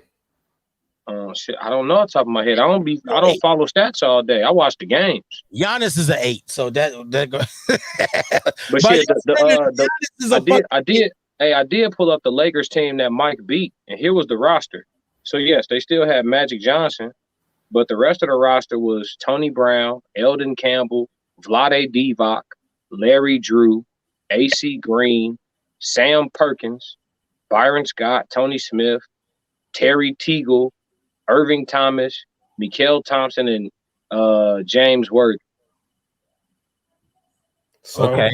So Sam Perkins. You know, Byron, honestly, you act like we don't know that shit. Yeah. Shit, I don't know if y'all still thought they had Kareem or some shit or what was going on, but that wasn't the super team that Mike beat, bro. Fucking Sam Perkins killed everybody else. He just didn't kill Mike. Sam Perkins can't kill Mike. Why you keep bringing up bigs? Mike played shooting guard. You bringing up hella big men. Mike played guard, bro. Oh, he played guard. When Mike was doing the lean back, when he was doing the lean back turnaround fadeaway, that was against a guard. Nigga, it was not against Sam Perkins. He turned and he leaned back and he spent off the guard and then dunked on whoever else was there. No, he wasn't always dunking. His ass was shooting mid-range jump shots most of the time. Okay, layup. He was shooting mid-range jump shots most of the time. It was half and half, my man. It was little motherfuckers guarding. I'm going to be honest with you. I know I was young when I was watching this, but I do remember it. And Michael Jordan was dunking on those motherfuckers. Yeah, not every time, bro. You were born in 1988, so you're probably going to have to take our word on this one. No, hell no. Mike wasn't dunking 5 times a game, bro. He had a couple dunks a night, bro. That's it. Where'd the rest of them 30 come from? Shots, man. Shots. Free throws, mid-range, pull-ups, shots. I'm sorry. He was dunking as well as going to the paint with layups and things of that nature. Yeah, getting fouled. You know, Mike did get fouled a lot. Scoring on the big men down low. He did a lot of scoring on the big men down low. Wasn't all shot fucking free throws, dog. Mike got fouled a lot. A majority of it. Okay, let me ask you this question. This is another Dominique Wilkins question. How many fucking 8s averaged 29 points, 29.9, 30 points in a season? 30 points in a season and 7 fucking rebounds. How many 8s you know can do that? 8s. 30 average 30 points. What year was it? How many 8s? The year that Mike fucking won an MVP and did everything in 92, 93. Mike's era. How are you not the stat guy, but you're assigning a numerical value to Dominique Wilkins? I watched the games. I watched the games, bro. But you're not a stat guy, so why are you giving him a statistical value? You gotta watch the games, man. Dominique Wilkins averaged 30. The only person that scored more points and was more dominant than Dominique Wilkins that year is guess who? Mike Wilkins in 92. The 10. There was no such thing as Michael Jordan. Guess who would have been the man that year? Dominique fucking Wilkins. The dude operating at an 8 over the 7s. 8 over 7s. You could give him a 9 if you want. Shit. You could even listen. You could even give him a 10. That's one motherfucker, bro. It still don't make. It still my argument still remains the same, bro. The overall skill level of the league, period, is just way higher. It's just what it is. So is that how you're grading it? Are you grading it based on today's skill level? No, I'm gonna give Mike his credit for it. Since Mike, the league overall, player for player, man for man, from the bottom of the depth chart to the top of the starters, man for man, the league has progressively gotten better and better skill-wise per man since Michael Jordan. It is the Michael Jordan effect. For his time, he was ahead of his time. He was the most creative. You know what I'm saying? Like we agree on a lot of this stuff, y'all. You know what I'm saying? We just don't agree that y'all trying to make it seem like the Michael Jordan effect. Answer this. Who since Michael Jordan has left the NBA has had any type of effect similar to Michael Jordan since his departure? Kobe. What's Kobe's effect? What you mean? What's his effect? He got a lot of effect. He got a lot of effects. Shit, Kobe taught half of these niggas footwork. Kobe mentored Jason Tatum. Shit, he mentored LeBron. He mentored Carmelo. Shit, today's stars were all mentored by Kobe. He mentored KD. You know what I'm saying? Like shit, Kobe. For real. I understand, man. Okay, so aside from footwork, what else are you coming to the table with? What you mean? I mean, well, we got to do this. Kobe was a part of the Michael Jordan effect, right? So Kobe pretty much mirrored Mike's game. However, he brought some intangibles to people's mentalities that Mike may not have brought to the game. Variables, 100%. He brought some intangibles. He brought some intangibles. You know, no, real shit. The Mamba mentality is a real thing. You know what I'm saying? When Michael Jordan was playing, we had Air Jordan, we had like Mike. You know what I'm saying? Everybody want to be like Mike. Kobe left motherfuckers Kobe with a Bryant was one of them niggas. Kobe, right? Absolutely. I just gave him credit for that. We agree on that. But the thing that Kobe left behind was certain mentalities. You know what I'm saying? That's what his shit was all about. It may not have necessarily been so much about basketball because he played like Mike did. But even one thing I will say he had over Mike was that Kobe, when he had that injury to his right hand, he got OD crazy with his left hand. Not saying Mike didn't have a left, because don't take it like that. But I'm saying he got OD with his left hand. He was better at Mike with his left hand. He had a left hand floater, left hand finishes. Mike could lay that bitch up with his left. Kobe started dunking on niggas with his left and everything. Left hand turnaround fadeaways. That shit got out of control at one point. You know what I'm saying? He became pretty much ambidextrous with a basketball. So the mentality that drove him to be that way, Kyrie has adopted it. You know what I'm saying? KD has adopted it.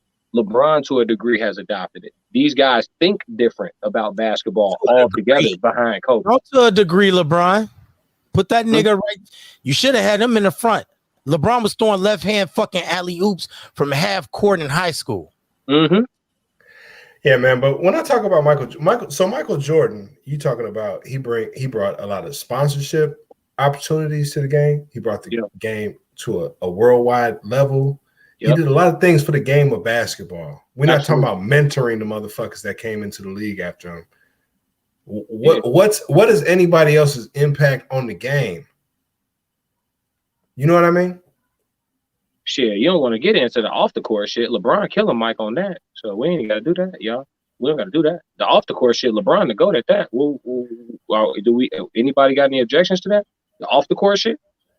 No wife scandals, no divorces, no opening up schools and shit, giving out scholarships, all type of shit going on. I mean, in basketball, I say he probably is the GOAT at that. Yeah, we can't even do that. That's not even. Yeah, I give LeBron that in basketball. Are we saying it's not close?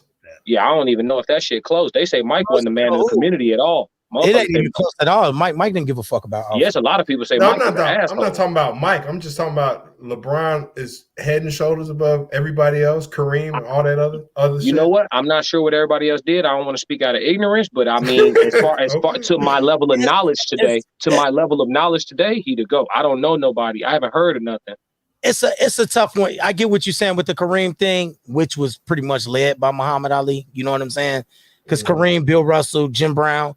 That shit was all Muhammad Ali, really. You know what I'm saying? That's part of Muhammad Ali. When it comes down to off the court issue or off the game issues, we all know who the fuck the GOAT is. The niggas standing behind you. You know what I'm saying?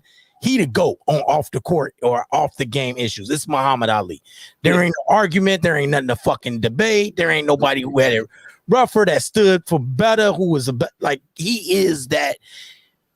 Colin Kaepernick is holding Muhammad Ali's jockstrap when it comes to social issues and not just fighting and being a fucking chimp, speaking out against social injustice, just being a real goddamn man. You know what I'm saying? It's that nigga. So it's kind of slanted when you bring up Jabbar's and shit like that and Bill Russell's, because to be truthfully honest, they really was, Jim Brown, all them niggas, they was Muhammad Ali. You know what I mean? They all was fighting for equality, but the nigga that was willing to go to jail for it wasn't none of them niggas. Yeah. The nigga that was willing to really go, like, lose everything was Muhammad Ali. They was just behind, like, yeah. You know what I'm saying? It just, it's just one of them things. It don't take away from what they fought for and how tough they had it and compare it to LeBron James. And LeBron James. And big, credit to LeBron for that. That and the school. You know what I mean? But back to the question is, what has any other player done for the game of basketball to elevate the game of basketball? The game of basketball. Wait. Steph Curry? No. Steph Curry. Okay, yeah, Steph Curry. But who else? He's had an extreme impact on basketball. Okay, but he is the last one. Okay, and what is LeBron's? Yeah, no, I feel on the court. Yeah. The court, Steph definitely shifted the game as far as the way it's played. That's what I'm talking about. I'll say LeBron. We talk all this shit about Jordan, but Jordan clearly elevated the game of basketball. And Shaq, clearly, and Shaquille O'Neal. Hold on now. So LeBron hasn't elevated the game of basketball in regards to being a do-it-all player. No, Absolutely. he ain't elevate the game like Mike did. Nah, he didn't they didn't really change shit. Do what all? He does. Do He's what all? an awesome player, but they didn't change anything because it like Mike is the type of player that they change. Giannis Antetokounmpo ain't LeBron's son. That ain't his son. Oh, hell no. He doesn't exist because of LeBron. No, hell no. They ain't even nothing so? alike. You think that Giannis exists because of LeBron? You don't think that's his child? Nah. Shit. I don't think. Listen, LeBron is one of them niggas. Like, I just don't think that. Like, every small forward over 6'8" hooping right now is that nigga's child, bro. 6'8" back in the day, you was taking your ass to the post for sure. Giannis is definitely not LeBron's son, man. Bullshit. Why? Because he goes to the hoop. Because he goes to the basket. That's what makes him his son. No, man. That's He's not his even whole shit. His whole shit. Aside from having a jump shot. A pass first nigga like LeBron. Their game don't even pattern each other at all. Yeah, it does, man. Get downhill and find the open shooter if you can't finish, bro. That's what it's about, bro. Utilize your physical advantages as much as you can. Now, LeBron, now is Giannis as skilled as LeBron? Fuck no. But he's definitely one of those guys. Ask Giannis who his favorite player is. That ain't got nothing to do with the fact that he plays like Shaquille O'Neal. Right, man. Shaquille O'Neal. Well, Shaquille O'Neal patted himself behind a big man too. He had his favorite player is a big man too, I believe. So, but Giannis don't play shit like Shaq. How come he don't? How come he do? He handled the ball way more than Shaq did. Shaq could handle the ball, but Giannis handled the ball all the time. Shaq used to dribble the ball straight down the fucking court. Yeah, here and there. Giannis handled the ball every possession. He did the same exact thing fucking Giannis was doing when he was young. When he got older, Shaq was primarily, and he got with Phil Jackson, who was like, look, we're not gonna win like that, nigga. You need to get set up. We're gonna set up a offense. Before, when he had a shitty ass coach, didn't nobody tell Shaq what to do. Shaq get that bitch at 3-point line, he'll back that motherfucker down from right there. Or he'll run a fast break, or he'll catch the motherfucking transition. Shaq did everything Giannis did. His ass don't play shit like Shaq, boy. Watch the tape. I watched it. I seen young Shaq play, bro. Y'all think like we only 3 years apart, bro. I seen young Shaq play. Watch the tape of Shaq diving for loose balls and running the fast break like Giannis. First off, I was a big fan of young Shaq because Anthony Hardaway was like, to me, that motherfucker was amazing. You know what I'm saying? He was spectacular. I always told people that Penny Hardaway because he played in Jordan's era and they was all here's the thing. Right? Here's the thing. Michael Jordan caught Penny Hardaway young. Penny was young. He was coming on, but you got to remember, Orlando went to the finals when Mike was out. If Dominique Wilkins is an 8, Penny Hardaway would be a fucking 4, my nigga. Shit, Penny Hardaway beat Mike the year he came back. Penny Hardaway, if we look at his impact on the game and what he actually did for the game of basketball and his claim to fame when he actually had gym shoes, his like 1 or 2 years when he was actually pretty dope. 1 or 2 years, my nigga. 3 at the most. Penny Hardaway was that guy. Because you got to remember, Penny Hardaway went straight to the top his rookie year. The only team that ever was good when he came in the league. And quickly they wasn't good no more when Jordan came back. They wasn't all that good. The only team that ever put Michael Jordan. You said that Penny beat Jordan. The Orlando Magic with Shaq and Penny was the only team to put Mike out during the dynasty years. Yeah, and they matter. How much did it matter? No, I'm just saying shit. Like, it mattered. What do you mean? They went to the finals. They beat them and went to the finals. In his 3 years that Penny Hardaway was decent, and he wasn't like Penny Hardaway got like 3 good years, bro. Dominique dominated fucking 15 years. Yeah, Penny Hardaway had a lot of injuries, bro. He had a ton of injuries. That's not my fault. I always said if Penny wasn't like bitten by the injury bug so bad that he really had the potential to be one of the greatest players ever, bro. Like he was so amazing to me. Even to this very day, if you look at his highlight video from those 3 years that you talking about, it's some of the most remarkable shit you'll see, bro. He's dope. But that motherfucker was Magic and Mike. I got another statement for you. If Dominique Wilkins wasn't bit by the Michael Jordan bug, he would have been the best shit ever. Dog, dead serious. If Dominique Wilkins didn't have to run into Michael fucking Jordan, that statue that he has outside of the Atlanta Hawks stadium would mean so much more to you. It don't, because you're not from Atlanta. If you were from Atlanta, it would mean the world to you, because Dominique Wilkins was a fucking terror for like 15 years. Yeah, shit, I'm from Chicago, and Mike ain't even my favorite player, so where you from ain't got shit to do with it with me, shit. Then I don't understand how you don't understand that Dominique Wilkins was a fucking 10. Yeah, he was cold. He was cold, man. Like I said, I ain't even gonna argue with that. You can give him a 10 if you want to. That's still just one motherfucker, bro. It still ain't the talent of the league is just not where it was. It's not where it is today. I got this list of names. And you say the talent wasn't where it was, and you know I agree the talent has stepped up. Was it leaps and bounds above these niggas? No, it wasn't leaps and bounds. I mean, it should step up though, but it wasn't leaps and bounds. Like Hakeem Olajuwon was still destroyed. Man, it's leaps and bounds, bro. We talking about from the 80s to 2020, bro. We talking about 40 years, man. It's leaps and bounds, man. Them old motherfuckers can't run with these niggas, man. Get out of here, man. You got the best team, man. You listen, man. Somebody asked me, would the dream team, the actual dream team, right? So we talking about the age they was at and everything. Larry was a little older, Magic was a little older, Patrick was a little older. Yeah, we talking about the actual dream team. Motherfuckers like, you think the dream team would have beat the Redeem team? I said, fuck no, man. Fuck no. Why? You know why? Because if you gave the dream team the same doctors, machines, and medicine as these niggas got, you know what?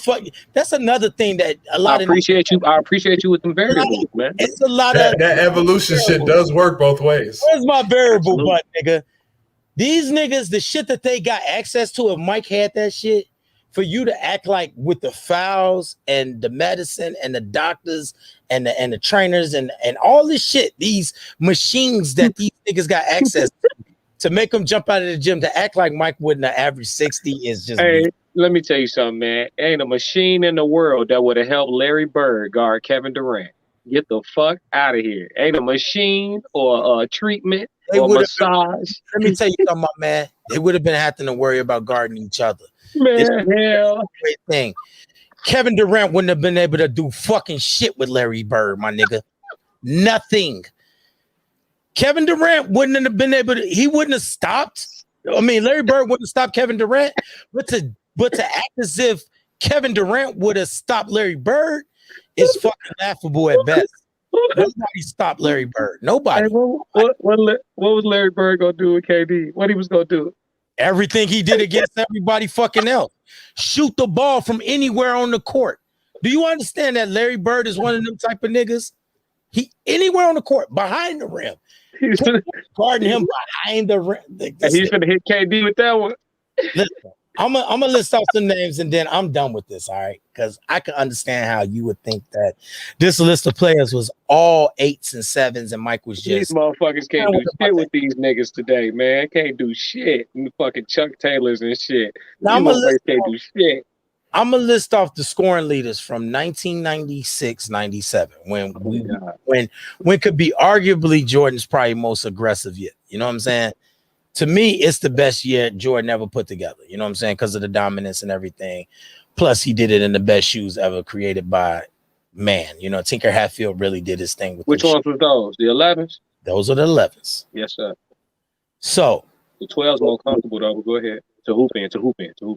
Go ahead. This is the list. Yeah, the 11s are not that comfortable, period. Yeah, Michael Jordan fucking murdered everybody in the one of the most uncomfortable shoes. That patent leather banging against your toes, yeah, it ain't a fun feeling. But let's go with the list. Okay, these are the scoring leaders, 1 through 20. And you tell me not one of these niggas is a 10, whether they a shooting guard or not. Because Mike had to play all these niggas and had to shoot over all these niggas.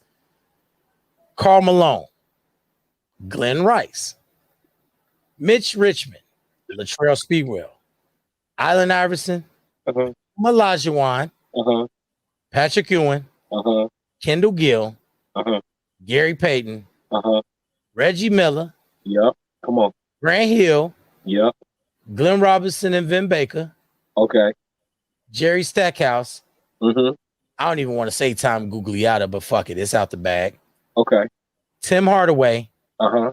Scottie Pippen, Mm-hmm. Damon Stoudemire, and Kevin Right. Johnson. So all the big men you named was Our 10. tens. All the bigs, 10s. Allen Iverson won the Allen Iverson, 6 feet tall. Gary Payton ain't I don't give a fuck. 6 how feet tall tall. It matters. It matters. You can't. I don't give a fuck. He's 6'6". Michael So Jordan, what's 6'6". his number, fam? What is his number?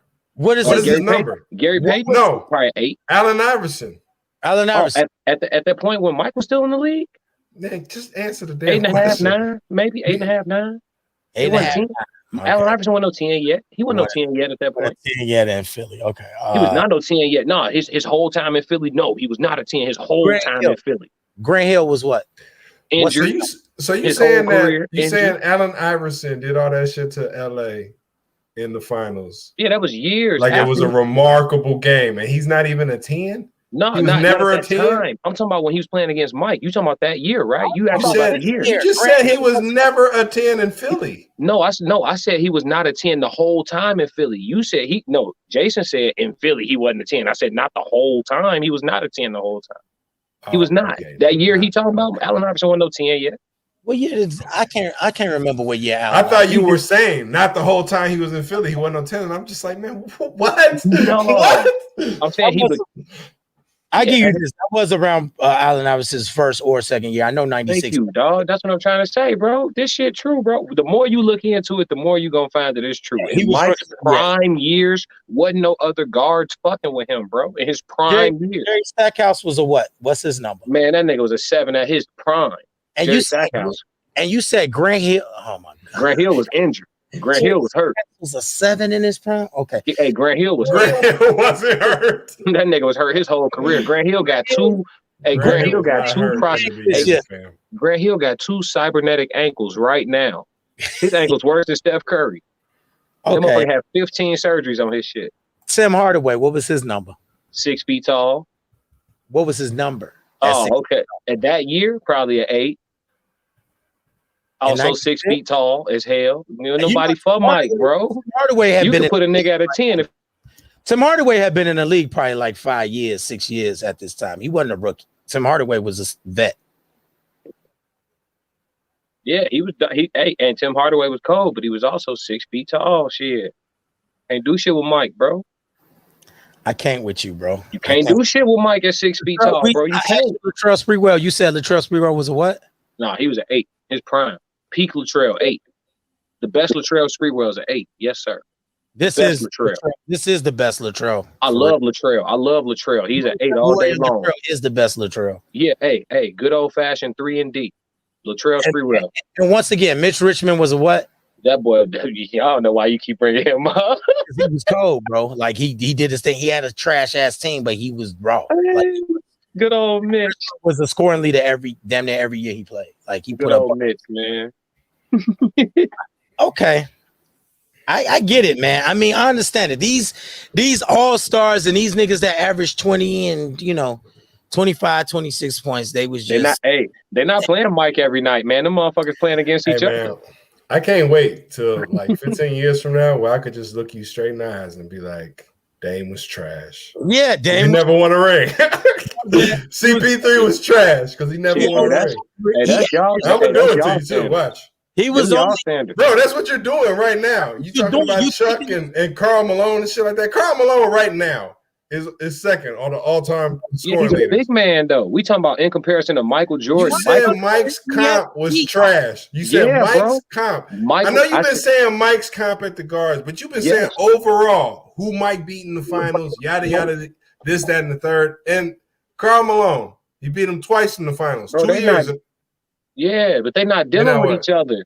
They're not dealing with each other, bro. Yeah, That's like On that last like, play of the game, he didn't steal the ball from Karl Malone. They're not dealing with each other. Game that 6, wasn't his man. He wasn't 98. guard. never He dunked snuck on up- Karl Malone. he He never wasn't- had to come in the lane and see Karl Malone ever. Hey, when he stole the ball from Karl Malone, he peeled off of his man and went over and I poked know that what bitch happened, away. bro, but I'm just Yeah, saying. that's not You his act man. like you act like they on two separate bubbles on the court or something. They on the like court, bro, but they not. Listen, Brian Russell was guarding him, not Karl Malone. When the game It's was not on the line. football where you got the quarterbacks and you got linebackers, and I'm trying to compare them and shit, or different quarterbacks who ain't on the floor at the same time. Yada yada.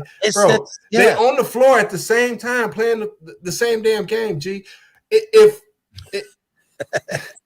he's on the floor, it matters. I don't care if he plays down low. Yeah, it doesn't matter. You know what else is down low? The basket. Okay. Who cares at the end of the day? The type of game that they play, it's like saying, "Oh, Brett Hull never had to see Wayne Gretzky," and I hate to use that analogy, but it's like Gretzky. It didn't matter who the fuck was on the ice with Gretzky. You know what I'm saying? And I know we ain't big hockey buffs on this channel, and neither one of us can act like we got hockey knowledge. But the type of game that's being played in hockey is the same with basketball. You play offense and then you get back on defense. You play offense and then you get back on defense. You don't just get to go past your man and don't see another nigga coming like right past you. Yeah, like, I feel you. There's 4 other niggas looking at you beat this nigga to death. And it's like, let me go and help out. And guess what? Gretzky, like, I don't give a fuck who helps out. It's the same thing with Michael Jordan. Karl Malone is there. He ain't just fucking eating popcorn watching them cook Brian Russell, Jeff Hornacek, and John Stockton. Kinda though. That's the point I'm making. He's not. Kinda. Yeah, bro. Here's the other thing. Here's the other thing that we've been talking around this whole time. The league was dominated by big men play back there. So you keep trying to say, oh, where were the other killers at guard and shit?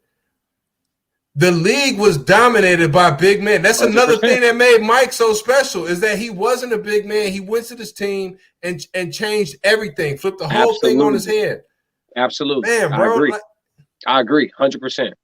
So now we're going to come around here today and talk about how the guard play was trash back then and Mike had no comp? Stop it. Hey, the truth it's ridiculous. No, it's not. Truth. All right. Okay. All right. Michael Finley, he was a fucking 7. Hey, you put your all the guards on your list that you just named, Jason. Take all the guards on your list you just named, right? All those guards. Take all of them. Count Mike too. Put Mike at the top. Take all those guards and you put those next to the top 20 guards, or not even guards. Let's say perimeter players. So from small forward to shooting guard to point guard. Perimeter players. You take the top 20 on your little list and you put it next to the top 20 today. And you're not going to get past 6 before you start finding niggas ain't even close no more, bro. Because how your list going to start is this. You're going to have Mike. You're going to have LeBron, right? Then from there, you're going to drop off to who you say, Dominique Wilkins, right? And then you're going to have Steph Curry. Now, if you want to make an argument about that, go for it. Have fun. Then from there, you're going to go down to whoever. What you say, Michael Finley or whoever the fuck it is. And you're going to get down to James Harden. And that shit ain't going to be close either. Okay, Allen Iverson. Allen Iverson, who Mike cooked for years. The last 3 years was Allen Iverson, some of Allen Iverson's best years. Like I said, the other 2, he wasn't no rookie. He was cooking niggas. So like I said, when you put that list of them top 20 perimeter players from the 90s next to the top 20 of right now, you ain't gonna get past 6 before them gaps in skills become exponential. When you start getting around number 6 and you talking about Kevin Johnson and Kyrie Irving, that's not fucking close. When you start getting around 7 and you start talking about goddamn Russell Westbrook and motherfucking whoever the fuck you gonna say from the 90s, bro, that shit ain't gonna be close, bro. When you get down around 8 and you start talking about motherfucking I don't know, Jason Tatum and you know what I'm saying, motherfuckers the depth is not there, bro. You see in the NBA today, you seeing killers every night at guard. You know what's funny? Killers every night. What's funny? That's a good aspect that you speak from. But if I did that same thing with the 90s and the big man who Mike had to fucking go through every night, because Mike just doesn't sit at the fucking perimeter and shoot threes and kill guards. He went in the hole. He made most of his money coming to the paint. Where the 90s where he played in the paint. That's where Mike played, in the paint. Can we at least agree to disagree that Mike was a paint player? He wasn't a perimeter player. Mike was inside the 3-point line. Inside the 3-point line is not necessarily considered the paint. He was an inside the 3-point line guy for sure. Inside the 3. But Michael Jordan was a paint player. He would shoot a lot of 16 and 15. Michael Jordan, the fact that he was a paint player. You just said he was the mid-range god. The mid-range is not the paint. That's 15, 17 feet, 18 feet, 15, 17. Right. So what I'm saying is he would go to the paint, yes, but all day. All day. All bro, day. Michael Jordan averaged 8.2 free throw attempts per game for his career. You know what I'm saying? He averaged 8.2 3-point. So no, free throw attempts. He averaged 8.2 free throw attempts going to the paint at least 4 times. Right. So what I'm saying is he averaged 8.2 free throw attempts per game. I think he shot Actually, free you know throws what? at close to 90%. So you could say on most nights, about 7 of his 26 or 27 that he averaging, or 28 that he averaging, about 7 of those gonna come at the line. Cool. Out of the other 20, how many of those coming on dunks? Probably 4, maybe 6, depending on who they playing. But Mike wasn't dunking 10 times a game, my nigga. It was mostly mid-range pull-ups, bro. And you sprinkle in a 3 here and there. So yeah, bro, getting to 28 wasn't all dunks, and it wasn't all. With Allen Iverson and them, he averaged 9 free throw attempts. So, this is what I'm saying is he wasn't going to the paint getting all 28 on Karl Malone, dog. He was shooting a lot of 15 and 17 footers that Karl Malone was forced to stand by and watch him do, nigga. That's not my matchup. I can't go over there and do shit about that shit. A fall away on the shooting guard, that's a one-on-one situation, bro. Nothing you could do. There's nothing you could do. You watching that shit. If you a big man, you're watching that shit. You are bearing witness. Just like when you backing down Bill Wennington and dunking in his shit, Mike is watching that shit.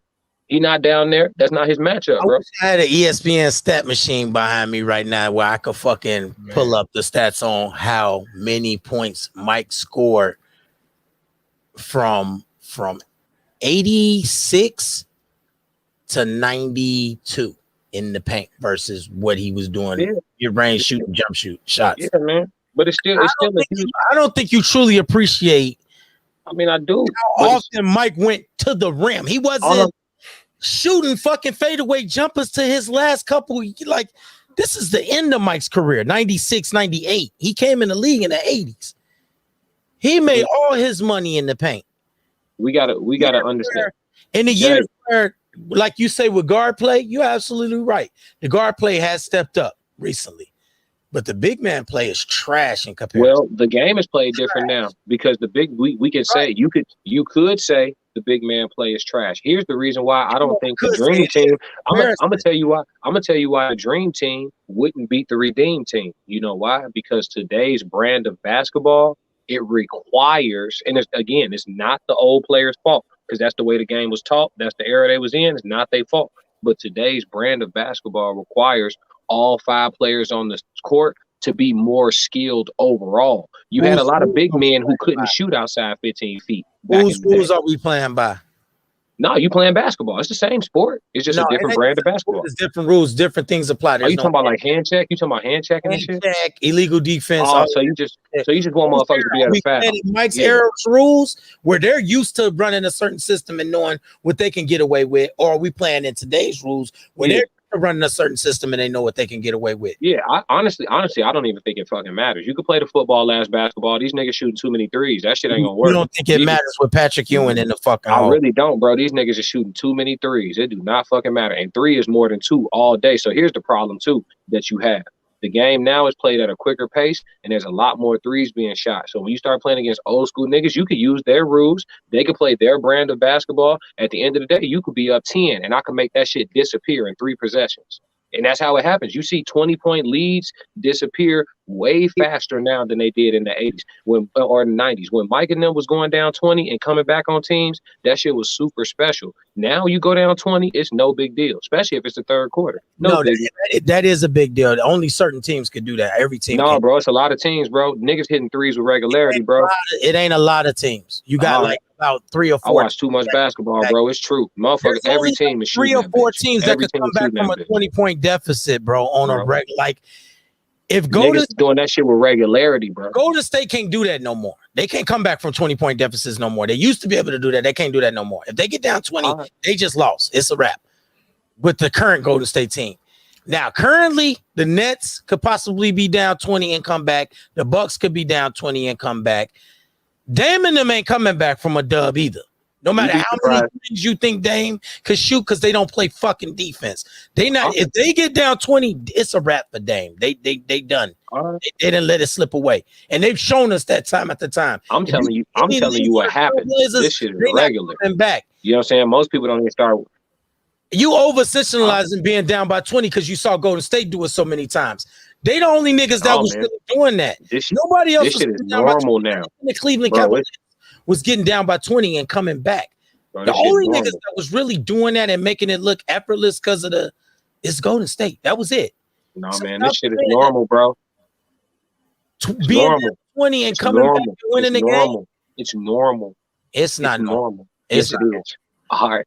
Nobody 20 is. The records show it, bro. And the Bucks did it a lot this year, last year. The Bucks do it a lot. They blow motherfuckers out. The Bucks blow people out all the time. They motherfuckers don't come back because the Bucks play defense. Ain't no comeback. You just fucked up. You just fucked up. It just is what it is. Giannis is still here playing defense. So if we get down by 20, it ain't like we gonna do some miraculous shit. Like niggas don't hit threes at a clip that Stephen Curry do. It's just not. I know you think it happens that way. Like Luka can just do that shit. He can't. John Morant couldn't dream of doing that shit. That ain't. It's not. John Morant will never get down by 20 against the Bucks and come back. It ain't happening, bro. The Nets can do it. The Nets can do it. The Phoenix Suns can do it.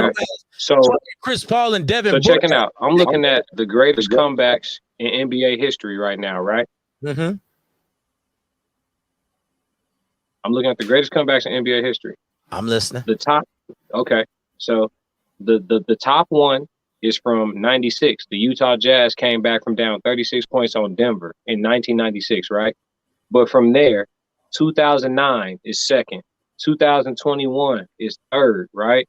Then fourth and fifth is 98, 75, then sixth, 2002, seventh, 2019, eighth, 2019, ninth, 2003, right? 10th, 1975, 11th, 1977. Then from there, 2008, 2019, 2019, 2017, 2013, 2013. This shit is normal, bro.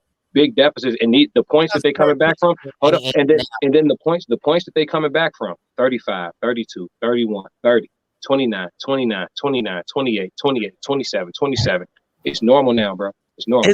Is it me? Is it me, Henry, or did that shit sound like it was spread all over the fucking? Them years was spread. Really not, bro. A lot of this shit is from in the last dozen years, bro. 2009, 2021, 2002, 2019, 2019. You know what I'm saying? Like this shit. This ain't the 90s. Since you look at that list, how many of those comebacks out of 20? You named 20, right?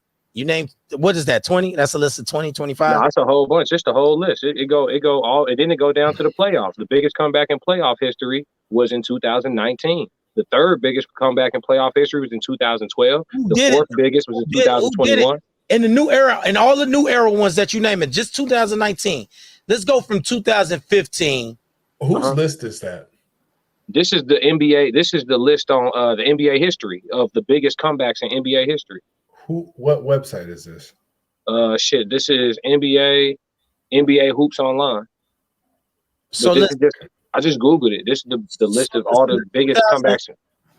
Okay. These comebacks that you naming though are, first of all, the regular game ones. It's cool. You know, it's cute. Here's the only thing that I know. The Nuggets came back on the Hornets. Like that's cute, bro. Like here's what I know. I know that I can't have you guys on the hard hitting truth without cursing.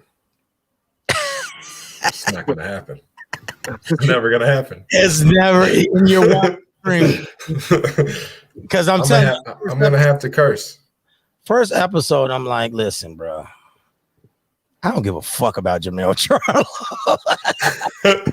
It's gonna come out, bro. Fuck the Charlo brothers. Like I don't, or and it might not come out as the Charlo brothers. It'll come out as I don't fuck with them niggas. Fuck is coming out though. Like that guy right there, he loves the Charlo brothers. I know he does. Why not? Huh? We had this conversation. Are you just asking me now, or you don't remember the conversation with? Because we've had this conversation. I know you a Charlo fan, just like I know you a Crawford fan. You know what I'm saying? I know you like the Charlo brothers. We had this conversation at Henry's house. Yeah, I like them. Do you not remember it, or you just want me? No, I'm saying I mean, I'm just saying, why not be a big Charlo fan? Like I like the Charlos. They good. So you don't remember, or are you just asking for the? No, I don't remember like a specific combo. So I'll break it down since you don't remember. Okay. You know how growing up, it was just that one guy that you just didn't like, and you really didn't have very good reasons. It was maybe the way they looked or their fucking attitude or something they said, and you just walk past him. You're just like, yeah, I don't fuck with him. He just sound of their voice, his haircut. You know what I mean? You might respect him, like Mitch Richmond. You clearly didn't care for Mitch Richmond, no matter how many dream teams, Olympic teams, or accolades and all the fucking amazing shit that he did scoring in the NBA. Oh, it's just God. like, fuck Mitch Richmond. You know what I'm saying? That's how I feel about Jermell Charlo and Jamal Charlo. That's the way you feel about Mitch Richmond. How you just so quick to be like, Mitch Richmond, please. Fuck him. He's clearly, anytime in Mitch Richmond's career, damn near every year he played, he's either top 5 or top 10 in scoring. Every year. Mm-hmm. But still yet, niggas like you and plenty of niggas, not me, because I respect that. I like. What'd you give him, Byron? You gave him like a 4? No, like 8 or some shit like that. I think you gave him a hard 7.5. Whatever the case may be, that's how I feel about Jermell Charlo and Jamal Charlo. They're my Mitch Richmond. Like, yeah, they're good fighters. Of course, I respect them. I don't want to tangle with them niggas. I know what they could do. You know what I'm saying? Mm-hmm. I think they're dope fighters. Like, tangle with them niggas for sure. But I don't like them. I don't like the big Charlos. I really hate his fucking attitude. I hate his whole bravado, his like the world owe me something attitude. And I get it, in boxing, you got to have some level of that. But at some point, it gets to a point where it's like it's disrespectful. Yeah, boxing requires a certain amount of flair, just to even have the personality to get in the ring. Oh, shit, I need some mods. I need some mods. You up? You sleep? I might have to end this moderators. I got a dude that come in here trolling. He got gay niggers with watermelon and chicken and shit on the fucking screen. And I'm not on here to moderate. I'm controlling the show, so I can't moderate it. He's in the comments going crazy, and I can't. And I don't have assigned moderators like that. You know what I'm saying? I gotta have people in the comments that actually sit back and watch this shit and block this nigga. Like Lisa, the only person I got that moderates it. So when this shit come up, I gotta come off, and you know what I mean? Like, I can't allow this shit to just happen. I can't just like let some nigga say gay niggers in my thing, because they'll fuck with my channel over that shit. I don't even see anything. You don't see the comments? Oh, you blocked already? Oh, Lisa took care of it. That's why you don't see it. Okay, yeah, okay. There's some more comment. Oh, Gwen Stefani's back. That's one of my favorites. It's a motherfucker that got like 6 Gwen Stefani accounts, and they just get in here and just gay niggers, nigger faggot. Like, if I leave that, if we just keep doing this live and I just let that shit go on, YouTube will fuck with me over that. That's why they do it. You know what I'm saying? That's why they do it. Because I can get in trouble for it. Like, it brings me back to that Dave Chappelle sketch on the Dave Chappelle show where he's talking about the internet is a strange place. If it were a real place, like a mall you could go to, it'd be a very creepy mall. Very creepy place to be. Yeah, man. What a fucking world we live in sometimes. But yeah, man. So you basically just don't fuck with the Charlos just cause. It ain't even that too. It's just like the way they act like they deserving of so much when they really not. They just really trying to talk themselves into the good fights. It's off-putting to me, because in all honesty, the way they talk as if they could whoop Canelo, they could whoop Triple G, they could whoop all these niggas that's right around the 160 mark. You know what I'm saying? If they would have caught a Canelo right before he made all these jumps, if they would have actually caught Canelo's radar, which they didn't, because they were insignificant niggas when Canelo was making his way through the ranks. If they would have caught his radar, he would have been ended them. You know what I'm saying? He would have went bop bop. I'm gonna do a twin pay-per-view. You know what I'm saying? I'm a dust. Hold on, man. Let B Class tell you about the variables now. Okay, well, there's variables. There's variables to that, fam. Because Triple G is another nigga that I think would have just, smoke the shit out of it. I be wanting to know why them fights don't be happening though behind the scenes, like the real reasons, not like each person's truth. Hey, got some good news for you, Caleb Plant. Canelo. It's gonna happen September 19th. If I did it got announced or no, it didn't get announced officially, but the rumblings have started. So Vegas. They got a venue yet or no? Just a date? Yeah, it's gonna be for Vegas. I mean, y'all know my pick. You know what I'm saying? It is what it is. That's just going like that. Yeah, I know the type of person you are, so I know for a fact you're gonna pick Caleb Plant. No, it ain't even about, hey, bro, I'm logic based, bro. Anything, any opinion I offer, I could provide you with my reasoning as to how I arrived to it. You know how some people have blank opinions? They'll offer you opinion. You be like, why you feel like that? And then they can't really explain that shit. I can always articulate why I'm at where I'm at. I think Caleb Plant has amazing movement. And I think he's gonna, like Henry said, I think he's gonna commit to that movement for the duration of the night. I know that he'll be in shape enough to continue to move that way. And I think he's physically just strong enough and prepared enough to where one shot ain't gonna do it with him. Because he's gonna get hit. You know what I'm saying? So I think he's gonna outpoint the man. Be honest with you. I don't see him stopping Canelo or nothing egregious like that. But I think he'll outpoint the man. And I think it'll be to a point where it's an 8-4 or an 8-4 type situation, but he'll get it on a 7-5. And probably a split decision at that, because Canelo walking to the ring with a scorecard. So, you know what I'm saying? So, yeah, he'll probably get it on a 7-5 split decision. He is probably walking in with a scorecard. Yeah, he walking to the ring with a scorecard. I can agree, and rightfully, and you know what? He earned it. And I hate to say it like that, but he has. He is. Well, I don't know if you can actually say that right now. What? That he earned it, or that he's gonna walk in? That he's walking into this fight with a scorecard. Shit. After that Charlo fight, Charlo walked to the ring. Again, hey, Charlo walked to the ring with a scorecard. Canelo damn sure got one. Again, Charlo walked to the ring with a scorecard. What's the thing you say about demarcations, my brother? You got it, bro. Shit. Yeah. So this fight, according to the reports thus far, is being finalized for September 18th, and it will be done by Premier Boxing Champions. It will be a one-off for Canelo. He'll go outside of the DAZN banner and pull off a one-fight deal with PBC. So it'll probably wind up being Fox or Showtime pay-per-view or something of that magnitude. But so it's going to be, I mean, the fight will be done on it's going to be PBC pulling the card. So you really, is that your reason why he not getting a scorecard? Yeah. Shit. All right. He's not a PBC fighter. Don't matter. Who you think sets that shit up? Boxing fucked up. Who you think sets up the fucking fight? You think the promoter be the one that get that scorecard locked in like that? Hey, you tell me, educate me, bro. Who sets up the fight? The promoters, right? Both. Well, I'm asking you. Both promoters, yes. I'm asking you. So you tell me how it goes down. No, I'm not telling you. I'm asking you. Like, is both sides have a hand in the fight being made? Yes. No, I'm asking you to just tell me. So if it's some, tell me what happens to the scorecard. Just both tell me. Parties have a. No, I don't know the how the crooked shit in boxing happens. We just know that we witness it here and there. Like when a motherfucker got it 117, 111, that's some crooked shit. I don't know how it transpired, how we arrived at this. Yeah, but that's what the fuck that 117. Yeah, you get what I'm saying. That's some. You talking about the Charlo fight last weekend? Yeah, that's the close. That's the nearest, the closest to date example that we had.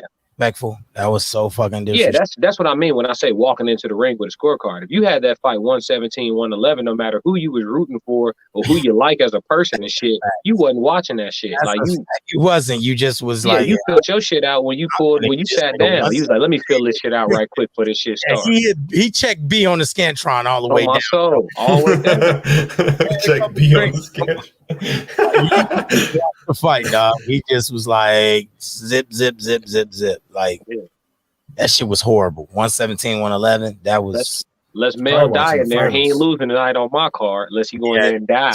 That was disrespectful. Like this nigga got to take a full nap in the ring for me to like.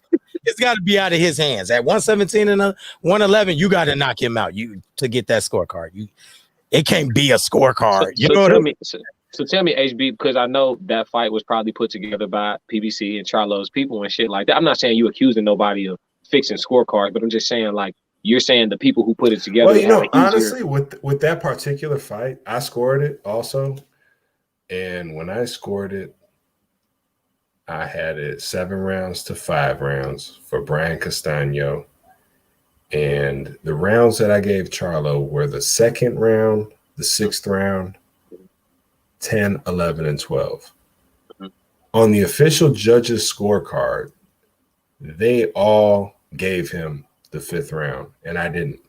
And when I saw that I didn't and they all did, I went back and just watched that round by itself. So without any other context and just watching it.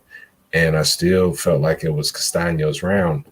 So sometimes, you know, sometimes you just don't know, man. It could be your angle. It could be, you know, because obviously the judges are on different sides of the ring. It could just be where they're sitting that shifts their opinion so much.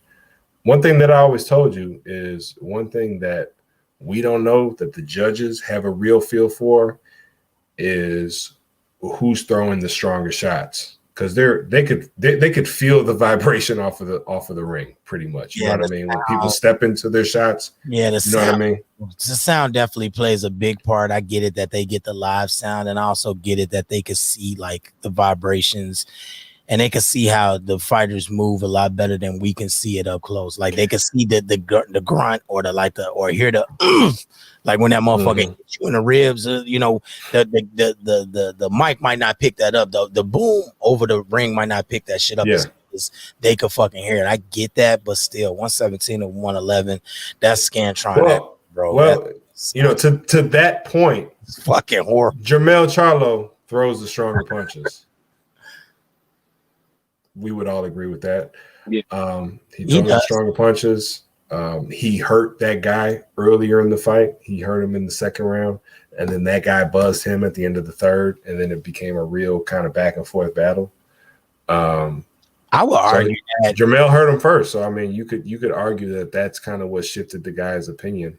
I would argue that it was the back and forth battle right around that time, and then it became a Castano fight, and then it became the Charlo show.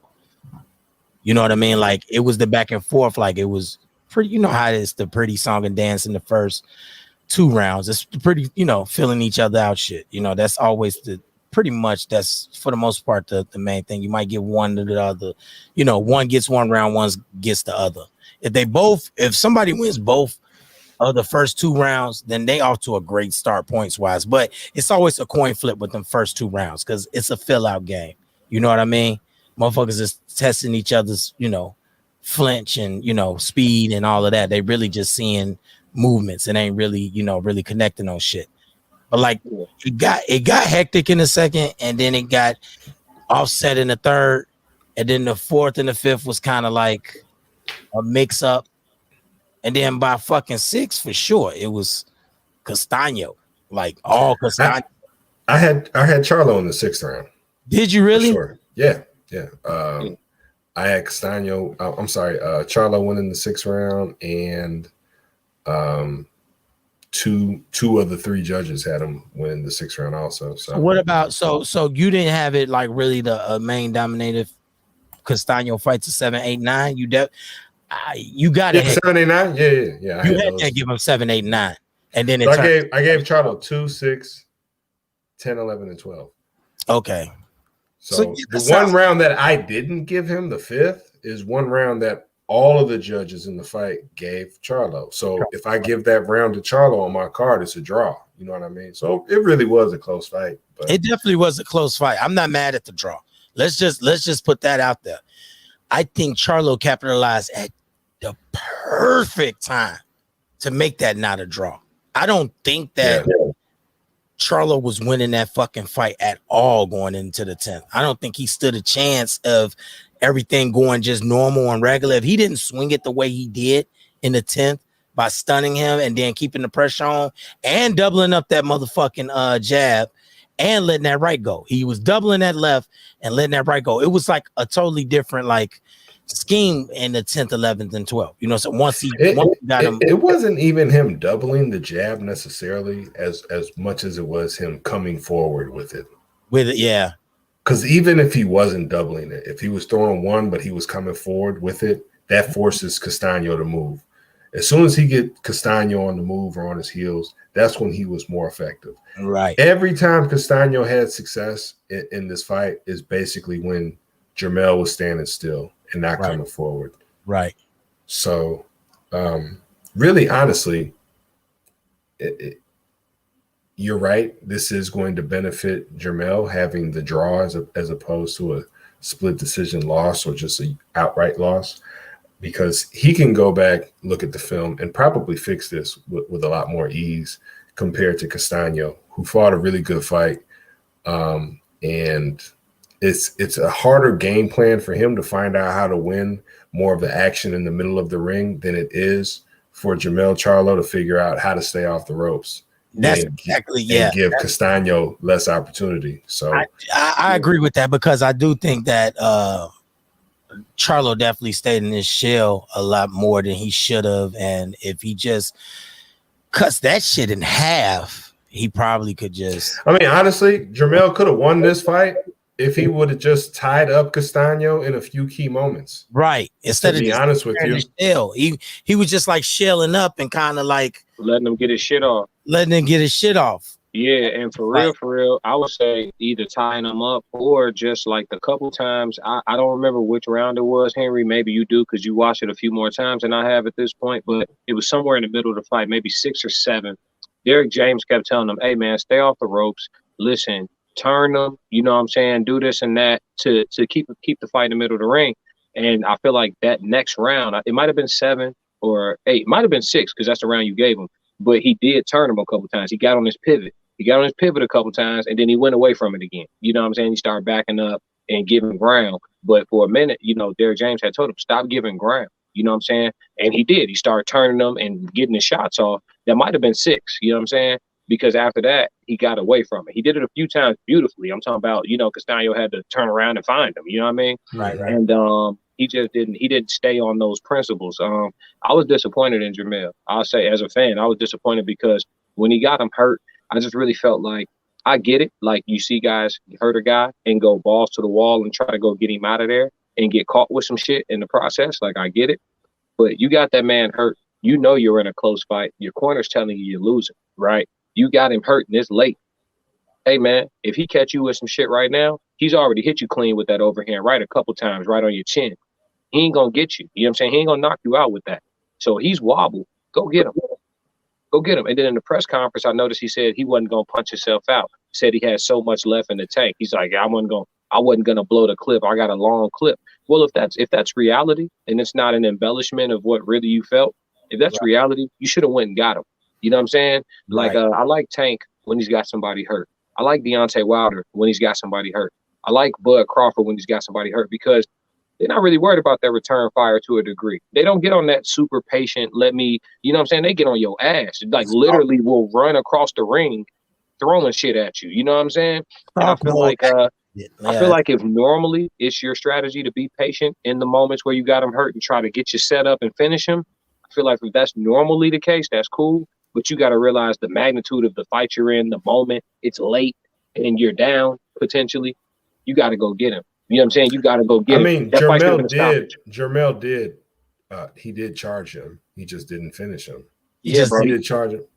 And what you're really saying is you just don't feel like he let his hands go. He didn't let him go, bro. It is smart to hold, to put smart pressure on, because if he does let his hands go and he does run out of gas in the 10th round, he doesn't win the 11th and the 12th, and he loses on the scorecard. So, I mean, I get what you're saying because he had him buzzed, but just think about that. If Pacquiao did that against Jeff Horn, he got him hurt, tried to get him out of there, and then he had nothing left in the last couple of rounds, and he lost.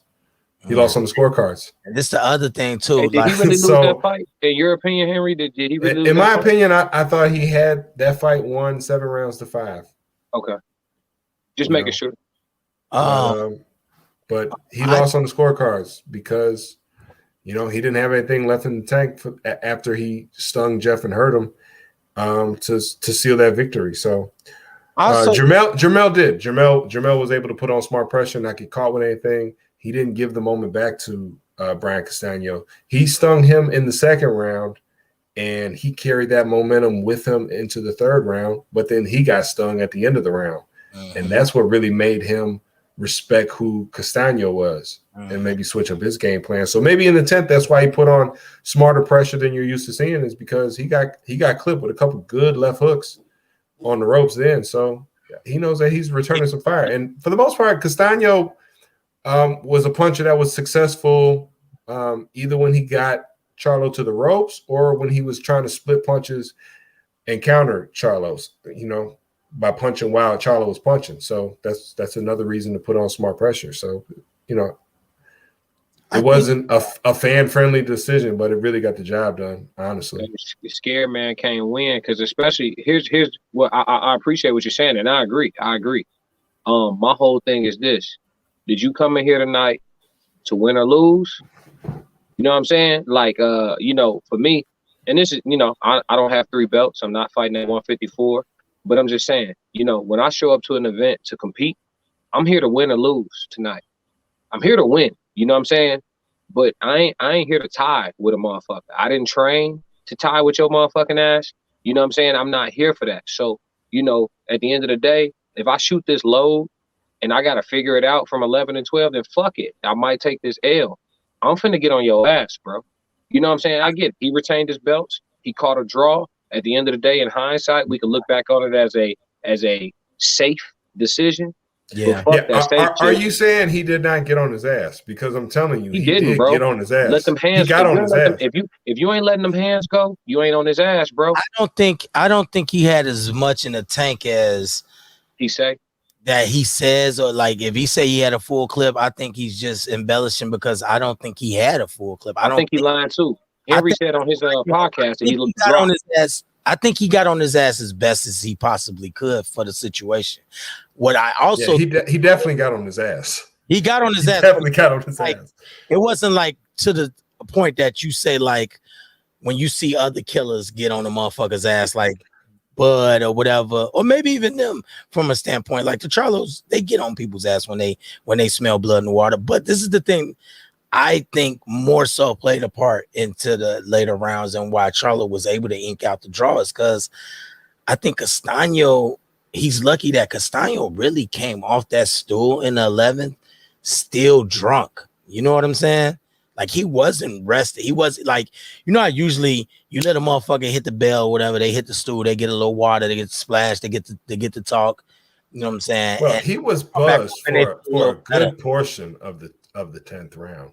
Yeah, it didn't even look like, and again, to revisit this, this is how I know he got on his ass, Byron, is because Castano got on his bike and stayed on his bike, because dude kept pressing and trying to get on his ass. You know what I mean?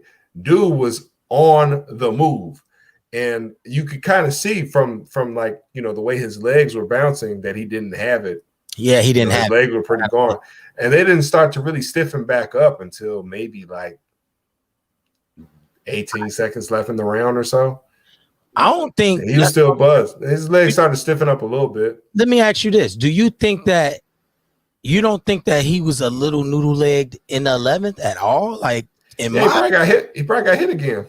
In my opinion, it wasn't nothing. No. Well, then again, I can't say that because you know how that. He definitely got hit again. He got caught again. 11, but so you know how, like, I hate to say that, like, it didn't look like it was nothing. Like, you can't look at punches sometimes and know what the fuck they cause. You know what I mean? Like, it's hard to like the Phantom Punch, for instance. Like, looking at the Phantom Punch from Ali. Which that one, yeah, exactly. If you looking at that in a fight, it's like, what the fuck is wrong with Sonny Liston? Like, get up, you know what I'm saying? But truth be told, just Captain Hindsight, I think that shit really hurt. You know what I'm saying? Like, the shit probably really fucking hurt. It looked like Sonny Liston just threw the fight. Because the way all the aneurysms and Ali, like, I'm not telling them, like, because I'm thinking I'm better than him. I'm telling him, get your punk ass up and fight, because, it appeared that Ali had some type of notion that he think that Sonny Liston was throwing the fight too. And he was telling him to get up and fucking fight. You know what I'm saying? Like, not I'm better than you, or, it wasn't like a, when you score a basket or score a knockdown where you like, yeah, I'm the shit. I did that. It was more like a get up and fight. And he said that's what he said to him, get up and fight. Not because you don't say that in a fight if you don't think the fucking fighter can get up and fight. You know what I mean? So I don't know. Maybe the punch hurt him, maybe it didn't. But that's just going to prove the point that a lot of times when you watch a fight, because I didn't see nothing in the 11th that would cause him to have the noodle legs like that. I think he had, like, I think he still had noodles in the 11th. That's why he wasn't able to. He started to get it back a little bit at the end. A little bit, but Charlo was still stalking in the 11th. Yeah, that wasn't let it go, but he was still pressing the issue. That ain't it though. You know what I'm saying? Like, I get in boxing, bro. I do a little sparring here and there and shit like that. I get that foot pressure is effective than a motherfucker. It's a lot of ways to apply pressure in a boxing ring. I get it and shit like that.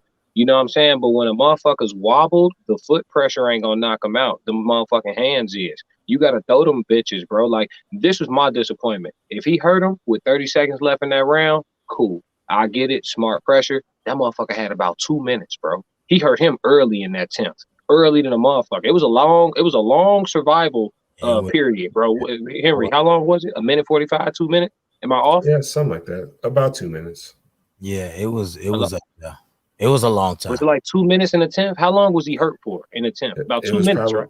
It was more than a minute. We could at least more than he was hurt for a while. I didn't, if I'm again the variables, right? If my corner's telling me you're losing and you need a knockout, he didn't just tell him that before the 12th. He had alluded to that a few times. Hey, step it up. You're losing. You know what I'm saying? You need to get on it. You need to get on that. And then I clip this guy, and he's in full back pedal. He's hurt. He's wobbled. He awkward as hell. Hey man, I'm letting some shit fly because guess what? Earlier in this fight, I took some of your best shit. It didn't put me down.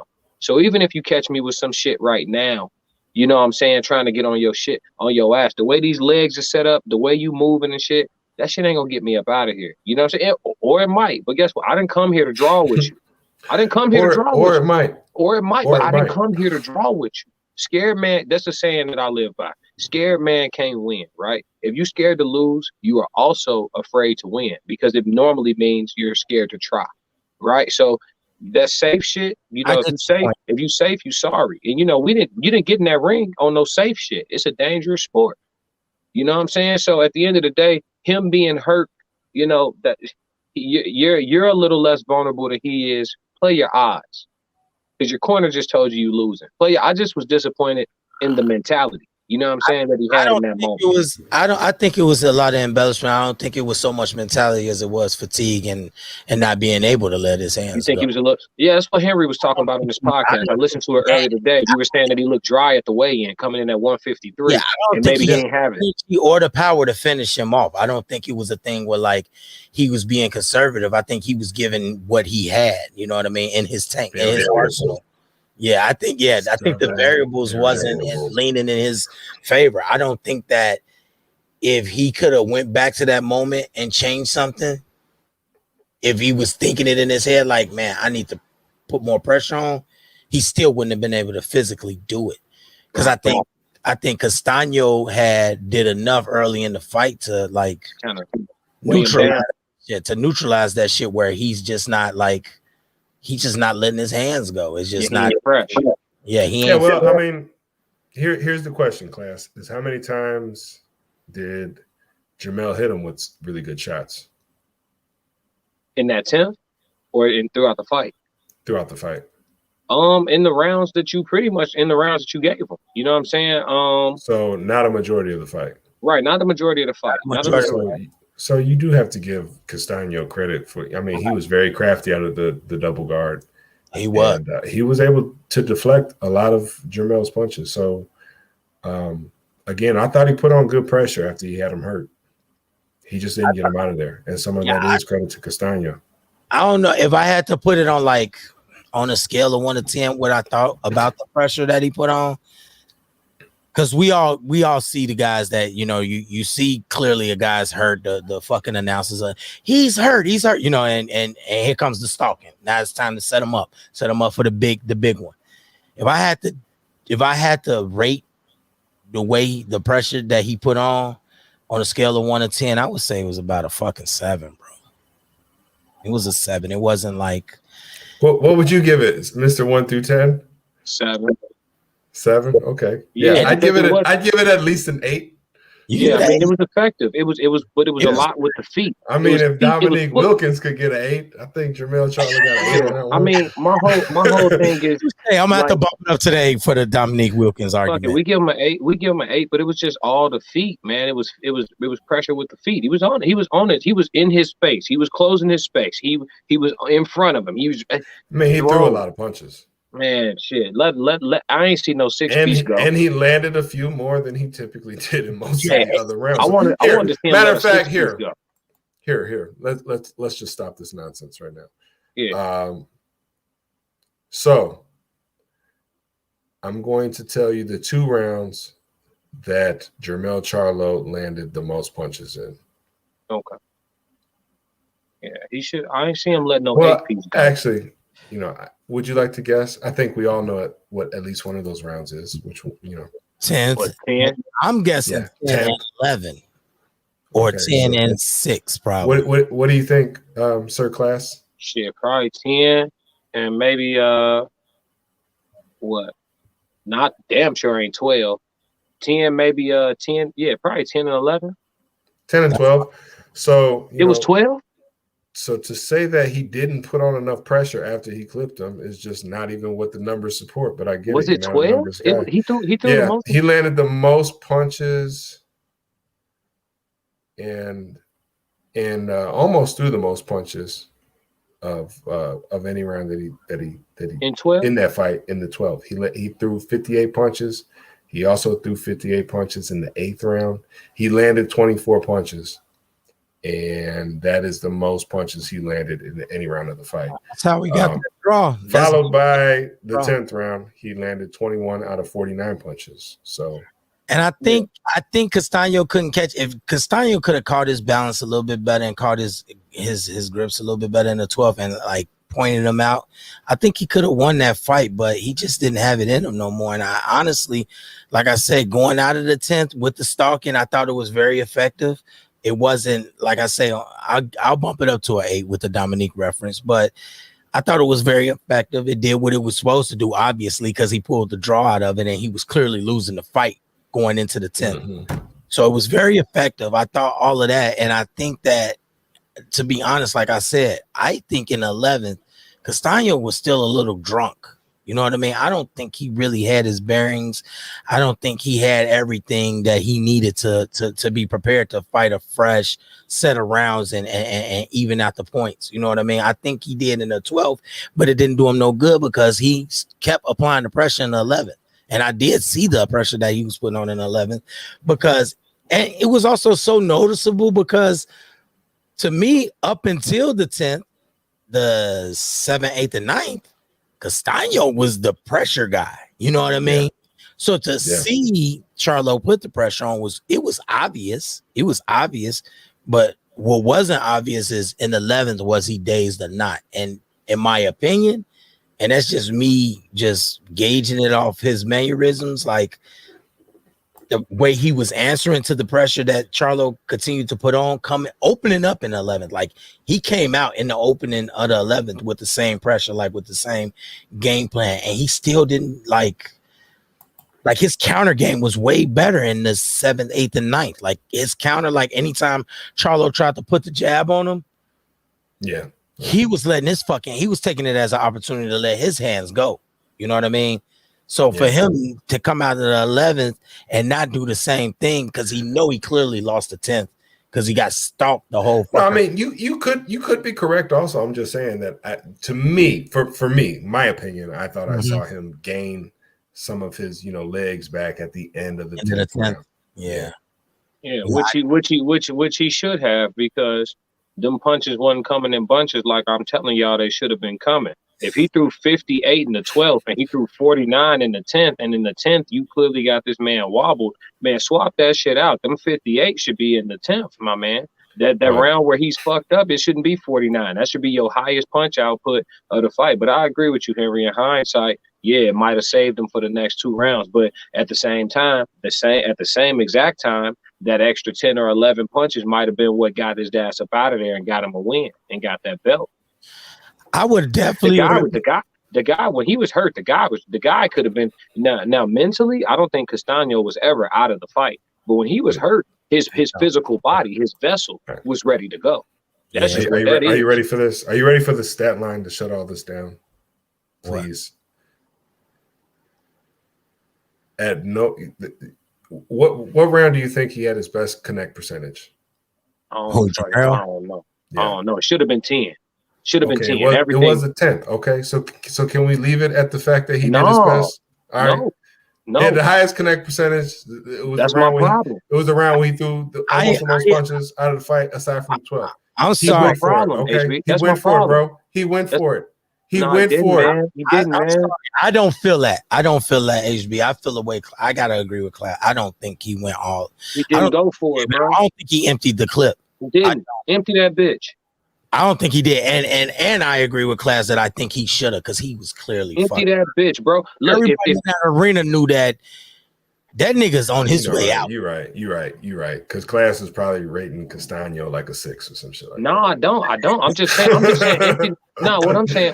Should have knocked his ass out, man. Hey, man, I came here today to be the unified, undisputed champion at 154, the first time ever in history, man. Empty that bitch. And I'll tell you what, if he's around for the 11th and 12th round, then I'll deal with that shit when I get to it. But right now, you're fucked up and hurt. And my trainer told me I'm losing. I'm going for this shit right here, right now. If you make it to the 11th round, I'll deal with that shit when I get to it, bro. If I gotta hug you up to make it through these next 2 rounds, at the minimum, get a knockdown out of this thing. Get a knockdown. Get you a 10-8 round in. The trainer also said, I agree. Go get his ass. Like, that was such a swing. Like I said, the talk coming out of the 9th into the 10th was, you're losing. And I believe he also said you need a knockout. And you need to step it up. Mm-hmm. Yeah. You need a knockout. So after having that exact pep talk, I'm going to be befuddled when the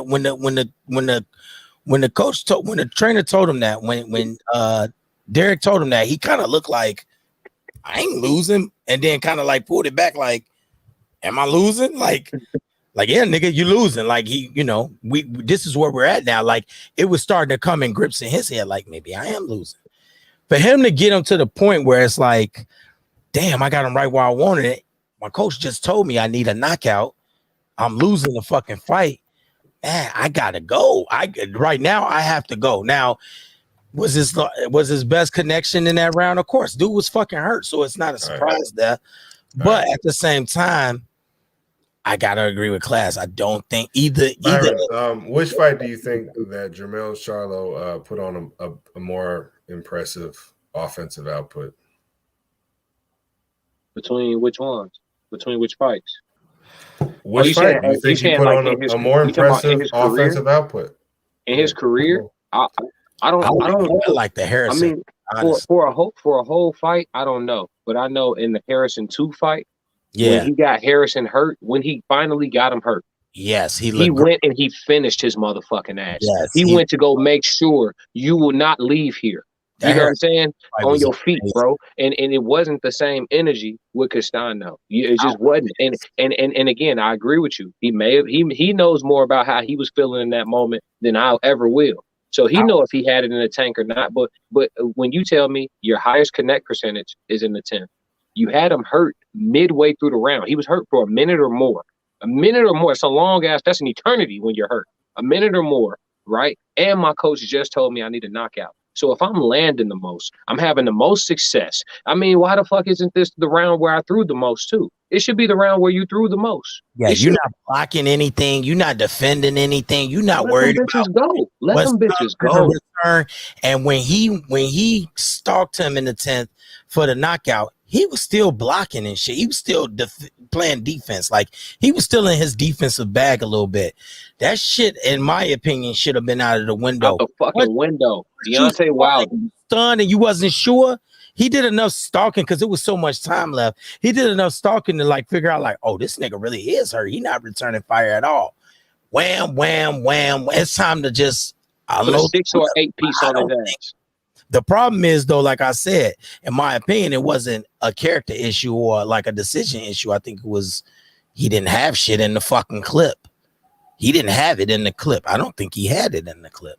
I don't think he had it. Because why he wouldn't do it is beyond me. To act like he hate other fighters more, that's why he did. Because in the Harrison fight, whenever he thought he had a piece of Harrison, man, he was capitalizing on that shit. It was full. He was bringing the whole clip every time. And I was pissed because I was pulling for Harrison because I don't like that nigga. You know what I'm saying? And I'm like, come on, Harrison, what the fuck, bro? And every time I think Harrison was about to pull back out, he had catch him with something. And when he caught him with that shit, wasn't no letting up. And I didn't see that in the Castaño fight. And like I say, I think you're right on point with him being dry on the scales and not having the energy that he usually would have. I think he had hell making weight. You know what I mean? And, you know, it's a reason he fights at 154 because he's able to be a big fucking dominant force at that weight class. Whereas he won't step up like his big brother and fight at 160 because his brother's at 161. And then 2, you know, it's tougher to fucking knock niggas out and, you know, enforce your will on niggas at 160 than it is at 154. And making 154 is just that, you know, that's a couple extra laps, my nigga, in training camp. That's a couple less calories that you taking in. That's a couple more jumping jacks you doing. A little more time you got to sit in the sauna. A little more time you got to wear that sweatsuit. A little more time you got to, you know, you got to work harder to get down to 154. Yeah, your body, you putting your body through it. Because it ain't no argument. Them niggas is twins. So the fact that they walk around at the same weight and should be fighting around at the same weight class is not even an argument, I don't think. Even though I do think the other Charlo brother is naturally kind of bigger, but they twins, my nigga. He ain't that much bigger. You know what I'm saying? Listen, when Jermell Charlo got on that scale, I didn't even recognize him, man. He looked like Eddie Murphy at the end of Vampire in Brooklyn. He looked dry as fuck. He looked dry as shit. I just watched that movie, so that's why that shit me. Because when that watch that movie, Dollface, you want some fusilli? Dog, that nigga dried up so crazy, bro. Even as dry as Kadeem Hardison looked towards the end of the movie. Remember how dry that nigga looked when his eyeball was falling out? Like he was just dry as fuck. So, you know what I'm saying? So again, class. I think he did. I think he did as best as he could, man. I really do. I really do. I do too. It's disappointing. Yeah, I agree. I think it's disappointing though. And let's not act like pressing Tony Harrison and pressing Brian Castaño is the same thing because it definitely ain't. It definitely ain't. Hey, Castaño was putting that shit. It definitely ain't. Hey, did you see where after the fight, Derek James said Tony Harrison was better than Castaño? Did he At really? what point of the fight did you see Tony Harrison buzz Jermell Charlo? And fight one. No, I'm with you. I'm just saying, did you see that? Did you see? I don't care. James? I don't care what he said because he's not Derek James. Ring with him. You don't care what Derek James said?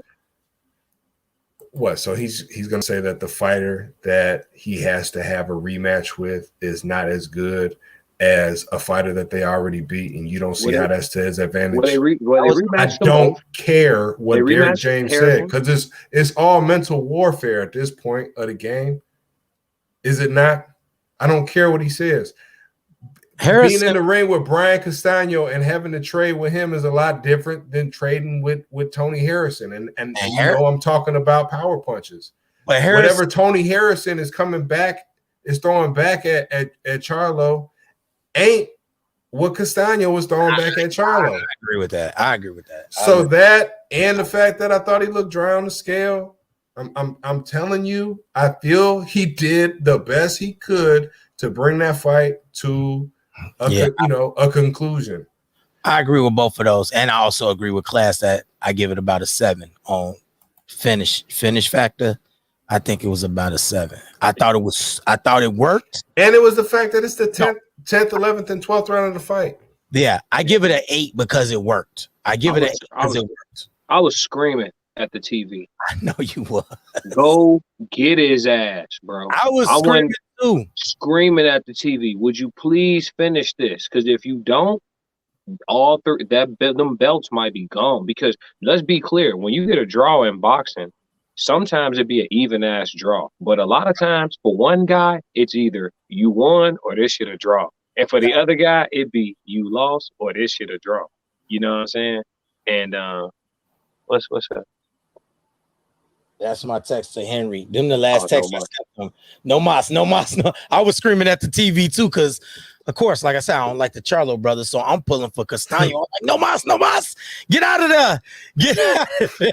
Yeah, you know, I felt. You know what it looked like to me? Like it didn't look the same, but I felt like it was almost how the way that he allowed him off the hook, because he was tired, but the way that he allowed him off the hook. It reminded me of Devin Haney when he got hurt against Jorge Linares. And he clearly wasn't all the way right the following round. And Jorge really didn't capitalize on it. And maybe it's because of the way the fight was going up to that point that Jorge really didn't have enough to go capitalize on it. Exactly what it's like. That's a great comparison because Linares couldn't. He didn't have it. Yeah, because Devin was disoriented for half of the next round. He was, but he couldn't capitalize on it because he didn't have it. Because Devin Haney was so had pressed him so hard for the whole fight that when it was time to make his big splash, he didn't have it. He just didn't have it. He didn't have it. Even Haney's tie-up attempts, he could have got knocked out trying to go in for some of them tie-ups. I mean, he literally lunged out for a hug at one point. If my man would have took a half step back and put a 1-2-3 on his ass, you know, his hands was like he literally reached out like it was his papa. You know what I'm saying? Haney a tank.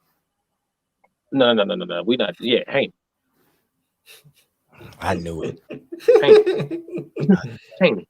Yeah, man. The guy swims without getting wet, bro. I mean, we talking about him getting caught at the moment, but I mean, the cursing, Jason. Teofimo or Haney. Haney. I got Haney versus the field. You're tweaking. A lot of skills, brother. A lot of skills, brother. For that. Listen, bro, it's a lot of skills, bro. It's a lot of skills on that side. Hey, look, and the longer they wait to fight the man, listen, anybody who trying to beat Devin, Tank included, they should fight him now. Teofimo, you want a chance at beating Devin Haney? Fight him right now like you plan to. Beat dude. Fight him next. That's your best chance. I don't think he needs to rush, though. I think he got time to whoop his ass. He's not gonna fight Devin Haney next, man. But that's the shit he talking. I'm just saying, whatever shit you popping, if you want a chance, you want that work though. I mean, that's what he's saying. Yeah, that's what he said. He says after this fight, he said, I want Devin Haney straight away. He said Haney straight away. That's exactly how I want it. Yep. He better fight Lomachenko. You think he's gonna fight Lomachenko again? Yeah, because Lomachenko did call him out after that knockout. Yeah, he's gonna fight him again. But here's the thing: if Teofimo, he may never get the Haney fight. He gonna take this L to Lomachenko. Might have to build his resume back up while Haney still beating who he can in the center. You got Haney against all them niggas. I got Haney against the field, and I think you got Haney against Lomachenko too. I got Haney against the field, the whole field. Everybody around his weight, I got him. And here's the thing: the longer they wait, the more they keep letting him fight these quote unquote tune-ups. He's just gonna be harder and harder. It's gonna be worse. It's gonna be similar when Floyd was calling out Oscar years before Oscar paid him any attention. And by the time he fought him, Floyd was on the uptick and Oscar was, not so much. You know what I'm saying? And not that Floyd wouldn't have never beat him in the first place, but by the time he bothered to fight his ass, it was really bad for him. You know what I'm saying? He should have fought him when he first said his name. For real. I think it works out better for Haney right now not to fight Teofimo Lopez. Why is that? Because I you think Teofimo gonna touch him? You think Teofimo gonna touch him? I don't think he's gonna touch him. A lot. I don't think he's gonna touch him. I think it's gonna touch him really hard and often. I think it's gonna touch him hard and often. Okay. Yes, I think that. Okay. I Well, picked hey, what's Teofimo Lopez on a scale of 1 to 10? He's a damn good fighter, man. Dominic Wilkins. He's a fucking 8. I tell you what, though, Teofimo, he beat Lomachenko the same way Fury beat Klitschko. 1 to 10. What was the number? Shit, I didn't give him a number. Shit, but and get the fuck out of here with that bullshit. Teofimo beating Lomachenko is not similar to what'd you say? Tyson Fury beating Klitschko? Klitschko didn't come to fight. He did not fight against Tyson Fury. That was the most boring fight I've ever watched in my entire life. Get your ass out of here, bro. That is the most boring. Fury versus Klitschko. Fury versus Klitschko is the most boring fight I've ever watched in my life. It holds number one. Just like Pursuit of Happiness is the most boring movie I've ever seen. It's the most boring shit I've ever endured. I've never seen it. So you're saying that the Lomachenko versus Teofimo Lopez fight is just as boring? Yeah, I'm gonna tell you why. Because you high as fuck. No. You call me high. I did smoke before we started, but I'm no longer high. Let me tell you something. Bro. You said that I think after we talked about the fight after it happened, you said Lomachenko gave up like 5 rounds. He gave up 7. He gave away 7. So going into he gave away 7. Going into round 8, he needed knockout. He literally numerically eliminated himself from the possibility of winning on cards. Let's kind of put into let's put it into a better perspective of the giving away part. I don't think it was really so much given away as it was taken from him. Like, no, sir. He didn't have throwing punches. He couldn't. Oh God.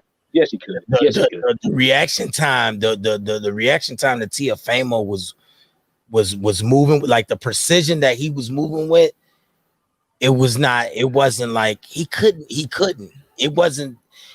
He did way too long for the action. There's a word for this, B class, and I think it's called mink.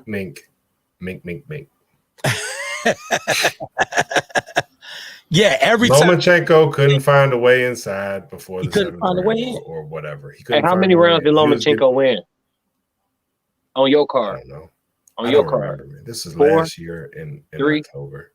Okay, cool. Because once he started getting active, he did win a bunch of rounds, right? To the point where some people was like, "Oh, the fight was close. It might have been a draw." Some people were saying that stupid shit. I would say 4 or 5. Once he got, fight was close. Okay.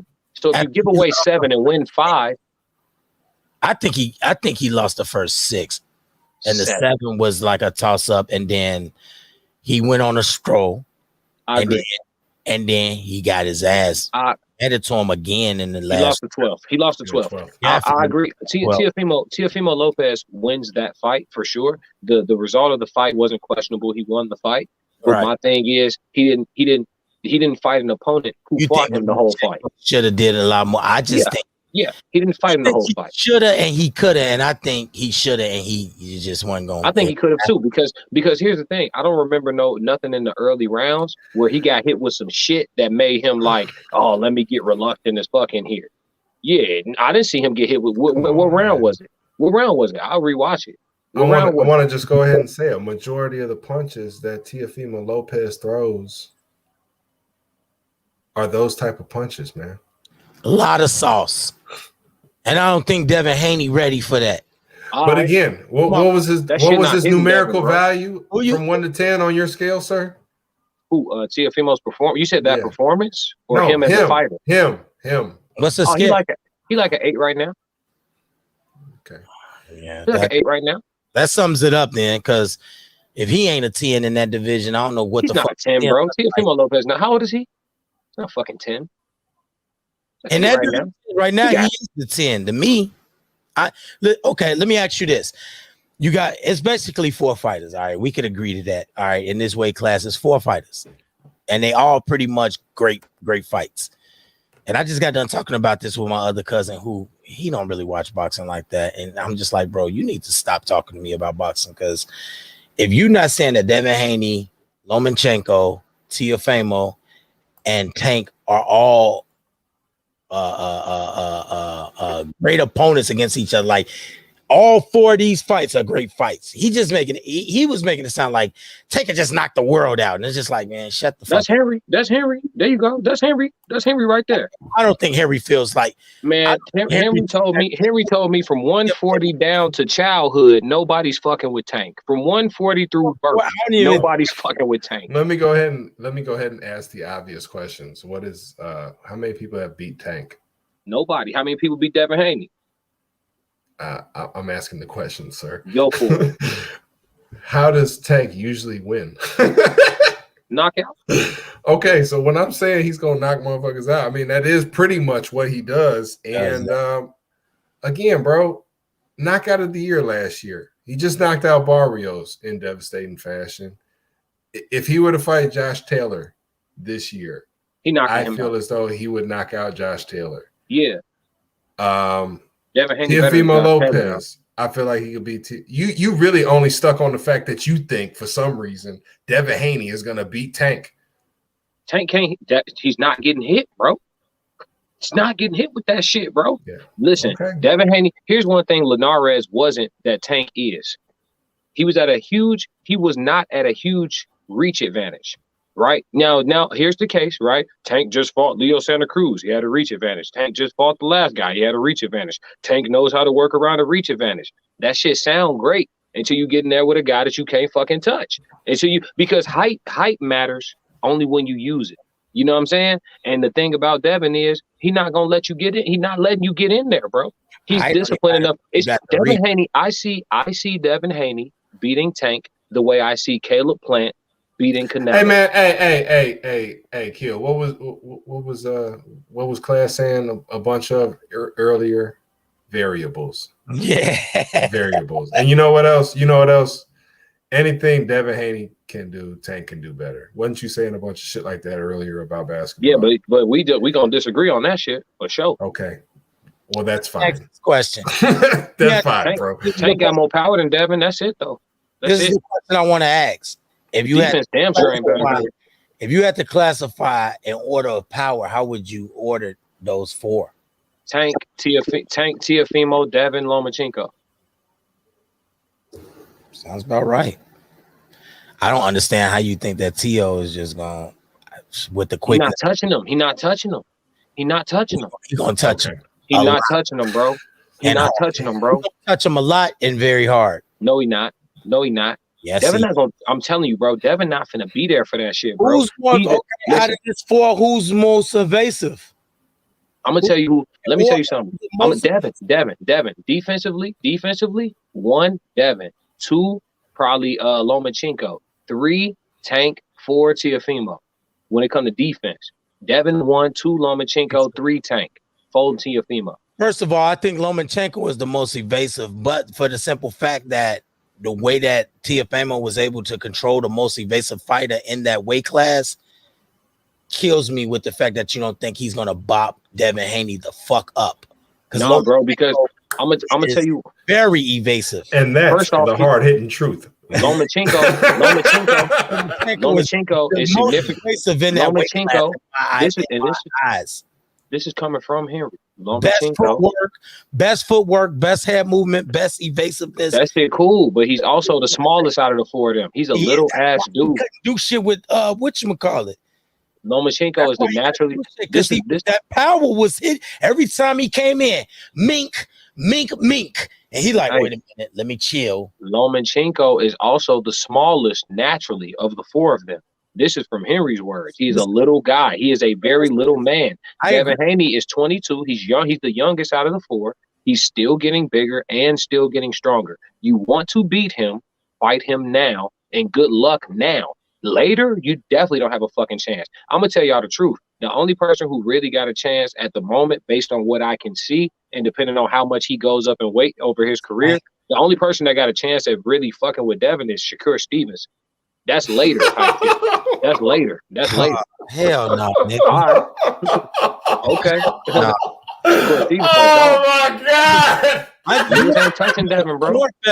Did you watch Shakur Stevens' last fight? Yeah, I did. It was good. I mean, he pointed the nigga out, but you want to talk about a snore fest? 12-0. For me to stay in tune with that shit. I tell you what, I definitely agree to you. I definitely agree that Shakur should have been a lot more aggressive, and I agree. And I agree with the way Andre Ward commentated that fight. He was very critical of Shakur. Yeah, you know, stating.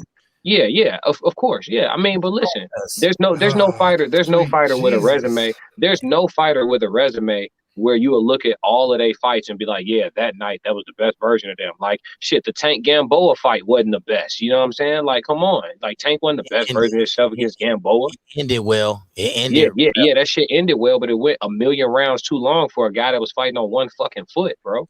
That's just the truth. Gamboa, though. That's the hard hitting. I don't give a fuck what his name is. That's the hard hitting truth. That nigga had 1 foot, and you the hardest puncher at 140 pounds or below. I ain't trying to hear shit.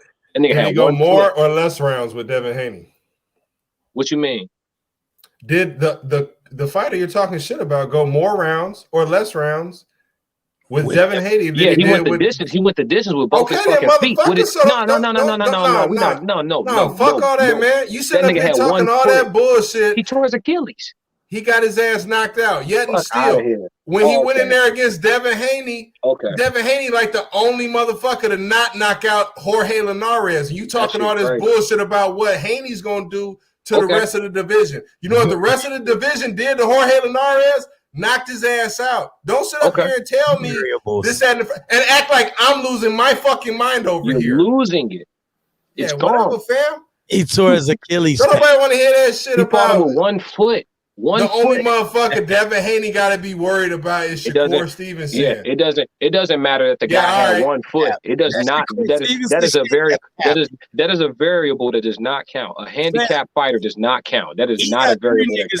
He got 3 niggas he needs to worry about that ain't got shit to do with Shakur Stevenson. Okay, so the variable I could throw in there is he's far more out of his prime when he fights Devin Haney, and yet and still he manages to go to the distance with a young stud, according to you, the best in the fucking world. So how do you explain that? How many punches he land? We probably count that shit on our hands and toes. Or is Devin Haney the murderer of all murderers, like you were saying? Did he win around? Hold on, man. You sit up here talking about Jermell Charlo should have got so and so out of there, and Devin Haney is the best at this, that, and the third. Did Devin Haney knock out Gamboa like Tank did? No, he didn't. Did Gamboa win rounds? Did he knock out Jorge Linares like everybody else did that beat Jorge Linares? No, he didn't. He won, though. I don't know if Gamboa. Yeah, he might have won 1 round. Did Gamboa win a round against Devin Haney? He did not. He lost 12-0. He sure as fuck checked his chin in, didn't he? Yeah, he lost 12-0. 12-0. 12-0 as fuck. Gamboa did not win a round. But I'm out of my mind for feeling like Tank might knock out Devin. Yeah, with Gamboa's 1 foot, Tank got him out of there in the fucking 11th or the 10th. With 2 feet, Gamboa lost to Devin 12 rounds, nothing. Hold on. I just want to point something. So a man lost the foot and then came in there and grew his foot back and had his foot. Hold on. Give me a second. Fought that nigga with 1 foot. He tore his Achilles. I just want to point something out. Foot aside, okay, between you two with this fight, with this whole Devin Haney shit and Tank Davis, shit got out of hand when you said Shakur Stevenson. Like, I don't know why. I don't know why. Shakur Stevenson ain't ready to fight at the level, the championship level. That I said later. Y'all be missing what I said later. I said the only thing he gonna have to worry about later, depending on how they move. Getting worse. Let me tell you something. I don't give a fuck what you said. The fact that you said the only thing he got to worry about is Shakur Stevenson. He beats you full Tank. Of shit, fam. He beats Teofimo. He beats Tank. He beats Tank, or Tank ain't nothing to worry about? He beats Tank. Is Tank nothing to worry about? Is that what you're saying? When you say worried, like get worried, the fuck what? on out of here with that shit. Talking about he ain't got to worry about nobody except Shakur Stevenson. He don't got to worry about who ain't in his weight class. He got a lot of worrying to do with both, especially them 2 niggas. I think he could cruise past Lomachenko because he's so small, and I don't mean cruise as in it's gonna be an easy fight. They beat the fuck out of Lomachenko, bro. He could be able to overpower 10 rounds to 2. 10 rounds to 2 against Lomachenko, bro. 10 rounds to 2. I don't know about 10 to 2. I'm thinking more like I'm more of an 8-4 guy on that round on that level, because I do respect Devin Haney's defense and everything and his power, but I think that Teofimo Lopez though is like Tank is the strongest nigga in that division. What's Teofimo knockout percentage is what? 90 something, right? I'm not even sure. I'm not sure. Tank's knockout percentage is 90 something. All but one person has gone the distance with Tank. All but one motherfucker he done knocked out, right? What happens when you motherfuckers get in the ring with a nigga you not gonna knock out tonight? You're not gonna knock no. None of the Lomachenko fight different, right? You're not knocking this dude out tonight, but he also ain't here to be knocked out. He's moving, he's grooving, he's not fighting you. You're winning the rounds, but you're not knocking him out tonight, but you're winning the rounds. What happens when you in there with a guy who's hitting you? You can't land nothing real sharp on him, and you not knocking him out tonight. What's going to happen when you in there with that? What's going to happen? They said that before the Wilder Stavern fight. And now that should be cool, but what's going to happen when you in there with a motherfucker you can't knock out tonight, bro? You know what I'm saying? I don't think he's gonna get into the ring with a motherfucker he can't knock out at that weight class. All I'm saying, bro. All I'm saying is everybody that get in the ring with you, like when Golovkin. I said the same thing about Golovkin for the longest time. I told Henry, I said when Golovkin fight a motherfucker who show up to beat his ass, he gonna lose. Canelo showed up to beat the fuck out of him, and he beat the fuck out of him the second fight. Henry thinks he won the first fight. They scored it a draw. It is what it is. It is what it is, bro. When you show up with somebody that's not scared of you, somebody who own their defensive principles, and somebody who also came to this bitch to win, it's gonna be then what you gonna do? Then what do? Tank, when you're forced into a fight where you're gonna have to outpoint this guy. He keeping your ass on the outside. Fuck all that working your way in shit. I'm moving, I'm in shape, and I ain't gonna stop fucking moving. I'm keeping you on the outside, nigga, and my reach longer than yours. Now what the fuck you gonna do to adjust? On the outside, bro. Okay, look, I'm keeping how about this?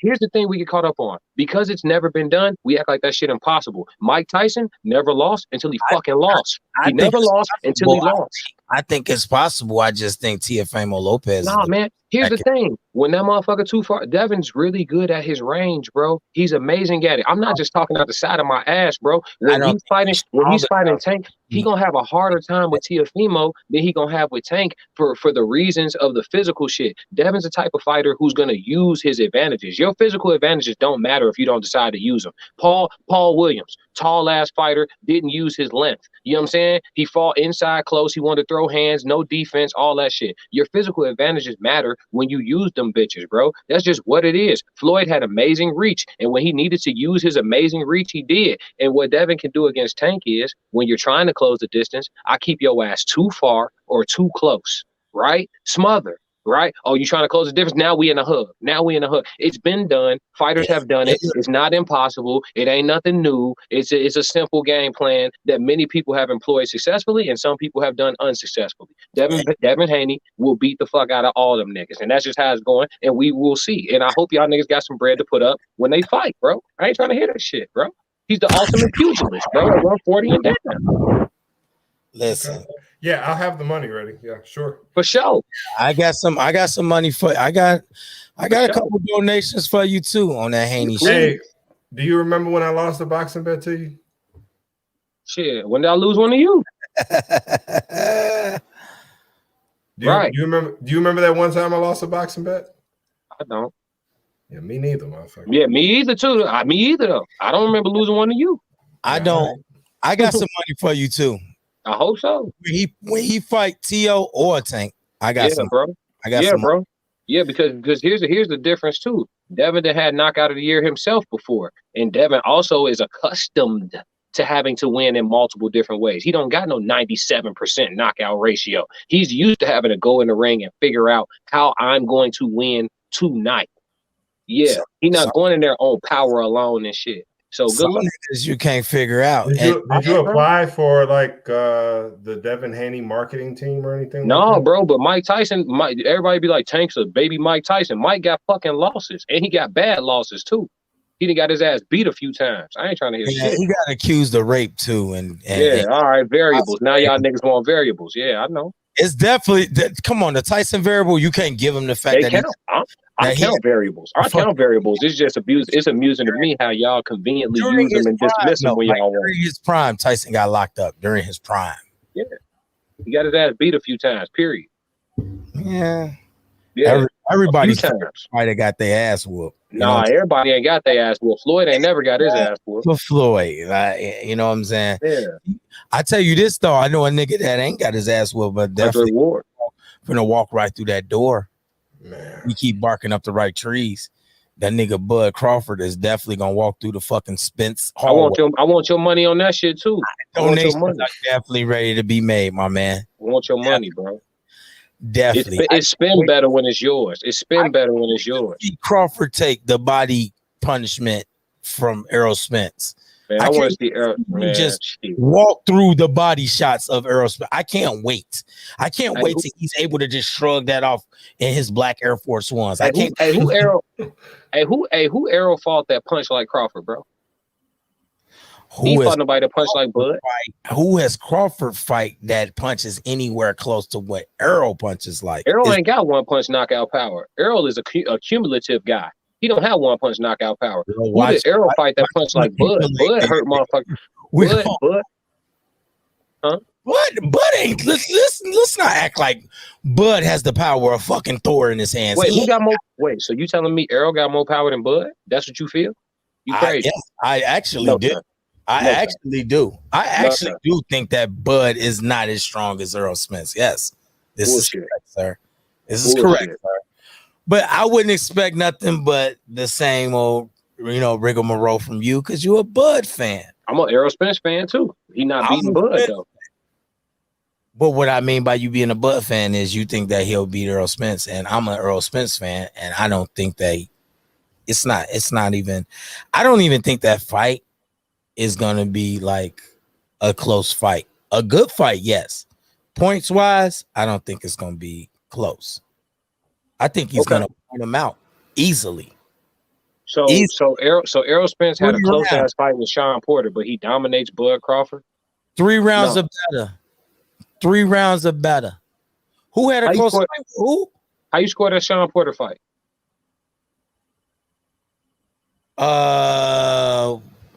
I think somebody did some disrespectful. Didn't that female do some disrespectful shit in that fight too?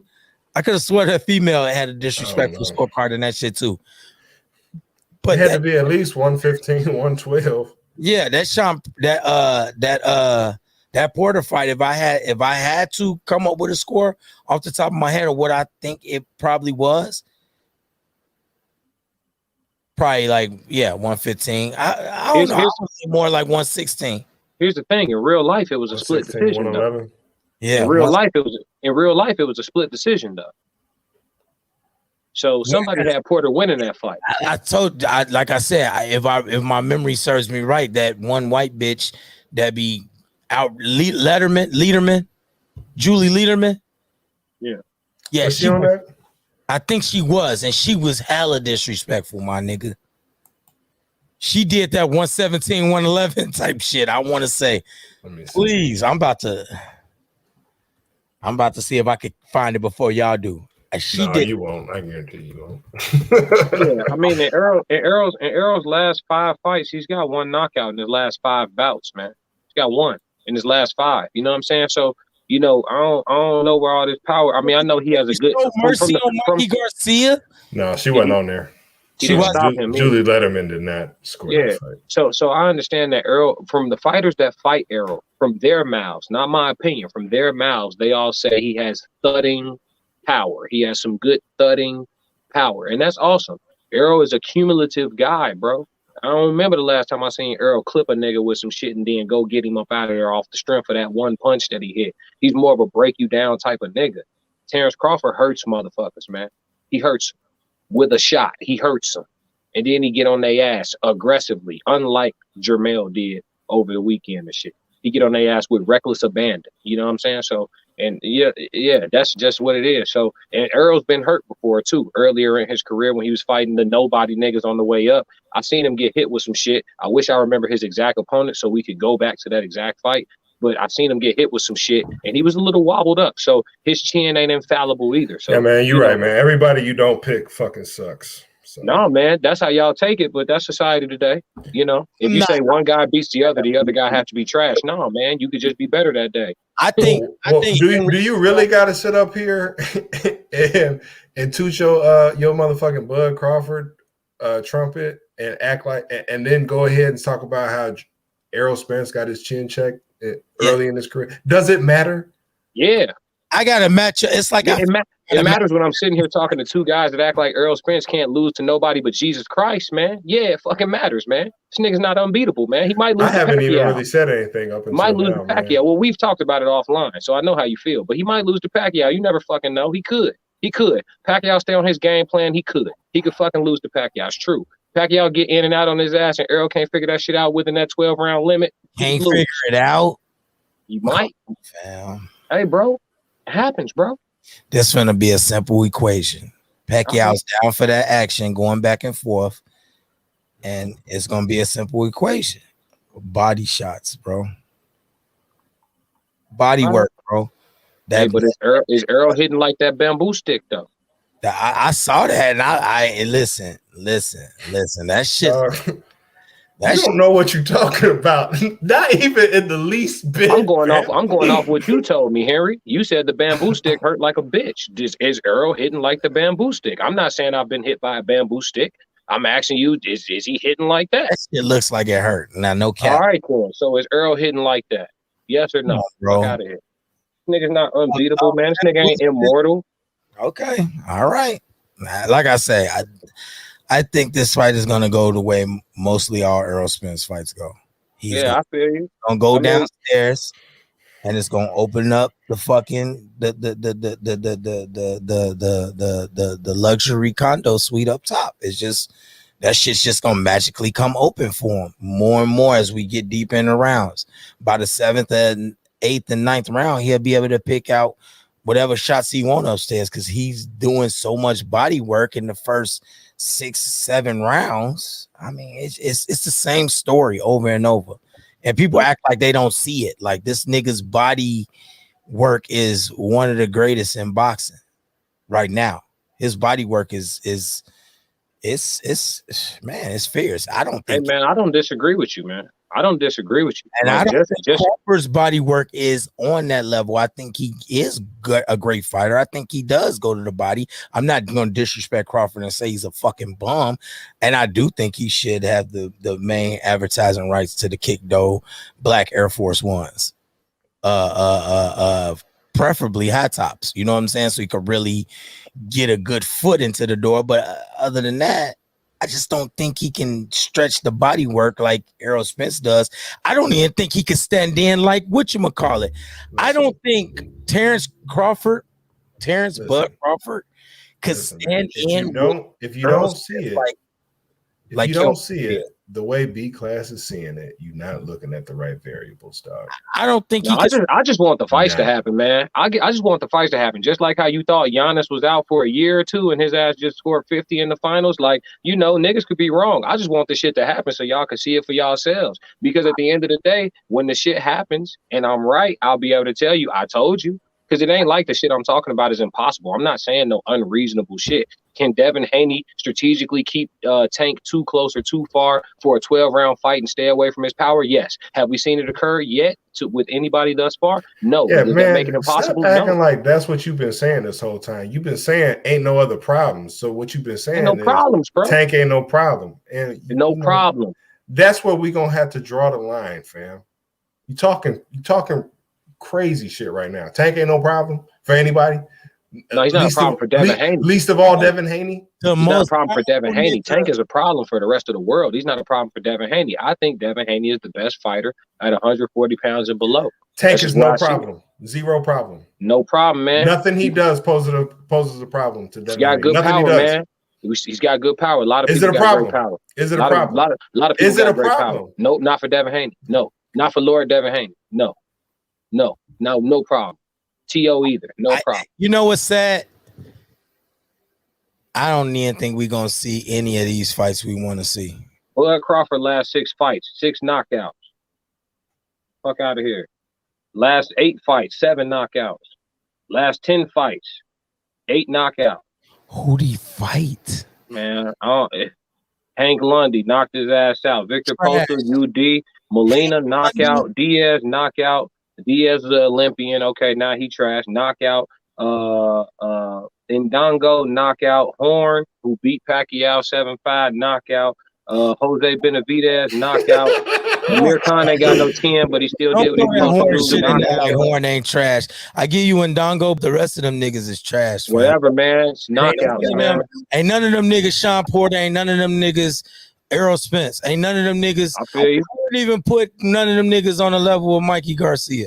That's what's up, bro. That's knockouts, though. He doing what he's supposed to do. He knocking them the fuck out. I give you Ndongo. The rest of them niggas you name, Horn and all them niggas. Hey, that's cool, but they didn't last. Which one they of them didn't last? Beat Mikey Garcia. That's what's up, man. But they didn't last. Jason, cut it, fam. Cut it, bro. Variables. Terrence Crawford is knocking motherfuckers out. Knocking motherfuckers out. Niggas he's a problem. Tank, who is also knocking everybody out, is no problem for Devin Haney, and that's just the way it is, Jason. Specifically. He's no problem for Devin Haney specifically. Styles make fights, right, Henry? He's no problem for Devin Haney. Whatever you say, no, ain't no right, Henry. This is whatever you say, dog. Everybody listening. Everybody listening. The hard-hitting truth has ended. This is the Byron Show. Yeah, y'all The listen. Byron Show started when he started talking about Shakur Stevenson being the only comp for Devin Haney. That was the turn. That's only it, fam. The only problem. A nigga in the fucking only nigga that's gonna be pugilistic enough to make adjustments and stay in there and get and potentially try to get a decision. The only nigga that'll get cleaned up by all four of the niggas that we go. Hey, you going that bitch? You going that bitch relying on your power? You losing to Devin Haney that night. Of course, Stevenson the fuck up, nigga. All right. Hey, look, yeah, right now, I didn't. Y'all like to exclude parts of my statement. I say specifically what I mean. I said later in his career, depending on how they move up in weight classes, Shakur Stevenson could be a problem. That was my. Gonna be doing when Shakur's getting better. What are they gonna be doing? What you mean? You talking about Teofimo in there? This part in the future after Thanos snaps his fingers. Well, here's the thing. Only 50% of the population. Here's the thing. They gonna get worse. No, here's the thing. That's how it works. Variables, dog. If T.O. what? All right, bro. We seen this shit before, bro. Niggas got power, niggas got speed. All right, bro. But if you don't combine that shit, if you don't, at a certain point in your career, at a certain point in your boxing career, if you don't combine your God-given power with some cerebral, with some high level, not just cerebral tactics, some high level cerebral tactics, the boxer gonna get your motherfucking ass.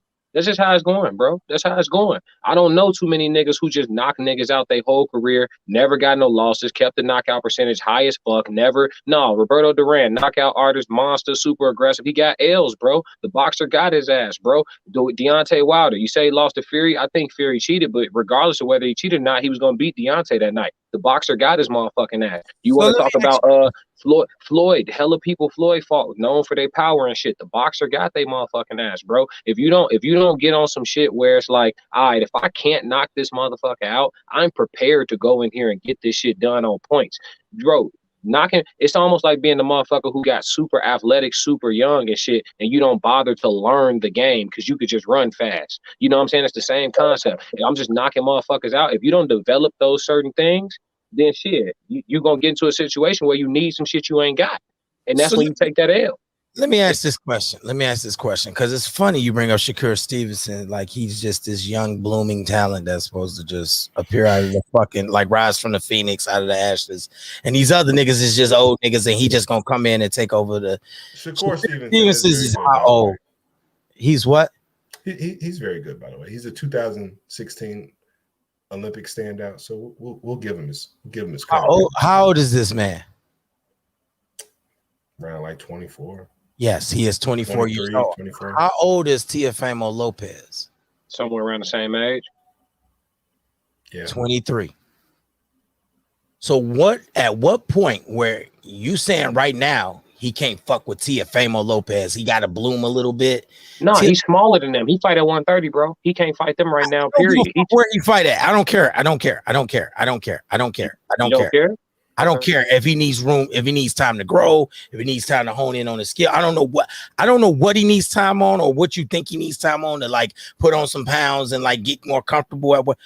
At what point, with him being 24 years old and Teofimo being 23 years old, and they're both growing in the same sport at the same time, and being the same fucking age, do you think that Teofimo Lopez is going to ever allow somebody that's lesser than him now and older by a year just rise out of the fucking ashes? Bro, like you don't know what variables await us, man. I know what variables await. I know what variables await. I know that if Shakur Stevens even fucking dreams about whooping Teofimo Lopez's ass, he better wake up and apologize. Oh my god! You better wake up and apologize. You better not even. Why, bro? Why? Because of his devastating power? Is that it? Because of his devastating power? Is that it? Is that all? And is that all, bro? Is that all? Are we done? Is that all? It's niggas with power, just the immortals, gods of the earth. And his speed, and his timing, and his precision. And his out of here, man. This nigga ain't hitting Shakur Stevenson with shit, bro. So are you saying that all Teofimo Lopez has is power? No, I'm just saying, what advantage did you really giving him? Because when you try to lay everything out on the line, what else does he have over Shakur besides punching you're power? the only one that keeps falling back on his punching power. Yeah, because Shakur's a better boxer. Shakur Stevenson is a better pugilist than Teofimo Lopez. Teofimo Lopez is more athletic and powerful. Jason, did you ever say anything about Teofimo Lopez's power being what carries him over Shakur Stevenson? No. Or were you just asking at what point is the man that's older than the younger guy who's better now? No, he's not. When's he going to eclipse him? And you keep talking about the power. You keep putting words in motherfuckers' mouth. Nobody said that shit about him getting knocked out because he can outpoint the fuck out of Shakur Stevenson. Easily. So you say? No, not so you say. So you say too, motherfucker. Everything that you saying is all just the shit that you saying. Period, man. You talking about Stevenson need more time to develop. He's 100. No, I didn't say he need time to develop. You don't listen. You just want to respond. He's 130 pounds. They're not gonna fight right now. He's a true 130. No. He's a true 130. He's not a big 130. He's not a bloated 130. He's a true 130. Teofimo's a big 135. They're not gonna fight right now. They're not, bro. It's not realistic. Variables. That's a variable for your ass. Yeah. Variables don't count, bro. Just like Gamboa on 1 foot going 11 with Gervonta and losing 12-0 healthy to Devin. Yeah, variables don't matter. This nigga had a torn Achilles. I don't know what time is gonna do for the variable that you're talking about though, as far as the weight. It ain't like he got to get better, bro. It ain't like he got to get better. He's what super does he have skilled. to do, and how is time gonna fix that? He don't got to do shit, bro. All he got to do is keep growing, bro. If they weight classes cross, or if he ever want to jump up and fight him, that's on him, bro. But skill wise, he don't got to get better. He don't got to get better to fuck with Teofimo.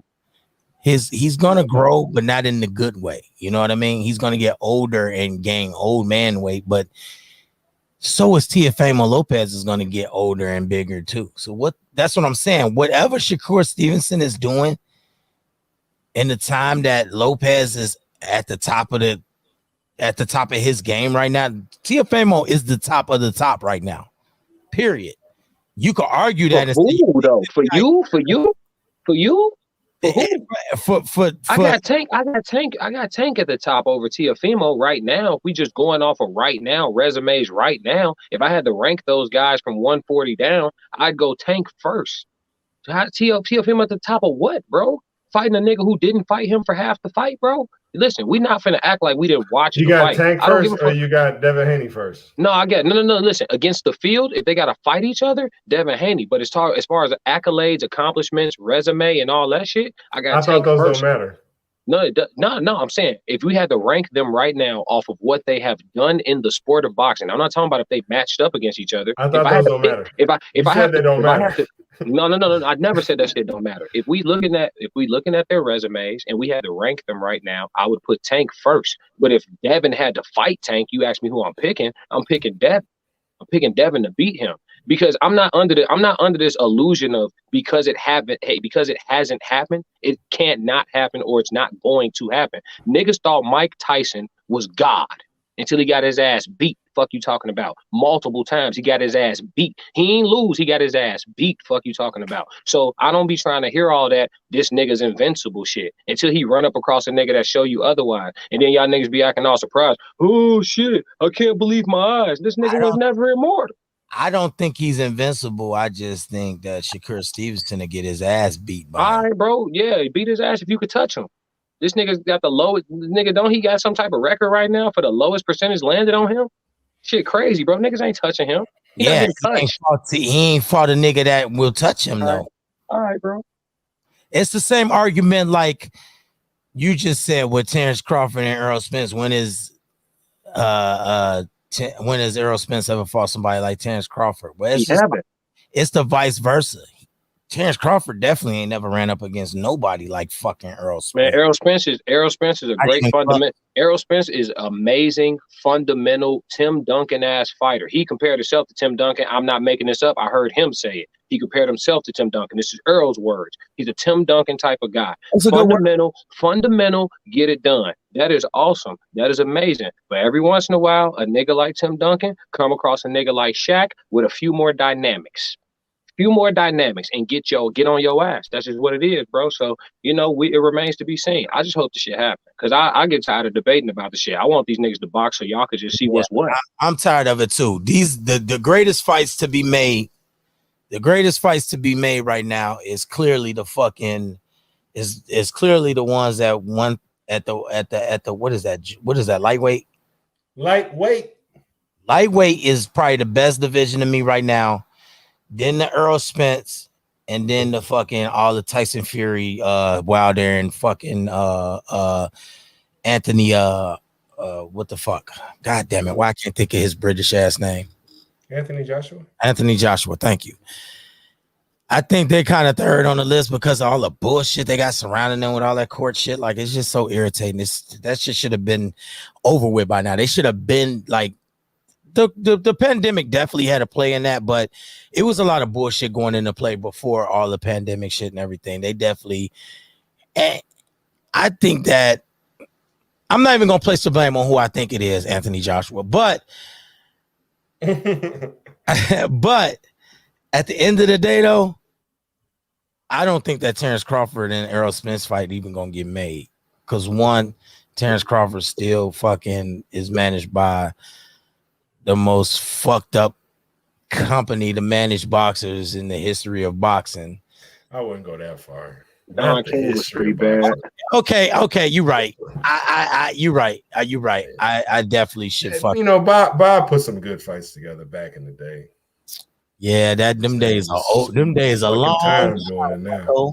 Hey, them days are long gone, Bucko. You know what I'm saying? I won't say in the history of boxing, but they're definitely doing a pretty god awful job. Not even god awful, but they're doing a piss poor job of getting us these mega fights, man. You know what, bro? Just on the simple fact that fucking Don King gave us Rumble in the Jungle, dog, I'm gonna have to retract that. Yes, he's the worst. Bob Arum is the worst. At least Don King gave us Rumble in the fucking Jungle, dog. And Bob Arum gave us a few Ali fights too, man. Not Rumble. Bob Arum gave us some Ray Leonard fights too, man. Slow your roll, King, arguably, Don King definitely put on the best fight, arguably, of all time. Rumble in the Jungle is probably the best fight of all time. Just what everything, the hype and everything surrounding it, and everything, just everything. In the time that it was, Rumble in the Jungle, you gotta get Don King his credit for that shit, bro. That's Rumble in the Jungle. Listen to the title. What other fight sounds like Rumble in the Jungle? None. It's in Manila. Hey, I got a question. I got a question for y'all. What's the best? Hey, this is an opinion question. I got an opinion question for y'all. I'm done with that Thriller in Manila. I'm done with the Don King argument. That just sells it up for me. Yeah, I was gonna ask y'all what y'all think the best fight that could be made in boxing is right now. The best fight that could be made. Just y'all opinions, not no analytical shit. Just how you feel. The best fight that could be made in boxing right now. Which two guys it would be the best fight in 2021 in boxing? Out of all the active, weight class aside, just I'll let you go first, sir. I don't really got one. I wanted to see what y'all thought. I haven't really thought about this myself. You have to have one. No, I haven't really thought about this myself. Be honest. The question just popped in my head. Like no matter the weight class, we doing prime versus prime type shit. No. Today, tonight, the best fight that could be made. Promoters is all on conference call, and we want to make the best possible boxing match we could make in today's time with the active fighters that exist? Is it Errol and Terrence? What's the best fight that could be made? Is it Canelo and somebody? What's the best fight That's that could be made? Question. It's a tough question. It's tough. For me, I'm just trying to think about it right now. I would probably say I'd probably go with Errol and Terrence for me. Really? Yeah, the best fight. Best fight. This is just my Really? opinion. Yeah. I think it's a really good fight. I just got Terrence winning it. That's all. But yeah, I think like as far as like me really looking at it and being like, yeah, I feel like Terrence will win, but just understanding like we is finna watch some shit tonight. You know what I'm saying? When that bitch finna come on and they walk into the ring, I might have to agree with that. In a close second. I'm saying, wow, you in all the fight. If you could get one fight that to be like, this is the fight of the year this year, with all this shit you just talked about, Devin Haney being one of the best motherfucking talents in boxing. Yeah. Who's in a stacked weight class. Absolutely. How come it's not one of his fights? Because I don't see those being the best fight. I don't see those being the best fight. I see Devin Haney winning the fuck out that shit. I see Errol Spence and Terrence Crawford coming down to a situation where if nobody gets knocked down the whole night, we all just sitting here waiting for scorecards. All of it. We all waiting for scorecards. I don't see Devin Haney waiting on no fucking scorecards. We know who won that bitch when the final bell go off. Devin won. Unless some bullshit in the game, Devin won. I could have swore that wasn't the vibe I was getting from you while you was talking about Bud versus Errol Spence. I didn't feel like you thought it was going to be particularly close at all. No, for sure. If don't nobody get stopped, which I don't think anybody will get stopped because both of them have shown the ability to endure the fuck out of a punch. I think throughout the course of that fight, if y'all want to ask me how I see that fight going, I think throughout the course of that fight, Errol Spence is going to be the more steady guy. I think the rounds that Terrence wins are going to be the ones that are a little bit more explosive and emphatic. And I think throughout the totality of it, right, when we talk about judges sitting there and being able to hear the blows and hear the shots, I think Terrence Crawford's shots are going to stand out more to a judge's eye because of how kind of mundane and methodical Errol's approach is. Against that style, if it goes to a scorecard, I don't think it's going to favor Errol. You know what I'm saying? Terrence, he has a way of, he kind of has a little flash to his game. You know what I'm saying? Switching stances, he throws some really big shots. And when he throws his big shots, they look like big shots. It ain't some shit where it's like, you could just tell it was a shot because of how it landed. Nah, he'll do some shit. You know what I'm saying? He kind of flashy, you know? So I just really see it being a situation where if don't nobody get stopped, I see Terrence edging him out and landing the more effective bouts throughout the course. You know what I'm saying? The more effective punches throughout the course of the bout. You know what I'm saying? So that's how I see that fight going. With Devin Haney, on the other hand, I wouldn't say that would be the best fight because I don't really see it going in a way where it's OD, like, for lack of a better word to use. I don't see it being OD competitive. I really see it being an 8-4, 8-4, 9-3 type situation. I really do, bro. Devin has shown the ability to get on his game plan and stay on his fucking game plan. And he's not going to let you get in there. Devin the Conqueror. Bro, he didn't have to fight Linares. Linares didn't have to hit him with the shit he hit him with. He didn't have to fight Linares the way he fought him. He could have beat his ass a totally different way. And that's why he's so special. He could have beat that dude 3 different ways, bro. That's a fact. We have to stop acting like 8 rounds to 4 rounds in championship level boxing isn't competitive. I mean, it's competitive, but I'm just saying it ain't 7-5. 7-5 to me is as close as you can get. We're still having a winner, obviously. But once you start getting around 9-3, because the way I see it, if it's 8-4, so one more card outside of that, it's not close. No, what I'm saying is, I mean, shit. If it's 12 rounds, what is a blowout in boxing? Is it 10-2? 10-2? No, I'm saying if it's 10-2 or less, or it. Well, I'm just saying, you acting like 8-4 is not competitive. I mean, it's a good fight and shit, but shit, you got your ass beat 8 out of 4 rounds. That's fucked up. It's not 8 out of 4 rounds. I mean, no, I'm saying 8 out of 12 rounds, you got your ass beat. I wouldn't want to, you know what I'm saying? That's fucked up. It's 3:15 in the morning, bro. Give me some slack. But I'm saying, like, you know what I'm saying? You got your ass beat 8 out of 12 rounds, bro. You know what I'm saying? Shit, I wouldn't want to be you, bro. Yeah, it depends on the fashion of those 4 and 8. That's the thing, though. Hell yeah. It's very competitive. If that 4 was a strong, like, I almost put the nigga out in one of them 4, then it's very competitive. It just depends. You know what I mean? Variables? Like, those variables. You'll definitely change. Hey, that's what the title of this is. Variables. Here we go with the fuck. Variables. They Let's matter, call man. this shit variables. They matter. This definitely gonna be titled "Those Variables" or something to do with. I think it is. Variables. Here goes those. Just variables. Variables, man. They matter, man. If it's not gonna be variables is definitely gonna be prominent in the title of this video. But listen, it's 3:15. I'm done talking about Devin the Conqueror. You know what I'm saying? Like Lord Devin Haney. Lord Devin the fucking the brute.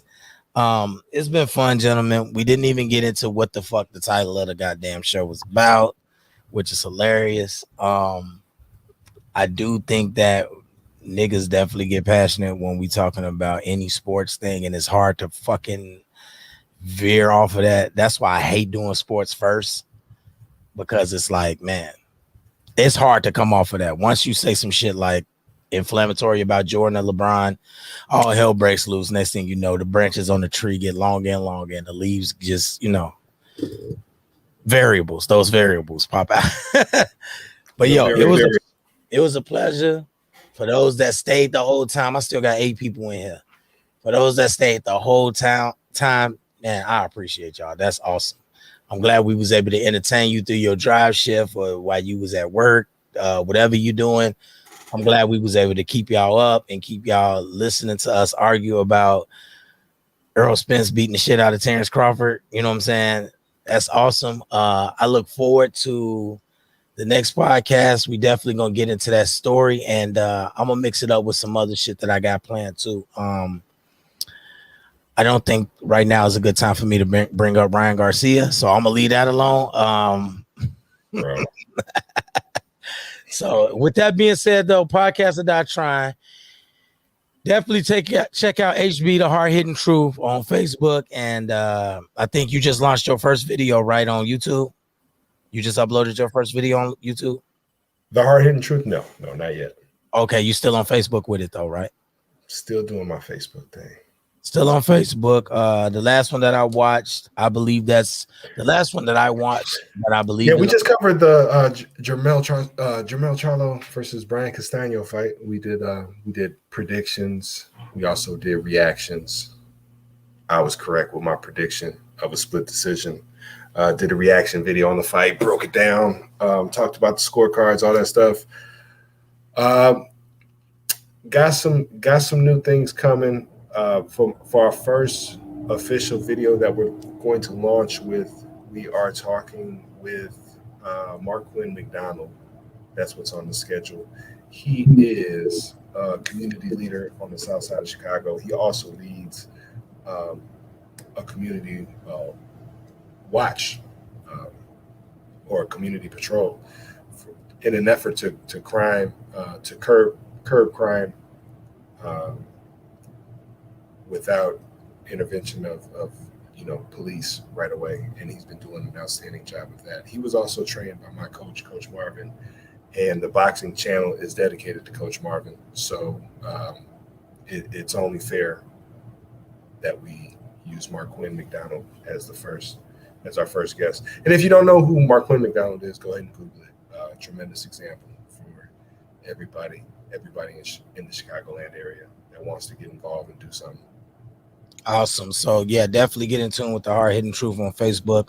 Also, class has the I always want to say verbal for some reason, but it's lyrics and melodies. I don't know why verbal just keeps popping up in my. Maybe I respect your verbal game. Maybe I think your pen, your pen is the variables, dog. That's why. Maybe it's because of verbal, whatever. But class definitely has the show coming up, and if you want to expand on that, the lyrics and melodies before we get up. September 3rd, lyrics versus melodies. You can find tickets on Eventbrite. Just type in B class, or you can type in lyrics versus melodies. It'll come right up. It's at Q Bar in Darien, Illinois, right off the E-way. Quick transition in and out. You know what I'm saying? But you got to come check it out. Early bird tickets available till Friday. I'm the greatest hip hop show on earth. You know what I'm saying? Ain't gonna be no smoke, ain't gonna be no fire, ain't gonna be no projector screens. Me, my DJ, and a fucking microphone. I'm gonna tear that shit up. You know what I'm saying? Let's go. Hey, if you guys took note of how he could hype me up talking all this bullshit about boxing. The man does an even better job hyping the crowd up. One of the best performers you're going to find in the Chicagoland area. Facts. Very underrated. I appreciate that. September what? 3rd. September 3rd, Q Bar, Darien, Illinois. And you definitely going to $10 right now for early bird tickets. $10. Do yourself a favor. guarantee you're going to see this whole screen. screen in there. For sure. Definitely go see us three all in there. You know, like I said, and I definitely will be getting footage of that show so I can review on the podcast. You know what I'm saying? Because I mess with Class the long way. So, but you know, that's it, man. You know, and the hard hitting truth will be there as always, providing security on the road. So, the hard hitting truth is in the building somewhere. So come in peace. So yeah. That's it. Wrapping up damn near 6 hours on Podcast of Die Trying. We did a long haul today. Y'all really fucked up my semi-truck block. Kill, don't do this shit to me anymore. Yeah, this was listen. Don't do this shit to me. I think we can just blame it on the variables, bro. Like blame it on the variables. It was the variables. I didn't mean to get on here for 6 hours, and I didn't mean to do a whole sports show, but listen. Them fucking variables, bro. They, you know. Hey man, we didn't get to talk about Kanye West's album, man. We're supposed to talk about that, man. Is it gospel? Listen, bro. I don't know shit, man. We're gonna have to talk about it later this week or something, man. Yeah, man. Podcast of Die Trying. We signing off. Love. Hey, y'all niggas bees. Hey, one. All y'all out there still watching. Love y'all. Appreciate it.